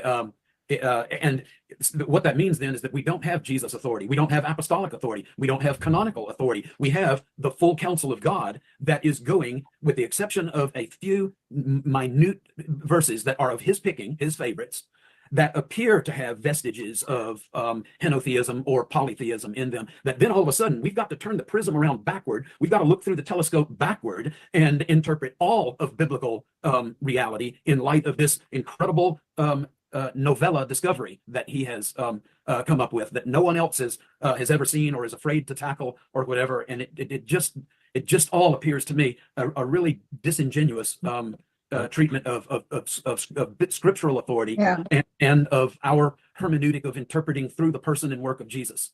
So on this bent toward so quick There's thing. just a lot of word vomit there, man. Yep. Angel, nice to meet you. Quick question. Did Wave awesome. Did Wave just commit damn it, I keep on forgetting the commandment. Did Wave just use the Lord's name in vain? I didn't catch that, did he? I think he did, because he talks about how Jesus is the prism of his life and all that crap, and yet here he is saying Heiser has no accountability, laying disgusting accusations against Heiser, and yet he's falling back on Jesus to secure himself in his faith, how the Bible is not this henotheistic book and yada, yada, yada, as Heiser puts it, even though he's misrepresenting Heiser. I think that's textbook using the Lord's name in vain, making a false oath with Yahweh, lying for sake of one's own position. Yeah. It's nice you caught that. Yeah, no, that's a very insightful connection there. And about the whole, I think he was alluding to John 10 when Jesus quotes Psalm 82. Again, I can bring up it all. Be right back. But John 10 is all about his deity, because it starts with during the Feast of Lights, which is, guess what? Hanukkah. This is up in verse 22. Jesus is walking around the temple. They confront him. Stop keeping us in suspicion. Are you, and Jesus says, yeah, I and the Father are one. Skip down to verse 33. We're not going to stone you for doing good works, but for blasphemy, because you are a mere man. You're claiming yourself to be God. 34 is the quotation of Psalm 82. Okay, so go back to verse 22. Why is the Feast of Lights relevant? Because what was the significance of Hanukkah? The Maccabean revolt stuff? Because once upon a time, there was a guy named Antiochus Epiphanes. Oh, what does Epiphanes mean in Greek? God manifest? He claimed to be the manifestation of a deity. What is Jesus claiming to be? I've manifested your name, God manifest. So to really punch them in the nose, Jesus quotes Psalm 82 to say that he's the God of El's counsel. And again, he repeats that same phrase, the Father, I'm in the Father, the Father is in me. How does the passage end? They picked up stones. I mean, yes, I'm known for hours and hours and hours, but I think I did that in 5 minutes or less? It's, yeah. Okay. Or the supernatural. This seems to be one of the real allures to groups within the evangelical church. For example, lots of charismatic, lots of Pentecostal, lots of people who are involved in the spiritual warfare movement have been attracted to this. And it's a perfect marriage. It makes sense that they would be attracted to this because it's giving them more fuel for their fire, more, yes, it's esoteric, it's Gnostic knowledge rather than godly wisdom and insight, but it is a perfect marriage. And so I think that a part of what we're seeing in the Heiser phenomenon is that almost like a perfect storm of those groups of people that are highly interested in that version of spirituality and that approach to quote spiritual growth, which is by acquisition of could you demonstrate Heiser limited believed knowledge that God is an abstract that principle? Could you demonstrate that Heiser believed God is an abstract principle? Could you demonstrate that Heiser held to a kind of priority monism? Could you hold that Heiser held faith, the kind of soteriological faith in these other gods? Could you please hold where Heiser held knowledge as a divine principle? Could you please show me where Heiser regarded extra-biblical sources as sacred, even though he regarded them as useful polemical tools as they were used back during their respective times? Like, I'm sorry, like, this is just becoming more bullshit as we go on. I'm sorry. By the way, there was a number of things I wanted to share just to sort of like, because I know Josh was in the stream and he brought up Exodus 6, and I'm just noticing.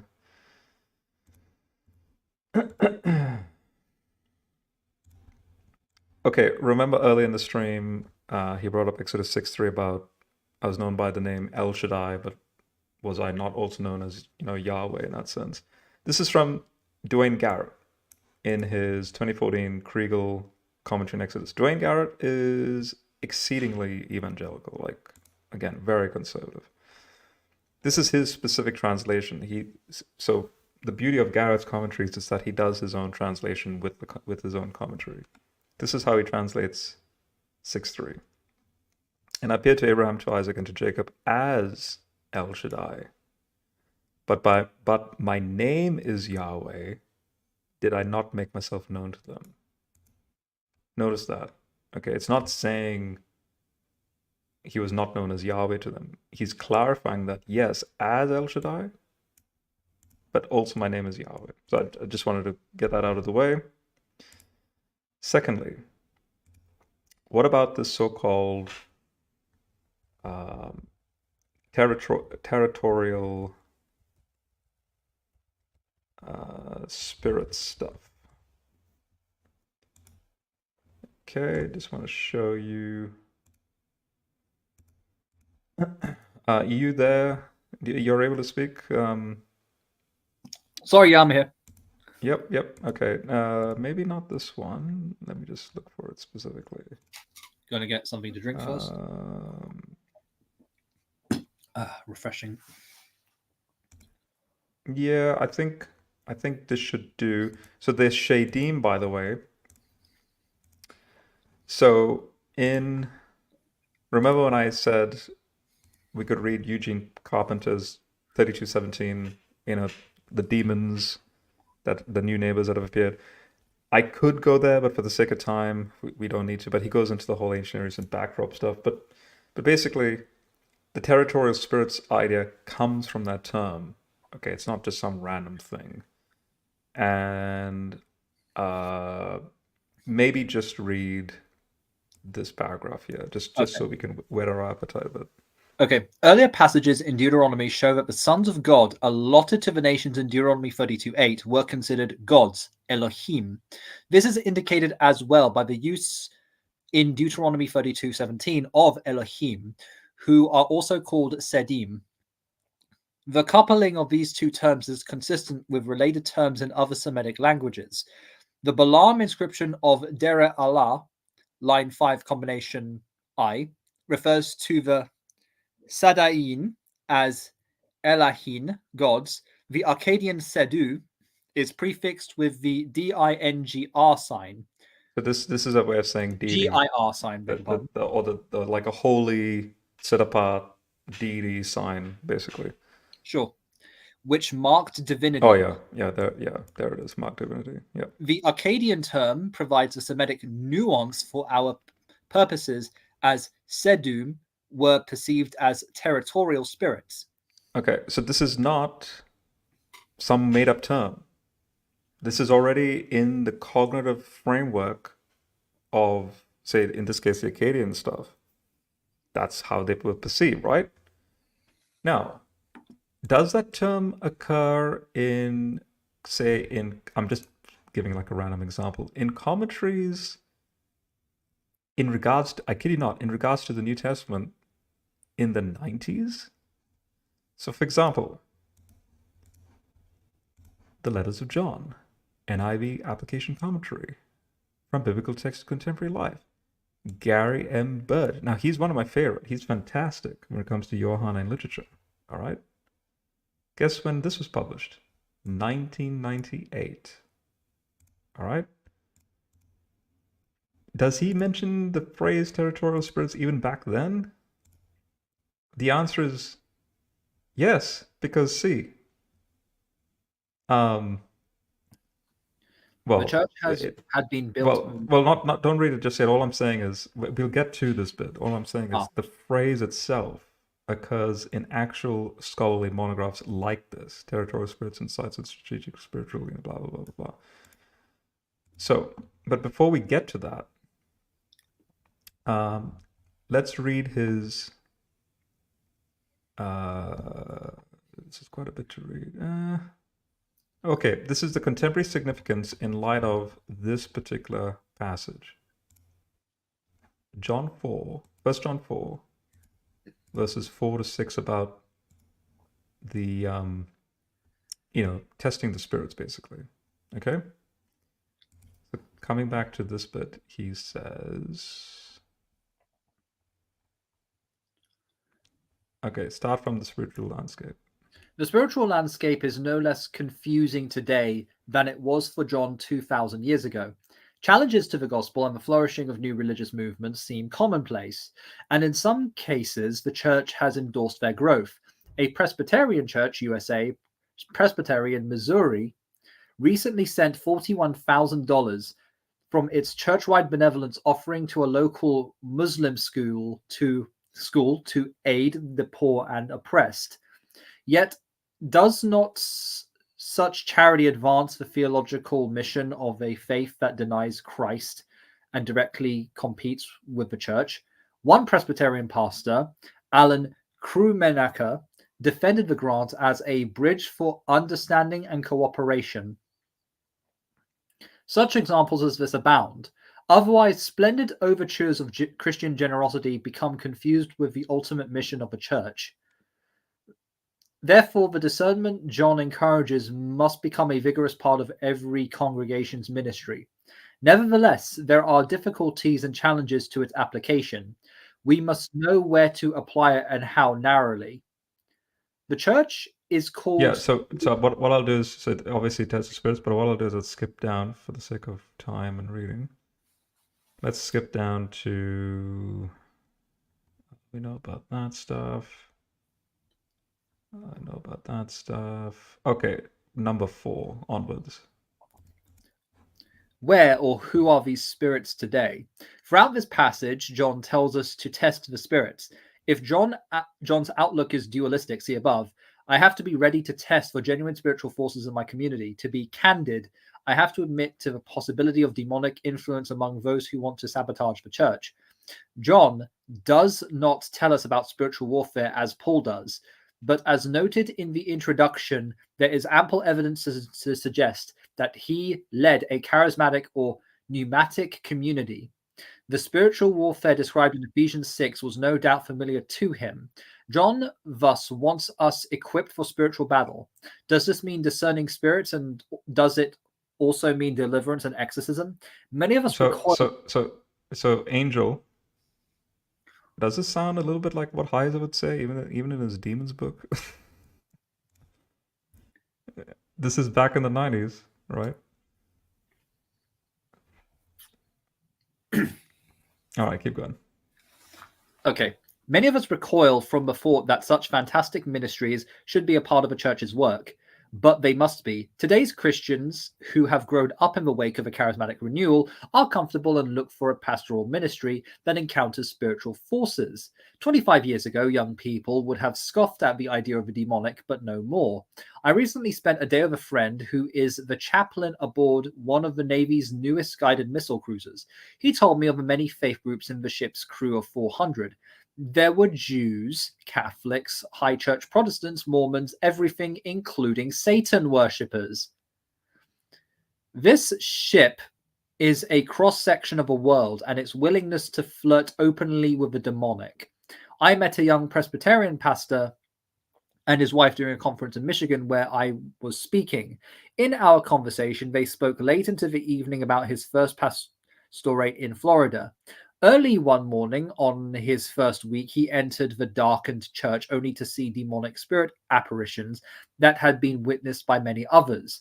This spirit encounter required a ministry to deliver this church from its bondage. This is, of course, a highly unusual situation, but other destructive spirits need to be named and confronted in our churches.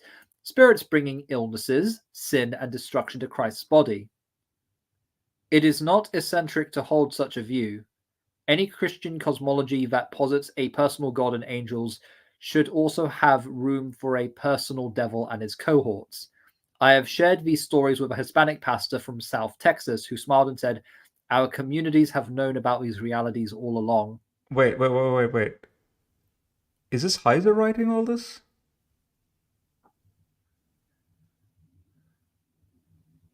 I mean, it sounds basically like the subtitle of Unseen Realm, Recovering the Supernatural Worldview of the Bible. Okay, now with respect to footnote 12, what does he say here? By the way, that's the church had been built on the site of an old house used for decades for satanic rituals. Lovely, demonic incursion. Oh, wow. Territorial spirit stuff. And before that, the site had been an ancient Indian cemetery. Are these things important? As an example of how far this discussion and its pastoral dimensions have gone, a whole branch of literature on this sort of phenomenon called territorial spirits, quote, has evolved. See Peter Wagner, ed. Territorial Spirits, Inside of Strategic Level Spiritual Warfare from 19 Christian Leaders, Chichester's England Sovereign World, 1991. All right. Okay. So he's nearly finished. So let's finish these two paragraphs off. Others have pursued a more basic application. Perhaps this spirit is something wider, something more universal. These may be the forces that shape me and my community for better or for ill. Some are certainly demonic. Some are simply the spirit of the age in which I live. These latter spirits require discernment lest I become victimized by voices that have more to do with the world and its passions than with Jesus Christ. I referred earlier to Jacques Ellul's book, The New Demons, where he describes tendencies of thought and behavior that are inflicting our age with dreadful spiritual diseases. Many others are sounding the same alarm. The great irony is that Christians who have a theology that should equip them to sift the impulses of the world do it least, whereas unbelievers who have no such theology are leading the way in describing the moral bankruptcy and general wretchedness of our day. In 1993, David Wells' award-winning book, No Place for Truth, set out to diagnose what has been happening to the modernity of the West, and it makes grim reading. The new demons he describes have created a decaying intellectual environment that has no use for truth, no interest in a transcendent God, and indeed no way to conceptualize any notion of revelation. That God would become human in Christ is not simply rejected, as had been done in liberalism, but is now incomprehensible. What has evolved is a new pagan mind. Leslie Newbigin makes the same point in his Foolishness to the Greeks. This author describes how the basic conceptual categories that lie behind Christian thought cannot be presupposed any longer. Are destructive spirits at work in the world, in the church? There can be no doubt that they are. The church must be equipped to combat all forms of evil along with its gritty ugliness in encounter ministry, its willy sophistication in the intellectual currents of the day. Yep. I thought that was all Heiser.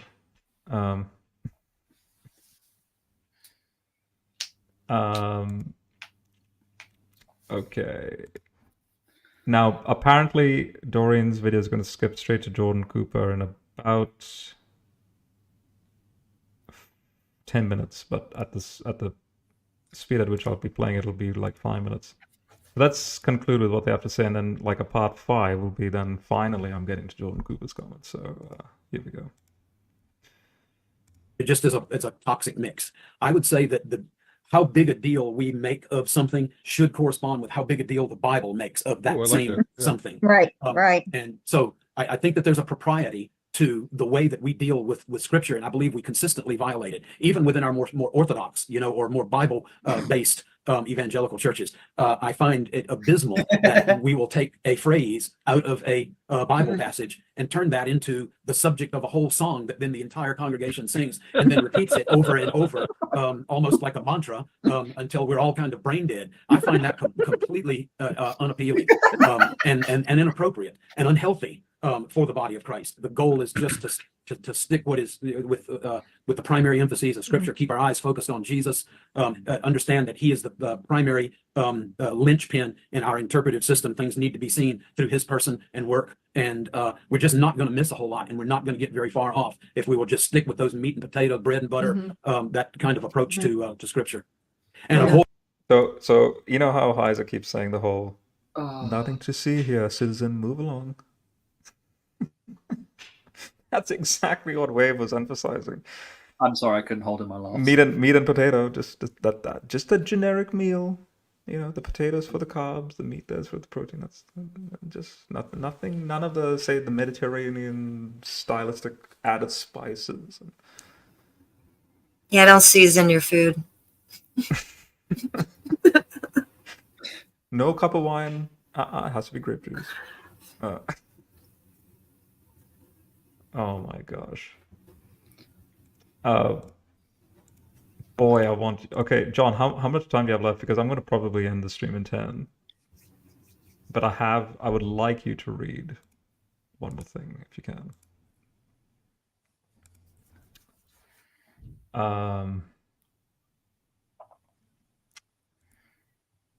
Actually, you know what? I wonder if Mike has it. The hive mind. I knew No, that no, you no, were invading. Wait, no, wait. I'll, you know what? I'll play. I'm just looking for the relevant bit.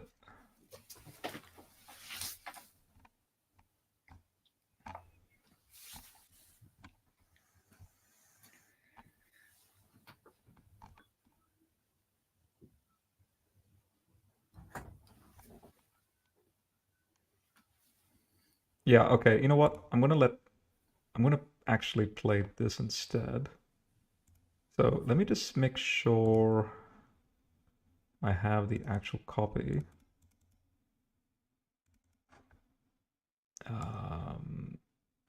What's the name of the book again? The World Turned Upside Down.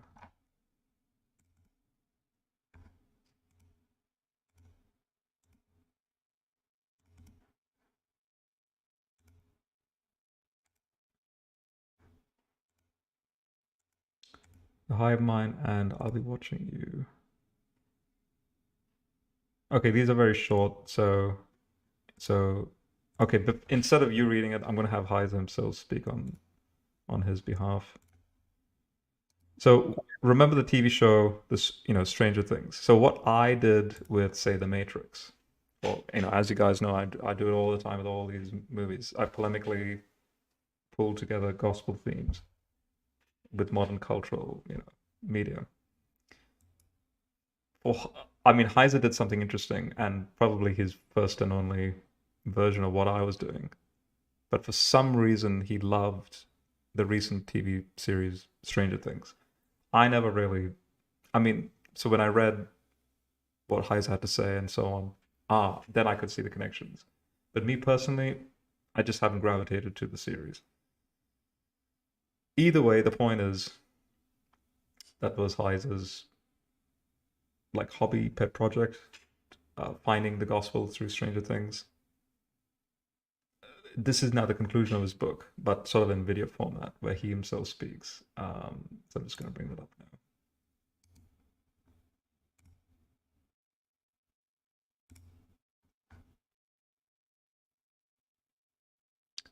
So there's two clips I'm going to play. The first is this one, The Hive Mind. And again, I'm going to speed it up.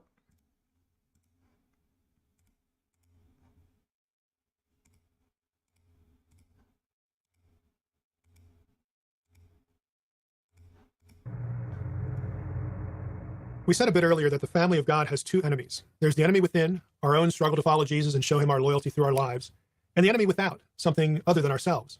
We just talked about how Stranger Things provides a metaphor for the enemy within. It's time now to look at the external threat.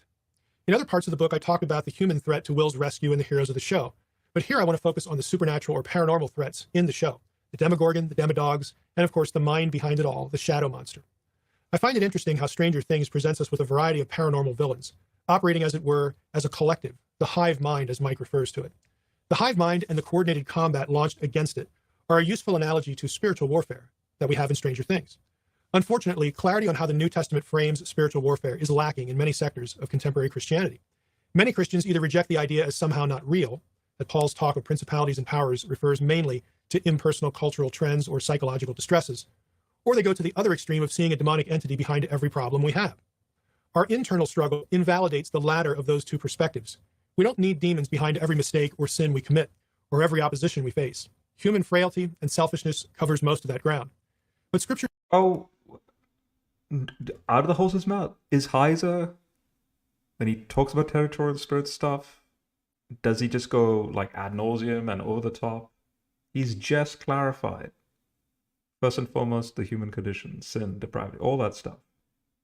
How interesting. The Reformed Christians would agree with that. All right, let's keep listening.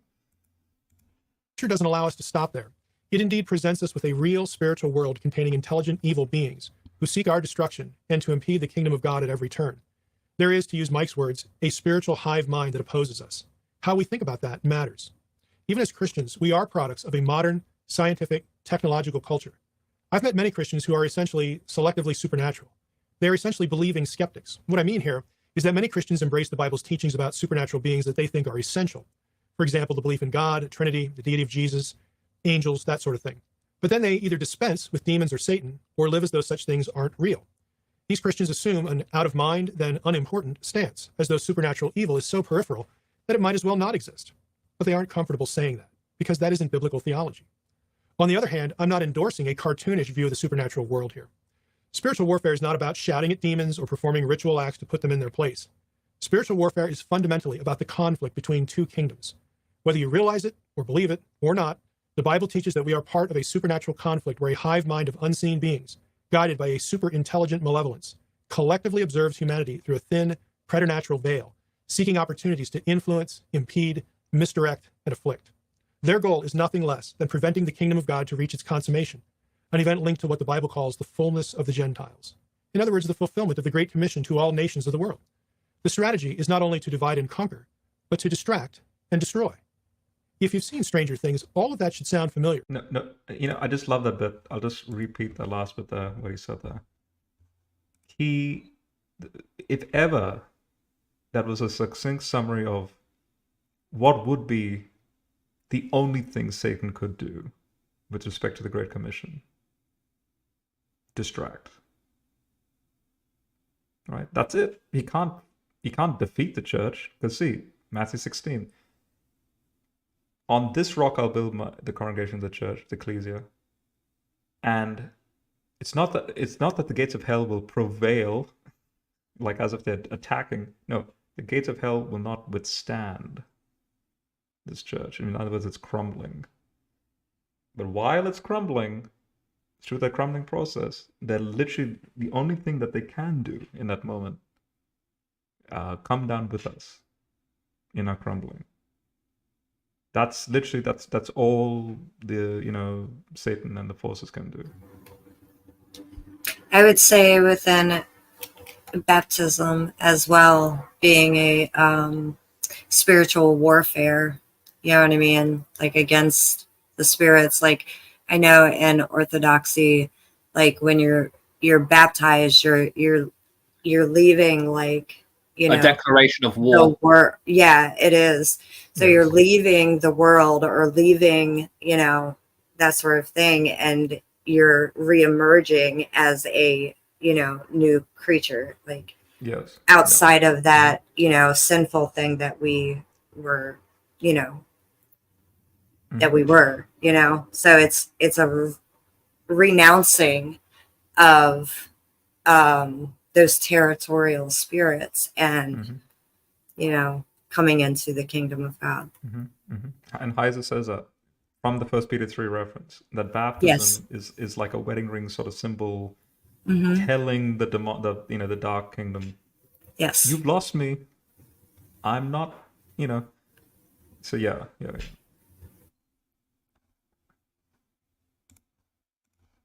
In other words, the fulfillment of the Great Commission to all nations of the world. The strategy is not only to divide and conquer, but to distract and destroy. If you've seen see, the strategy is to distract and destroy. Just remember that. That's the only way. That's if you were in their shoes, that's the only way you could do something to try and stop the defeat of the Dark Kingdom, right? How do we not get that person baptized? Because we know the baptism, we don't have a counter baptism, right? We are lost. He's made a proclamation to us. We are lost. So how do we distract and thereby destroy? You see, that's the point. Stranger Things, all of that should sound familiar. The hive mind is a very useful metaphor, not only for helping us visualize how intelligent evil is coordinated in its operation, but to more importantly help us see what spiritual warfare ought to mean. In Stranger Things, the heroes must first have a clear focus of the enemy's weakness. What does it fear? What doesn't it want? And once that is in view, they work together to press its vulnerabilities, each performing the task set before them to collectively overcome the enemy. I hope you see the point. It takes one collective to defeat the other collective. As the kingdom of God increases, as people are won to Christ and discipled, which is often a missing element today, the kingdom of darkness is diminished, one person at a time. The reality is that the church, at least in the West, often gets distracted from its mission. Churches become relief outposts for believers rather than training centers for spiritual warfare, producing disciples who have a good grasp of Scripture and hearts to minister intentionally to the lost. The church does not exist for us to get away from the world, but as a means to win the world. Believers also get distracted by either not knowing what they can do for the kingdom or assigning special status to certain tasks. If you think about how the heroes in Stranger Things win the day against the hive mind, you'll see how each success depends on the success of each character, even in small details.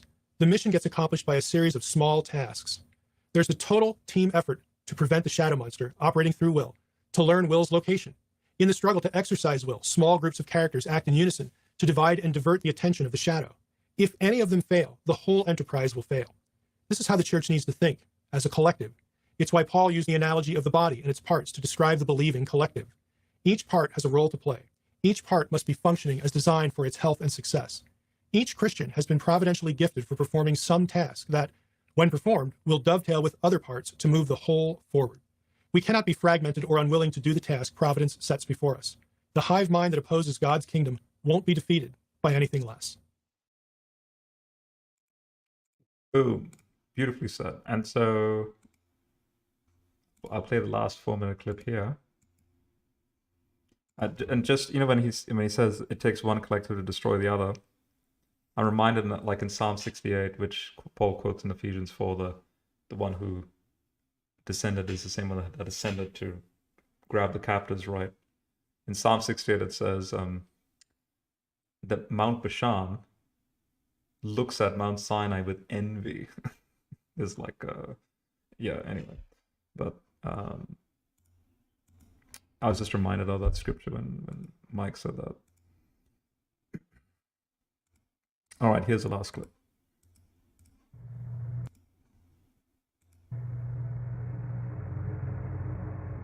Season 2 of Stranger Things ends with one of the most memorable scenes in the entire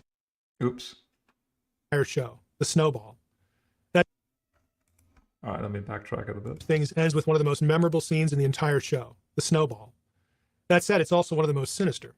The show's creators didn't intend for images of adolescent romance at the school dance to flutter nostalgically back into our minds while we waited for season 3. The image they leave us with instead is of Hawkins Middle School morphing into its upside-down counterpart, complete with the shadow monster looming ominously over the school. The message is communicated with precision if we listen to the lyrics of the song playing during the scene. "I'll be watching you," by the Police. The takeaway for us is easy. We might win the battle with our flesh and do the job that God has for us for advancing his kingdom, but this is all far from over. Our enemies haven't gone into hiding. Our supernatural opposition will in fact be back. It knows where to find us. The New Testament makes it clear that we must continue to resist the efforts of Satan and the spiritual powers of darkness, discerning their schemes and surrendering no ground to them. I want to challenge you with something in regard to this ending and its messaging. In my experience, it's not easy to find Christians who believe they're being watched by sinister supernatural intelligences. When I have met them, they too often jump the shark with the idea. I know a lot of believers on both ends of that spectrum. I guess I'm asking you to assess where you fall. On one end, we have the Christian skeptics. I mentioned them earlier. They're the Christians who believe in the supernatural only as far as they feel they must. They believe in God, Trinity, Jesus, and angels. They're a little more hesitant about demons and Satan. But even if they accept the reality of those powers of darkness, a lot of believers assume they're unimportant, like there's nothing really going on. Maybe the problem is one of expectations. People expect to see something like scenes from The Exorcist if the powers of darkness are real. And Stranger Things, of course, transparently borrows from that movie. But demons are low-level flunkies in terms of New Testament theology of the powers of darkness. They aren't the same as the principalities and powers. Many believers just aren't aware of that, and so Hollywood takes over their thinking. On the other end of the spectrum, there are Christians who look for a demon under every rock, behind every unfavorable event that happens in any given day. Scripture is pretty clear that most of the trials of our lives are due to sin and mistakes of our own, and those of other human beings. And yet the Bible is also clear that there are supernatural intelligences behind forces like geopolitics and culture. Daniel 10 has supernatural entities directing empires. And that theology comes from Deuteronomy 32. But few read that passage with the right Hebrew text, the Dead Sea Scrolls, and think about how its reference to what happened at the Tower of Babel affects a theology of darkness. My point is that the image at the end of season 2 of Stranger Things, where the shadow monster is watching over Hawkins, points to a biblical reality. That reality isn't manifest in every circumstance, but it's there. We must take responsibility for messing up our own lives and the lives of others through sin and our own inherent flaws, but we need to be mindful, especially on the scale of the bigger picture, how intelligent evil works against us to goad us into self-destruction and ways of thinking mediated to us by cultural and political structures. Real demonic possession is rare, unusual, and solitary. Paul's principalities and powers look to move herds of people and scale depravity. They are a far more potent force than demons. And with that, undevelopment team, good to see you, brother. What are your thoughts? I'll share the last 4 hours, including that last bit, if you want. I've been out. I came in a couple hours ago and listened for a bit, and then I just got back. Where are we at in the Doreen thing? 40 at the 47-minute mark, just before Jordan Cooper comes on the scene. Okay, because I think I've tackled Wave as much as I can, just pointing out that even if he has read Heiser, he certainly doesn't say anything that would allude to that being the truth. Mm-hmm. So I'm not sure where he's getting his information, but just pointing out even his own contradictions of what he's saying, where he'll support something as long as it supports his already preconceived notion and things like that. I haven't seen Stranger Things, mm-hmm. but I do know the other side of that, and that's very nice. I know the biblical side of that, mm-hmm. and it all makes sense even there. And knowing what I know about like D&D and how they use that in the show, even without watching the show, I know that all works out pretty well. I'm curious though, if anybody's seen the show His Dark Materials. No. It's called His Dark Materials. Yeah. Okay. I think it was like it covers a lot more of the books than like the Golden Compass would, but it has this moment where the two main characters have to go to like this world of the dead, where all the dead are being like kept hostage, basically. And from there, they open a door so that they can be freed. And it's like, that's, I asked somebody, I said, why did they go there? Well, they're kind of following myths, but at the same time, they're saying, they're using the Jesus going into Hades to free the dead because the dead can't hold them idea. So they're trying, while they also include all these other myths, they're showing again that Jesus is a better way, because while a myth kind of created the story of what they as the main characters are supposed to do, going into the Dune idea of, we created this prophecy, it's all nonsense, but then it's coming out to be true anyway, It's sort of that, where they're like, hey, here's all these different things that we're including, these two main characters are like the Adam and Eve in the story, and they're going to do this terrible thing. and that's how they're told to believe it. And as they're doing this, they go to this land of the dead. They see that like this Metatron figure has like disrupted things, and that these people can't go anywhere. They're stuck, and they simply free them from that, putting them back into this thing called dust, which is this connection between the living and heaven, so that they can, you know, return to this natural process of going back to heaven. Because once they step through this portal, they're not in their being anymore. They're basically transformed into this new form of substance that's called dust, which communicates with the character earlier, saying that it's an angel and things like that. So, I mean, yeah, I would easily use something that even pulls a little bit of imagery of what Jesus does, because he goes to Hades because Hades, death cannot hold him. He goes to this place and from there frees everyone from death. That being the plan, as Peter mentions in Acts, you know, at the very beginning of Acts, when he gives them the message from the Holy Spirit, you know, this Jesus who you crucified, he did this. This was the plan, and all this stuff. You know, the cross was the plan. Yep. You know, it's very easy to use these things that are drawing on that. Just quickly, just to emphasize on that, the more we focus on the cross, the more, ironically, Wave should agree with us, because he would be the type that would go, yes, amen. You know, cross language, right? Hey, Wave, guess what? Dig just a little bit more deeper with what Undevelopment's trying to say there. As Paul says in Corinthians, the cross is an insignificant, petty thing in light of the bigger picture. And then as he sarcastically says, God's foolishness is wiser than the wise, right? So in other words, this petty object, this instrument of death, was used by God to destroy death. And not just death, by the way. Intelligent evil. And think about it. That's the point.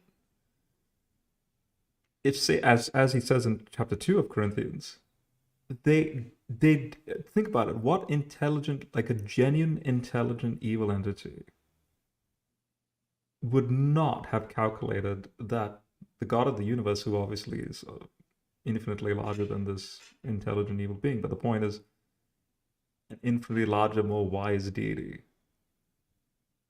in his hubris, so Satan, I'm speaking about Satan here, it is hubris, he would have thought, okay, this is weird, why is the second power running around like a man now? Hence the temptations. Since you are the Son of God, but I know there's some sort of bottlenecking taking place, to turn the stones into, you know, food, and or jump over this and you'll be fine, and there's some sort of goading him into do risky things now, right? And then shock and horror. And hence, this is why, although the psalmist is saying that there's a genuine attack, but I like to sort of, this is my eisegesis, you know, but it's my subjective interpretation. When it says that the bulls of Bashan are gaping their mouths in Psalm 22, I take that retrospectively as that, yeah, the bulls of Bashan at the cross are like, this is our defeat? Wait, what? The cross, which is technically the way we engineered this, so that then it's like we are defeating God, is actually our undoing? That's the point. So, yeah, if you want to emphasize the cross language, you know, great, I'm all for that, obviously. And there's a bigger cosmic, you know, there's a larger cosmic element with respect to the cross. The cross, as Colossians 2:14 and 15 says, he nailed our record of debt to the cross. Oh, guess what? And he made a public spectacle of all these principalities and powers. So, and then don't forget the cross. I can go on and on. The cross is the enthronement seat, right? He's like, as Mark's gospel is full of this imagery. He's like the enthroned king, crown of thorns, wearing that purple robe, scepter in his hand. He's enthroned on there. That's his seat. But and as a lot of the hymns that we know in the early church, like Isaac Watts's 1700s hymns, and slain in his victory, right? All this paradoxical language, like he's the conqueror slain in his victory, right? So yeah, I don't know, man. Like, this is like what is technically rich, normal. He's the God of the cross theology, which a lot of Protestants, Catholics, Eastern Orthodox, all of us would agree with. That is our faith. But the way Wave, and that's what Heiser is defending, but the way Wave has, and Doreen has, the way they've just thrown him under the bus, which then includes the other 6,000 plus scholars in that bibliography that Heiser's depending on, under the bus.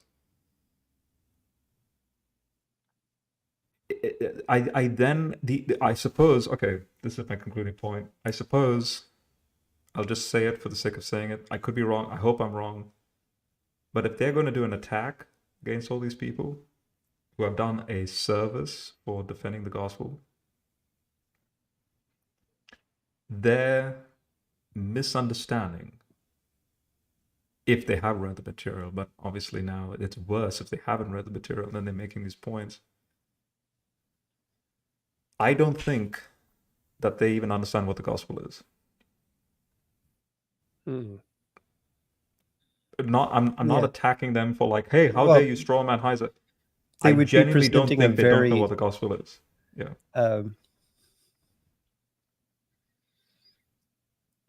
That's very human. That's a big claim on my part. It's on me. But it is. Yeah. It's very human. It's a very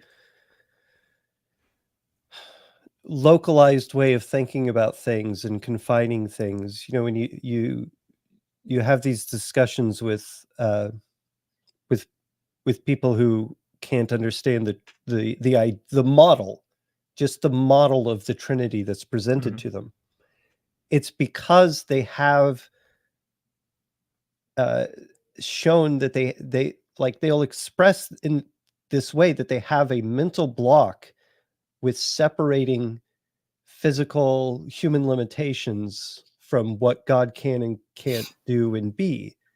So they'll be like, oh, but those are terms that we use to apply to ourselves, and so I can't translate that to God. So, and if I can't do that, then it can't apply.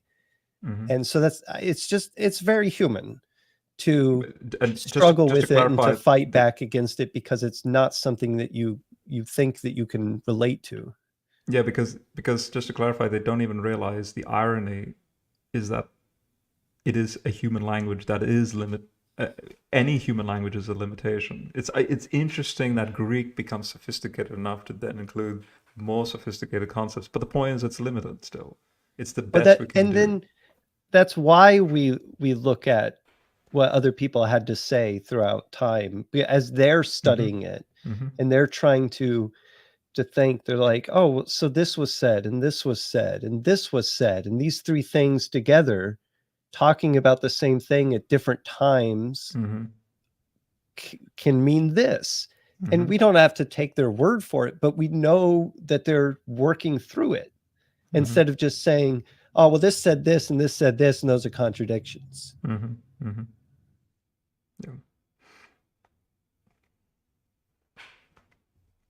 Yeah. Angel, anything to say or finish? Sure. I was just going to say, I think that, Heiser and all of these other scholars that have, compiled all of this deep theology actually, like, I think that I was going to use the word enlighten and like trigger Doreen real quick, but really like enlightens what Christ did on the cross and the whole purpose of the church. And you know what I mean? So I don't understand like this, like why they're so against it. Like, and the supernatural worldview that is obviously there. It's not hiding. It's not being made up. You know what I mean? It's there. It's in scripture. You don't even necessarily have to go outside of scripture, but going outside of it helps us to understand the context. You know what I mean? But you don't even have to go outside of it. It's there. So and yeah, like remember from Gary Burge's 98 John commentary where he's like, how interesting non-Western communities are just like, yeah, what? This is not news to us. Hello. Yeah. Why are you suddenly so surprised? We live with this all the time. Like that was my experience coming from India. And so again, when we have this, I mean, it feels like we're on a rock in the sense that when we come across people like Wave and then say Doreen's sort of conversion, and because we don't have the time, obviously, or even the necessary care to like be a watchful eye of everything that they're thinking about and reading and dissecting and in their own devotions.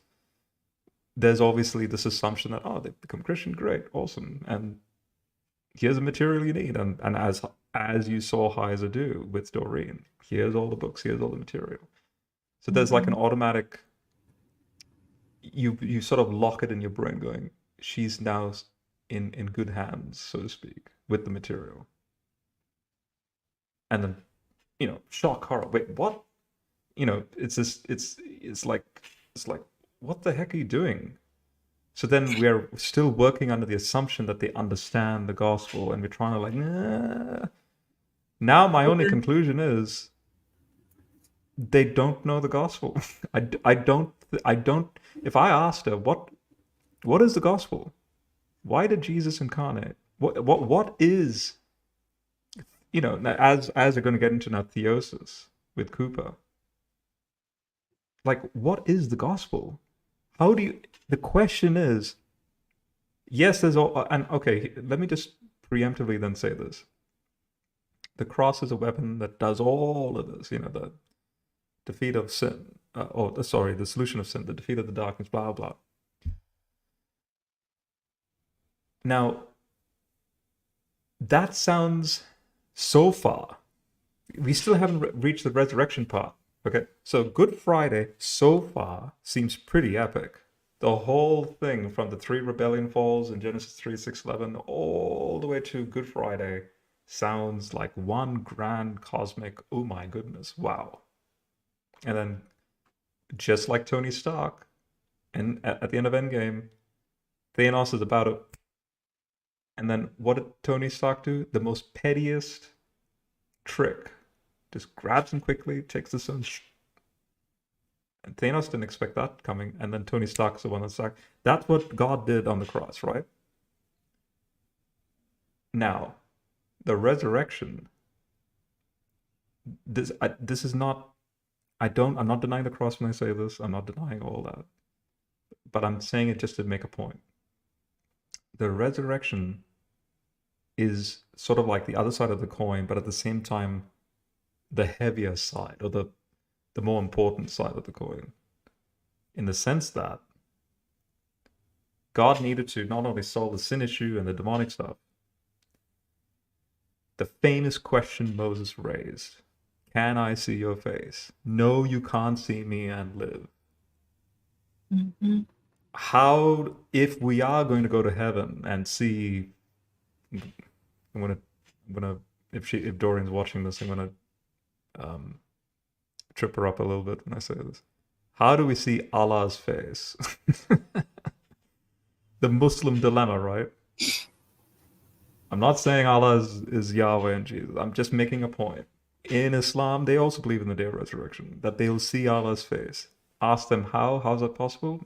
Allah knows best. He just gives us permission. Right. He just zaps us with resurrection bodies and gives us permission to withstand His glory. Blah blah. The Christian message is that the incarnation and hence theosis is then the actual thing that God wanted. Here's the thing. God's actual plan wasn't defeating the past darkness and the sin issue. That's what I'm trying to say.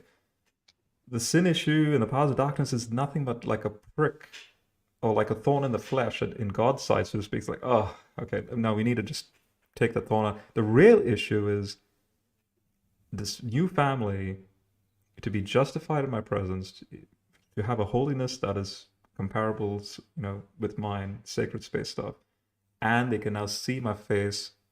But the only way they can do that is through my son, Jesus, right? The second power. He's the filter, he's the bridge.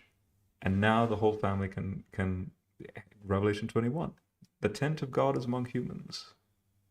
So that was the plan all along. He created with Revelation 21 in mind. The in-between stuff and the cross is sort of that bumpy sort of like, oh, by the way, this is part of the whole thing. And now 21 comes in the same. So, yeah, I mean, that's the gospel. The gospel is, how is God going to solve the Moses question? Can I see your face? No, you can't see me and live. But then Moses, obviously, when he's speaking with Jesus at the Transfiguration, suddenly starts to realize the implications of what the Transfiguration symbolizes. Do you know why? And it's only in Luke's Gospel, by the way, in Luke 9. It says they, meaning Moses, Elijah, and Jesus, they were discussing Jesus's exodus. The Greek word exodus is used. Translations say departure, his exit. But I like Luke's allusion. Jesus's exodus that he was going to do in Jerusalem. You can see Jesus, say Joshua coming through the Exodus, Moses.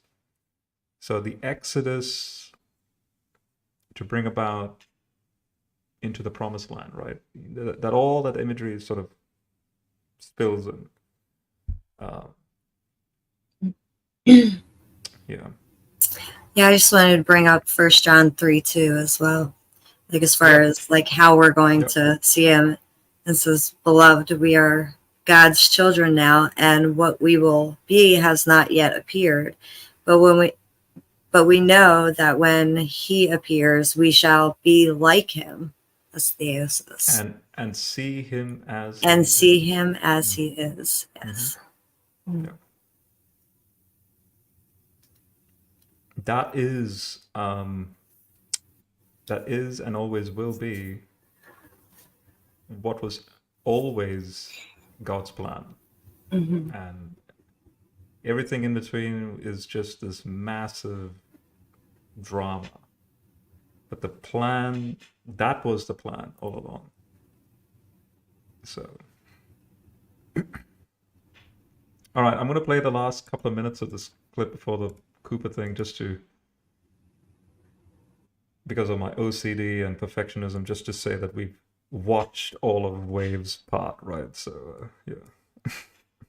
Avoid at all costs the siren call of greater knowledge, more amassed mystical, esoteric knowledge will advance us spiritually, will move us forward, because nothing other than a pursuit of the incarnate God Jesus, right, is going to is going to provide the example for us to follow of that obedience and submission and servanthood, humility, and that kind of thing that marked the person of Jesus. That's what we've got to be shooting for, and not novella and not esoteric knowledge. Typically, people who are attempting to carve out a niche for themselves are looking to sandbag their position by making things more complicated than they actually are. That's so true. Things get complex, and then it requires a specialist to come in there and decode it for us and help the rest of us poor peons who can't find the truth for ourselves. Oh my goodness. Did he just sound like Ken Hovind just then?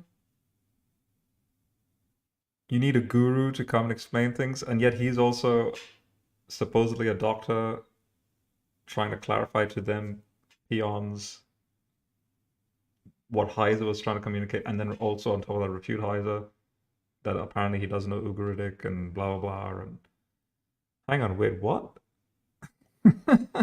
I love the double standard. Yeah, if ever there's a classic example, double standard. That's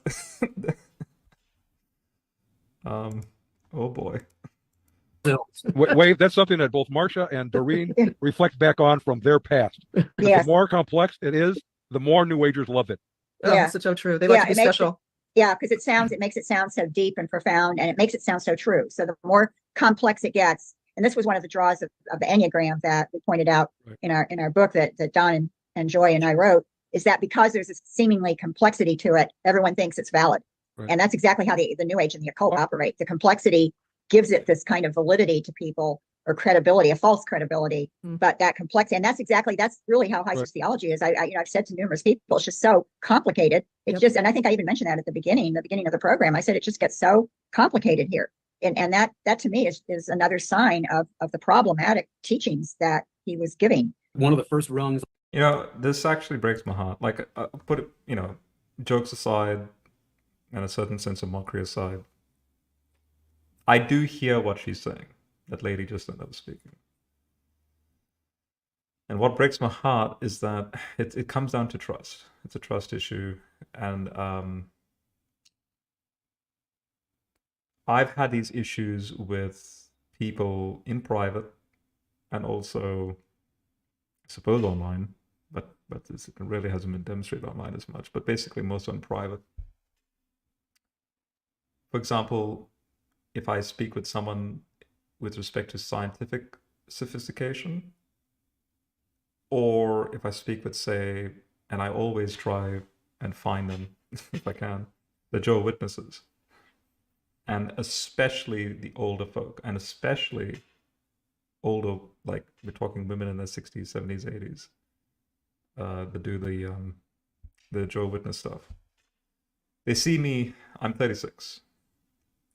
They see me, the way I approached myself, I if anyone has seen maybe in private, or I suppose I wish I could give an example just to show that I'm telling the truth here, but I try and approach, like I spend like the first hour in my discussions with them, first building a bridge about who I am. I'm your friend. Yes, I'm not a Jehovah's Witness, but I'm your friend, in humanity at least. I mean, let's just really get really foundational here. And then it took a while for me to navigate psychologically how to deal with these people, but I've sort of gotten used to it now. Like I've found a certain chess move trajectory, so to speak, to massage them, to help them think in a more critical manner. So by the time then we start to reach the biblical stuff, they then see the logic of the argumentation I'm making. But then this is when it breaks my heart, because I kid you not, it's a knife's edge here.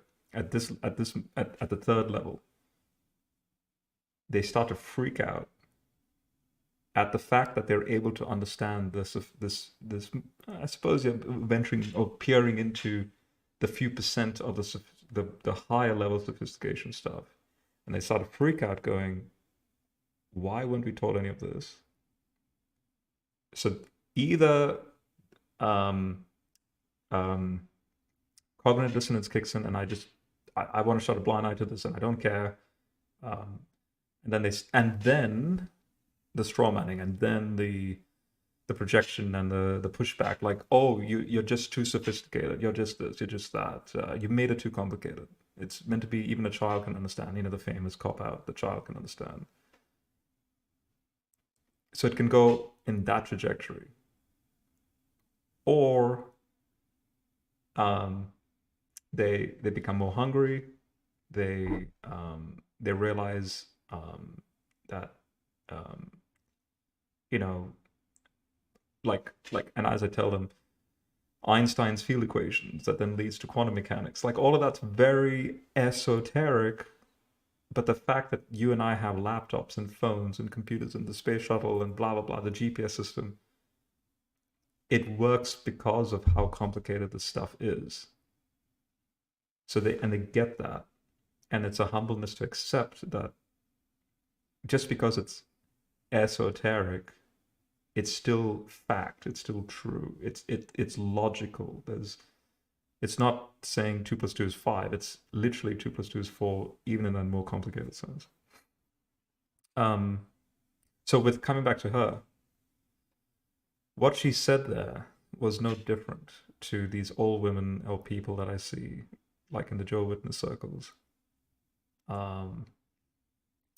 where they, and this is my heartbreaking moment, where I have to just accept the fact that they do not have the cognitive ability, literally, maybe because of their advanced age or the way their brain's been programmed up to that late development, to, so in other words, if they have a data point, if I add another data point, then another data point, notice you have to have all those three in remembrance to then suddenly make this fourth data point connection to then complete the whole. They seem to, that just goes out, and then you're like, wait, whoa, where did this fourth one come from? And then I have to remind them again of the other three. You see, they don't, to compartmentalize is the keyword I was trying to think of, that they don't have the mental strength or capability. This is not an ad hominem against her. It's just a phenomenon I've noticed, to compartmentalize these data points, to dot connect. It's poor study if someone needs to take notes and they don't when they're listening to something, because even as I can remember what you're saying from the beginning all the way through. That doesn't mean I'll be able to repeat it. If I want to be able to repeat it or ask questions, I'm going to have to take notes. This is what you said at first, and then I have that in front of me. But if you repeat it, I don't want you to be no, I mean like no, I'm just emphasizing. Yeah. If you repeat it, and you repeat it, because see, the same, if it's fact, right, you can actually say the same thing in many different ways. So the undevelopment team's version is because of the way you've digested it, compartmentalized it. Because you see, there could be something you will say that is more uniquely profound that I didn't think of, and hence it's now it doubles, right? Now it evolves into a more larger, coherent whole, right? So, that's. But without just the whole idea of study, like. I did a live stream about this a while ago, my frustrations with Bible study, and it all stems from this idea that online the term Bible study is just reading out of the Bible and moving on. My reaction exactly, like I find this channel, they're like live Bible study, and I join, and it's like there's no discussion. It's just the reading, and they call that a Bible study. Because there's often this push, which is dangerous because it leads to something, but there's often this push to not talk about it, to not ask questions, to not learn, because the knowledge is dangerous. Just accept what's there in the words that are given to you. And if the person telling it to you has something to say about it, then listen to them and move on. Yeah. But if you do that, then I mean, think about this. What is the genre of the book of Job? It's a wisdom text. It's so part of the that's wisdom gone. genre. That's gone. We don't need wisdom. What about Proverbs? The whole selection of wisdom texts. Yeah, I mean, throw You out know, Proverbs as well. Proverbs gone. You don't need to know anything. Well, actually, the irony with Proverbs is that chapter 22 is practically verbatim the Amenhotep, the Pharaoh sayings, right? That Solomon's just plagiarizing and being like, "Oh, I'll use this. I'll use that." I guess then Ecclesiastes is just a word. Yeah, it's gone. Like everything, every moment where Jesus speaks a parable, gone. Parables, they're not real. You can't learn anything from that. That would require thought. So what are you left with once you get rid of all of the biblical history of trying to teach people God's wisdom and to seek God's wisdom? It's not seek the wisdom of man. Don't lean on your own understanding. Mm-hmm. But which is all of that as well, the Proverbs. Yeah, how do we seek God's wisdom? Well, it's written down. Okay, but is it written from your hand? Because only you writing something could understand it simply by what's written. You're going to have to learn who wrote it and why and what they were trying to say. And if you separate yourself from that because, oh, that's wisdom, then you're denying that God is giving us wisdom. And what are you left with? Mm-hmm.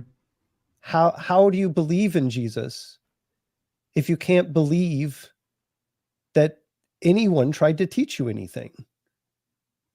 Mm. And that's this frightening thing that thought process they're stuck with leads to, which is where you just have to ignore and throw things out because they're trying to teach you something. Mm. And then it just never ends. Yep.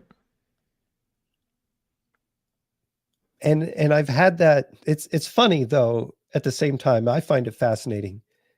If I'm deep into a study on something, and I want to share what I'm learning, and it seems to ruffle some feathers or something, people will quote the things at me like, "Don't argue and don't discuss these big topics." Basically, they don't want to hear about it. But if I'm not part of the conversation, they're talking about it. Yeah, I've noticed. Because I've I'm noticed not that. I've noticed that. In fact, I can say for certain where I've deliberately kept my mouth shut. I've literally bit my tongue. Where I will overhear a conversation at a church, and I'm talking, I haven't been at the church since a year and a half now, but I've known that church ever since my conversion. Let's just say it's here in Australia, where that church progressively became very they were conservative, but sort of like Hillsong type, or sort of like a Hillsong type.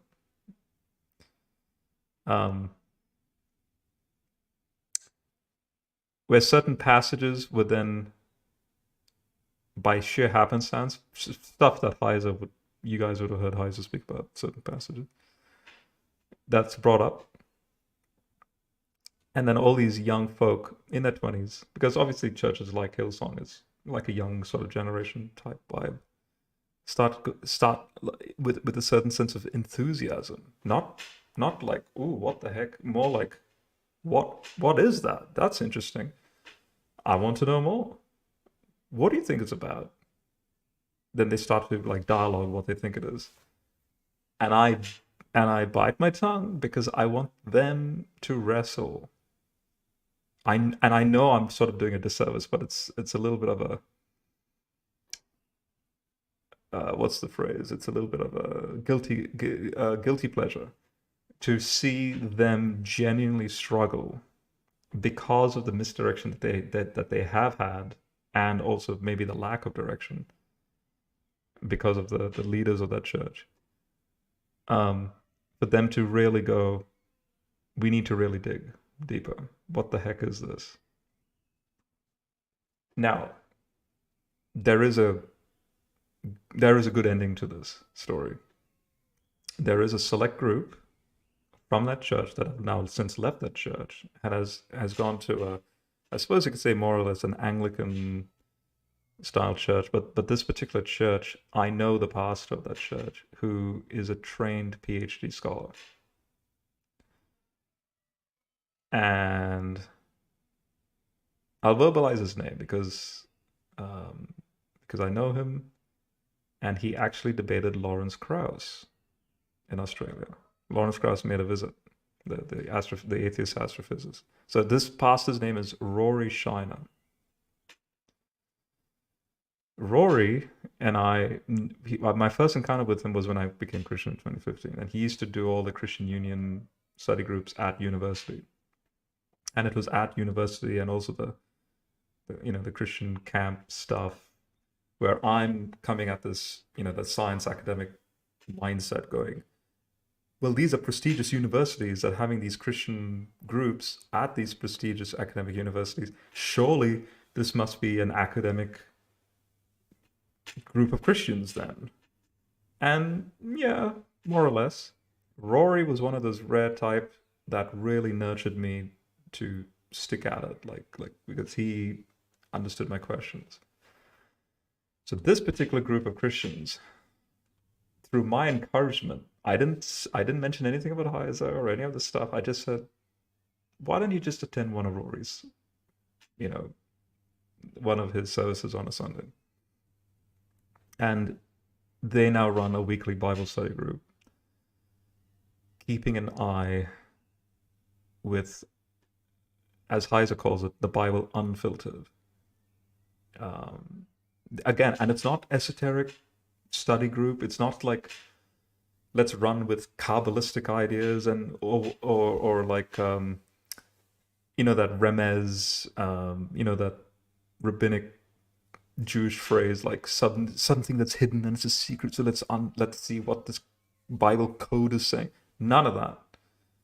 It's just that these are young people finally running free with the relevant tools. And I kid you not, they didn't even know Logos existed. All of them now have a designated like iPad with the Logos on it, and they just, for the last year or so, but they actually decided to go through Luke's gospel in its entirety. And it's a massive exponent. Like, their faith is a lot more stronger because of that whole thing that they decided to do. So they've left that church, no offense to that particular church, but they left that church, entered now Rory's church, and now they can become their own hub, like their own little fellowship and support group, but also realizing that they're young enough. And obviously, it's, the journey's still going to be long, but they know that they're not going to be hungry or even malnourished 10 years from now. In fact, like they're sort of realizing, Rob, you're like 10 years senior to us. Now we know what we can be like in 10 years' time, because we can now see why, from where to where with respect to my knowledge and all this. And so, and then finally I'm like, yes, now I don't have like, I don't have the fear of coming across as pompous, or the fear of how to like compartmentalize or dump this down, or it's like a snowball effect for you guys. And just now you're on the right. Just keep doing what you're doing. I'm here to help if required, but you'll be fine. That's what needs to be done, in my opinion. Yeah.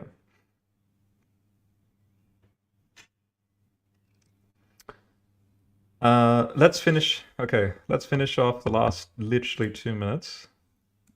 See what they say, and then we'll end the stream there. on the ladder to elevating someone, pedestalizing them, and creating a cult of personality is this approach of making things so complicated that it takes a specialist to decode it for the average person.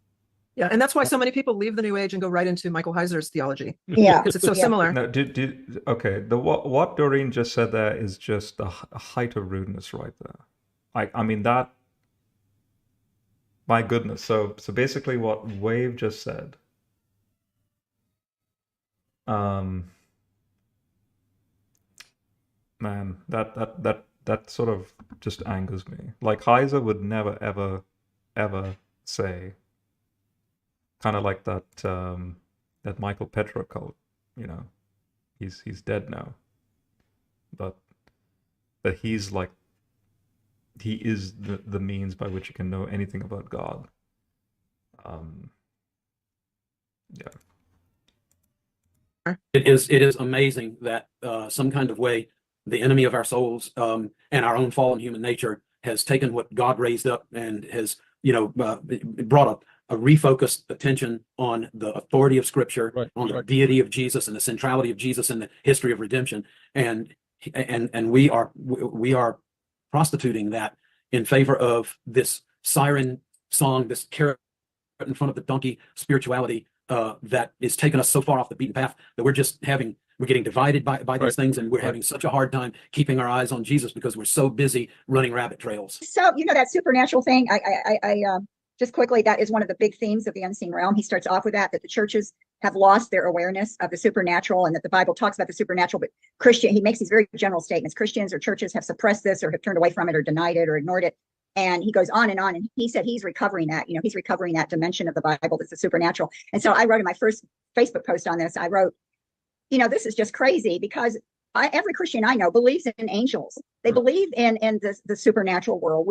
There's nothing, any Christian believes the Bible. I totally get that. And I think that, there are approaches to polemics or apologetics. And this one guy, Christopher Hansen, says the unseen realm is without... Okay, finally we reached the Christopher Hansen quote, which he may have said earlier, actually, but Chris Hansen is... Are you familiar, Underdevelopment team? It's Chrissy? Okay. Angel, are you familiar? So I had his name, he's transitioned. And I suppose you could say the irony here is she is worships the Norse gods, like literally. Was once a Christian, now is a genuine polytheist, worshipping the Norse gods. And she has about a year ago written a article refuting Heiser's view of Deuteronomy 32.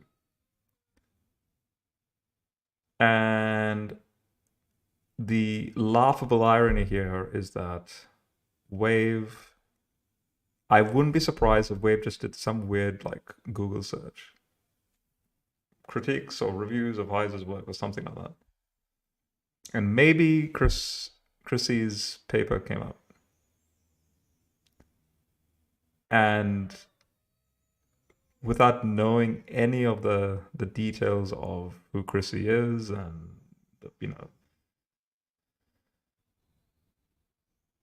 Imagine if Chrissy turns around in the same breath and says, "Oh, by the way, Wave, yeah, I'm trans now, and I think that's okay. It's not a sin, and I also believe the Norse gods are more important than Yahweh."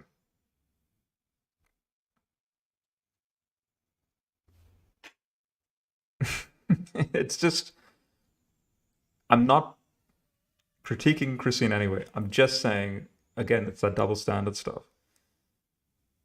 Through ignorance, really, because Wave is being selective here with the criticisms of Heiser's work. In other words, if Wave knew who Chrissy was, would he use Chrissy's argument against Heiser? The argument is no, because Wave is inconsistent. He already, as we all know, would have this knee-jerk reaction against anything that is, say, homosexual or trans or Norse god stuff, as you clearly have seen them deny that, the plural Elohim, and that's what's so laughable and ironic. That's why I'm bringing all that up for context. Question, a polemical book. He has an axe to grind, and so he's going to work with methodology and what evidence it chooses to deal with and chooses to ignore. All of that is subservient to I'm going to get this message out. And so when he makes these broad brush claims of that the church has gone away from the supernatural and stuff, the very people whose flame he's fanning are these folks, churches, groups of Christians who are already headed in the direction of the fantastical world of spiritual warfare. I mean, the Pauline version, the powers and principalities and rulers of that. That stuff is there. There's a reality to that. But no, we're talking about the kind of people that I've been tracking for decades and decades now, who march around cities and claim territory for God and go through these rituals where they dip wooden stakes in calf's blood and drive it down into the ground at the gates of the city, which equals for them the entrances of interstate highways into their cities. Goodness. We don't have gates anymore, and Oh my gosh. go up in hot air balloons so that they can get the right trajectory on their prayers to pray against the principalities of spiritual wickedness in high places. And it is absolute Christian voodoo. It is Christian voodoo. It's white magic. Yes, yeah. And just to clarify a few things. Going back to the Chrissy Hansen context, just to clarify, he was good friends with IP, and I've had him on my streams a few times, just to clarify to Angel who he is. But about that Christian voodoo thing, we just saw Heiser with Stranger Things argue that's not what Christian spiritual warfare is all about. So I have it streamed and recorded out of Heiser's own mouth what he thinks it is. It's a lot more intelligent, a lot more hidden, a lot more complex and serious than just going up in a hot air balloon and like trying to do trajectories. In other words, well, hold on, it can't be complex. Heiser agrees with Wave on that point. Like they believe in angels. This is not Christian voodoo. So the spiritual warfare is God against the angels, right? Because they believe in angels. Yeah, right? yeah. But Wave, because that's what they mentioned. But what's it called in philosophy? It's not just a straw man. It's Wave thinks Heiser is saying that the only way to attack the devil is to go up in a hot air balloon, and your angle of attack is suddenly the demon's like, oh, I didn't expect an 18-degree southwest angle of attack on me. Oh no, now I'm gone. What the heck, man? Wherever did Heiser say that? We just heard it out of his own mouth. The careful, what he would call a psyop sometimes, with the political agendas and what's really going on, using Stranger Things as an analogy. So Wave clearly doesn't know Heiser's argument, clearly doesn't know, say, the general like scholarly sort of discussion about spiritual warfare. And therefore, whatever Christian group that does that stuff, going up in hot air balloons, they are not part of the conversation, ironically, as well. They're not part of the... curious. Yeah, I was curious to who these people are going up in hot air balloons, but more than likely, like if they're talking about it, it's probably like charismatic or like, because I know like they do some weird stuff, but at the same time, that's not like, like the people that study Heiser's work we're not out there like playing like I don't know, like to me that just sounds like you're playing something, you know what I mean? It's not like real, like spiritual warfare is like real within yourself, you know what I mean? Not like like you're fighting Ghostbusters or like you know what I mean, like something like that. That's what they make it sound like it's something like fantastical. You know what I mean? And that's not what any of us believe or think that it is. Yeah, I mean, to summarize the point of all of this, like it isn't to say that there are things between us and God. It's to say that God defeated the things that come between us and him, so that we have a direct line. We are with him. He is with us. And we don't have to do all these wild things that they are talking about, which sound ridiculous enough that he made it up on the spot. Yeah. I want to see like an actual example. Like you said, you know, people are going up in hot air balloons. Okay. I know. I want evidence. I want to see these people. Show me that you did the research that said they're doing this because of Heiser. Right, exactly. Or you're scared, and if this is a real thing that you're seeing people do this, they're talking about it, and you're saying, well, I'm scared of this and I'm scared of Heiser, so they must be connected. To be honest, is Jesus' God still there? Yeah, I'm still here. And to be honest, the hot air balloon thing is something I may do. Okay, moving on. Okay, what do you want me to read, dude? For the sake of humor, hey, Wave, thank you for debunking the Quran. Just read ayah 5 and 6. Okay, 5 and 6. Certainly, we adorned the lower heaven with lamps and made them missiles for the Satans, and we have prepared for them the punishment of the blazing fire. For those who disbelieve in their Lord, there is the punishment of Gehenna, and it is an evil homecoming. Oh, yes.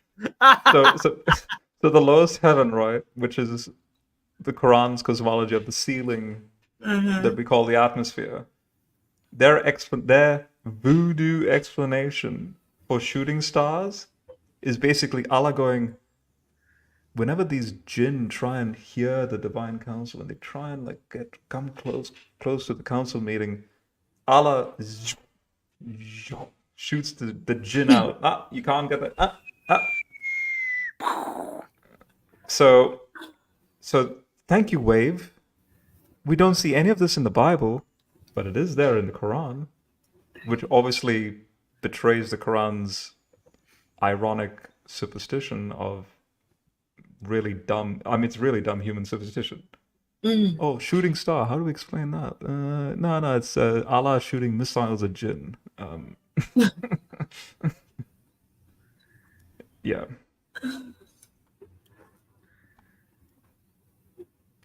Okay, and that pretty much ends it there, folks, because then that's at the 53:42 second mark. We've been streaming for 5 hours.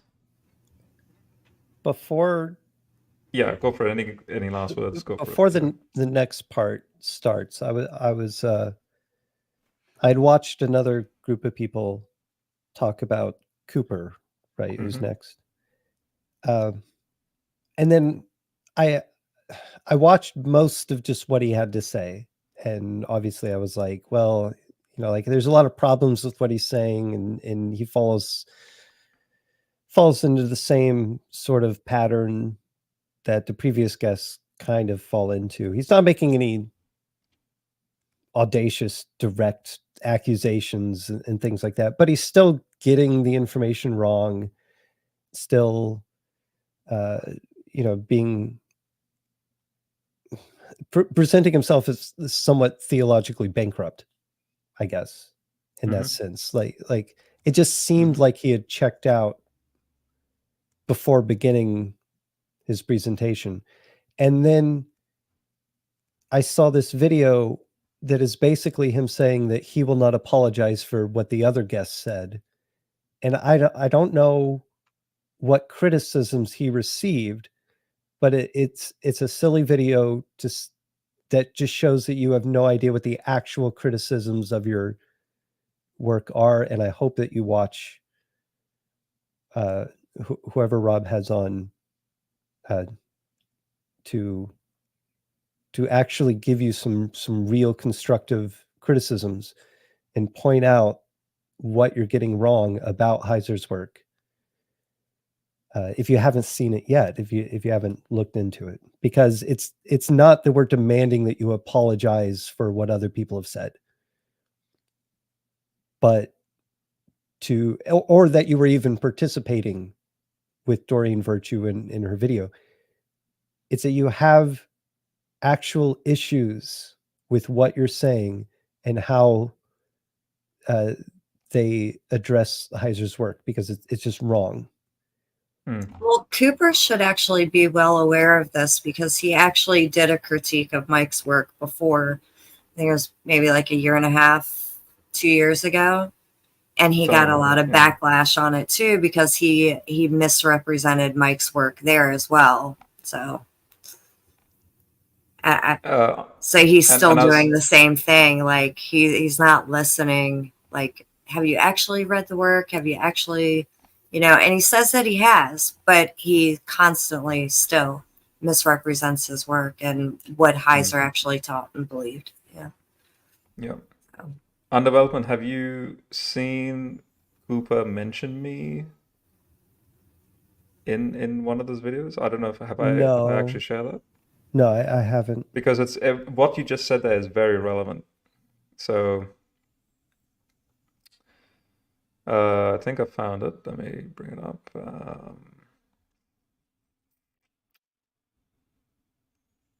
Yeah, I think it was.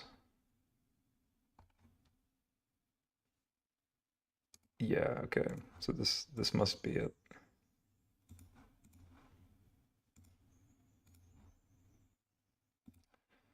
This was in his as you can see at Jan 12th, 2022. Man, that's 2 years ago. All right, expand the screen. It's somewhere here in the introduction. Let me just get to that. That we provide, go to jspublishing.org. All right, now, and one more thing, I guess, before I start, please do come. He's a figure that is one who has a lot of very divisive in any way, so I expected accurately, or have you thought about this thing or that thing that I've said? If you've listened to anything, I don't know. But the majority of you didn't do that, which I appreciate. It had some helpful feedback. So I know that there was a discussion on the channel. Okay, you ready? Yours truly makes a verbal appearance here on Cooper's stream.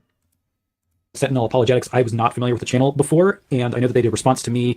I was tagged in it and looked at it and saw that it was 4 hours. I just don't have the time to sit through a 4-hour response. I really don't. I don't mean that as like a... Wait.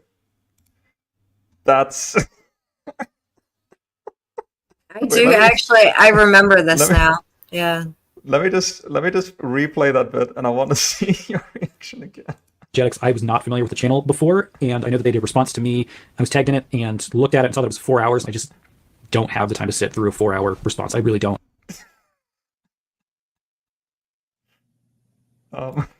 How long does it take to read a book?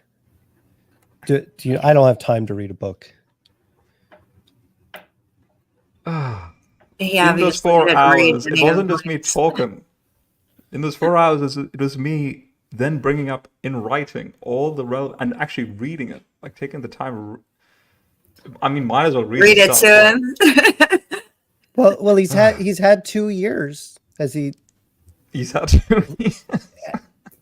That's what I was telling you. Yeah, 2 years ago he did a critique, and he still hasn't. I mean, I watched this video with Doreen. He still is saying the same things that he was saying 2 years ago about Mike's work, and still it's not true. Like, you're still getting it wrong. Well, I got bad news. I don't mean that he's gonna, I invite him to watch the critique that we're going to have, but it doesn't sound like he's interested in listening to anything that's, longer than 15 seconds. Maybe it's hard to say. I love this comment. I don't have time to not strong. like what would be an appropriate amount of time for you to listen to an actual critique? What would 5 minutes do? Can I do everything I just did in this response stream? Like a 5-10 minute, which is Heiser's point, by the way, when it comes to debates, like it's for the lazy, right? So, and again, 2 years ago, you've had 2 years. Have you looked at it yet? Have you even a little bit at a time, if that's what it takes? Heiser says it takes 5 minutes a day. yeah, no, true. Yeah, he also says 5 that, minutes like, a day. to counter the lazy side of it, you can learn a lot in a year with 5 minutes a day approach, right? So, I forget. Let's see if he says anything more, and then That is like I'm better than that, but my schedule's insane enough. I can't do that. So I won't be able to listen to the full thing. I don't know how you guys have 4 hours to listen to anything like that. That's crazy, but it's good if you do, I guess. So anyway, I'm not going to respond to that because I just don't have the time to get through all of that. But I know a number of people sent it to me and told me about it. So maybe there are some points that I could bring out there that if you found certain timestamps or things that he said that you think would be worth responding to or answering, that would be great too. But I won't watch the whole thing. I'm not gonna have the time. If I have 4 hours, there are other things that I'll be doing. Okay, so I wanted to. Yeah, so that's basically it. So I feel special that at least I got mentioned by John Cooper. Yeah, I mean, there's. He doesn't know you care, so he doesn't care that you know. Whatever that is, but just this, like, give me some bullet points to listen to if you think that's important, but I don't have time to go over, this critique of what I'm doing, which, by the way, critique is good if you're in the middle of working on something, because you shouldn't release something if it hasn't been critiqued. Or like a part 2, I suppose. I mean, you can't really do anything about it with like an initial release. So if you find, like, do a little bit of research, if that's what it takes, to find out, is this worth watching? Regardless of how long it is, which I imagine he would have come to the conclusion that it would be, and then watch it, because going forward without watching it, it puts you in a very risky position, because you could be completely wrong about something, not know it, and just continue to go on about that, and you could have learned it, but you chose a different priority. You were like, no, it's, I'm busy. Okay, but what are you busy doing? I mean, he has time to do, critiques on Mike's work, but he doesn't have time to do the research to figure out if he's being correct or not about what he's saying. He has time to do critiques on bullet points. Yeah. How do we at that statement, how do we even know that he spent the time to read and understand any information? Because he's even admitted that something could be too long and that he's too busy. But what is he busy with? Is he just always pulling himself away from everything because he's got something else to do? Because that he's presenting himself as somebody who doesn't have time to even be listened to. And it's sad. I mean, don't forget, part of the so this is just to sort of conclude with what you're saying. See how Cerebral says, like, YouTube lets it speed it up, right? But it's not just the speeding up ability. The reason why it was 4 hours, okay, the reason why this is 5 hours, okay, we started at what, 31 minutes? And now we're at what, 47 minutes or something? So what, 17 minutes has been done so far? To say, let's just round it, 20 minutes? 5 hours to review 20 minutes? So can you well imagine that whole 1 hour video, the first video that Cooper did on Heiser, a whole hour, my review of that whole hour, and as you know, I don't just skip, I allow even down to the very second fully to play out. That ended up, and that's why it was a 4 hour review, because I was going through literally everything he was saying. That's something he just doesn't even realize, because he hasn't seen the video, obviously, to know that that's my approach in this. It's not a 4 hour I'm going to take a 1 minute thing you said and then speak for 4 hours. It's the 4 hours is because I'm going through your material. So that's your point. I've listened to Cooper. Does he listen in return? No.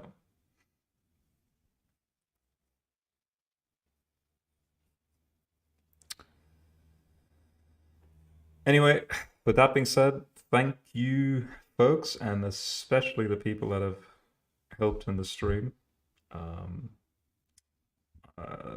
I feel I can be a lone wolf, but not like I suppose you could say I feel competent as a lone wolf to do these reviews. But 5 hours later, I know for a fact this is a better stream because I've had you guys to help. So I really appreciate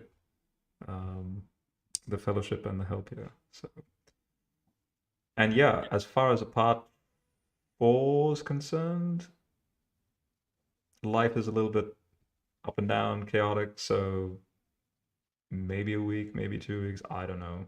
It's just I found the time. Anytime you're ready, dude. Like anything to further the kingdom. So yeah, just I definitely need prayer. That's for sure. And that's all I'll say on that matter. With that being said, God bless. And any last words do you guys want to share? Jesus is God. Jesus is God, yeah, that's true. And with that, I'll see you next time.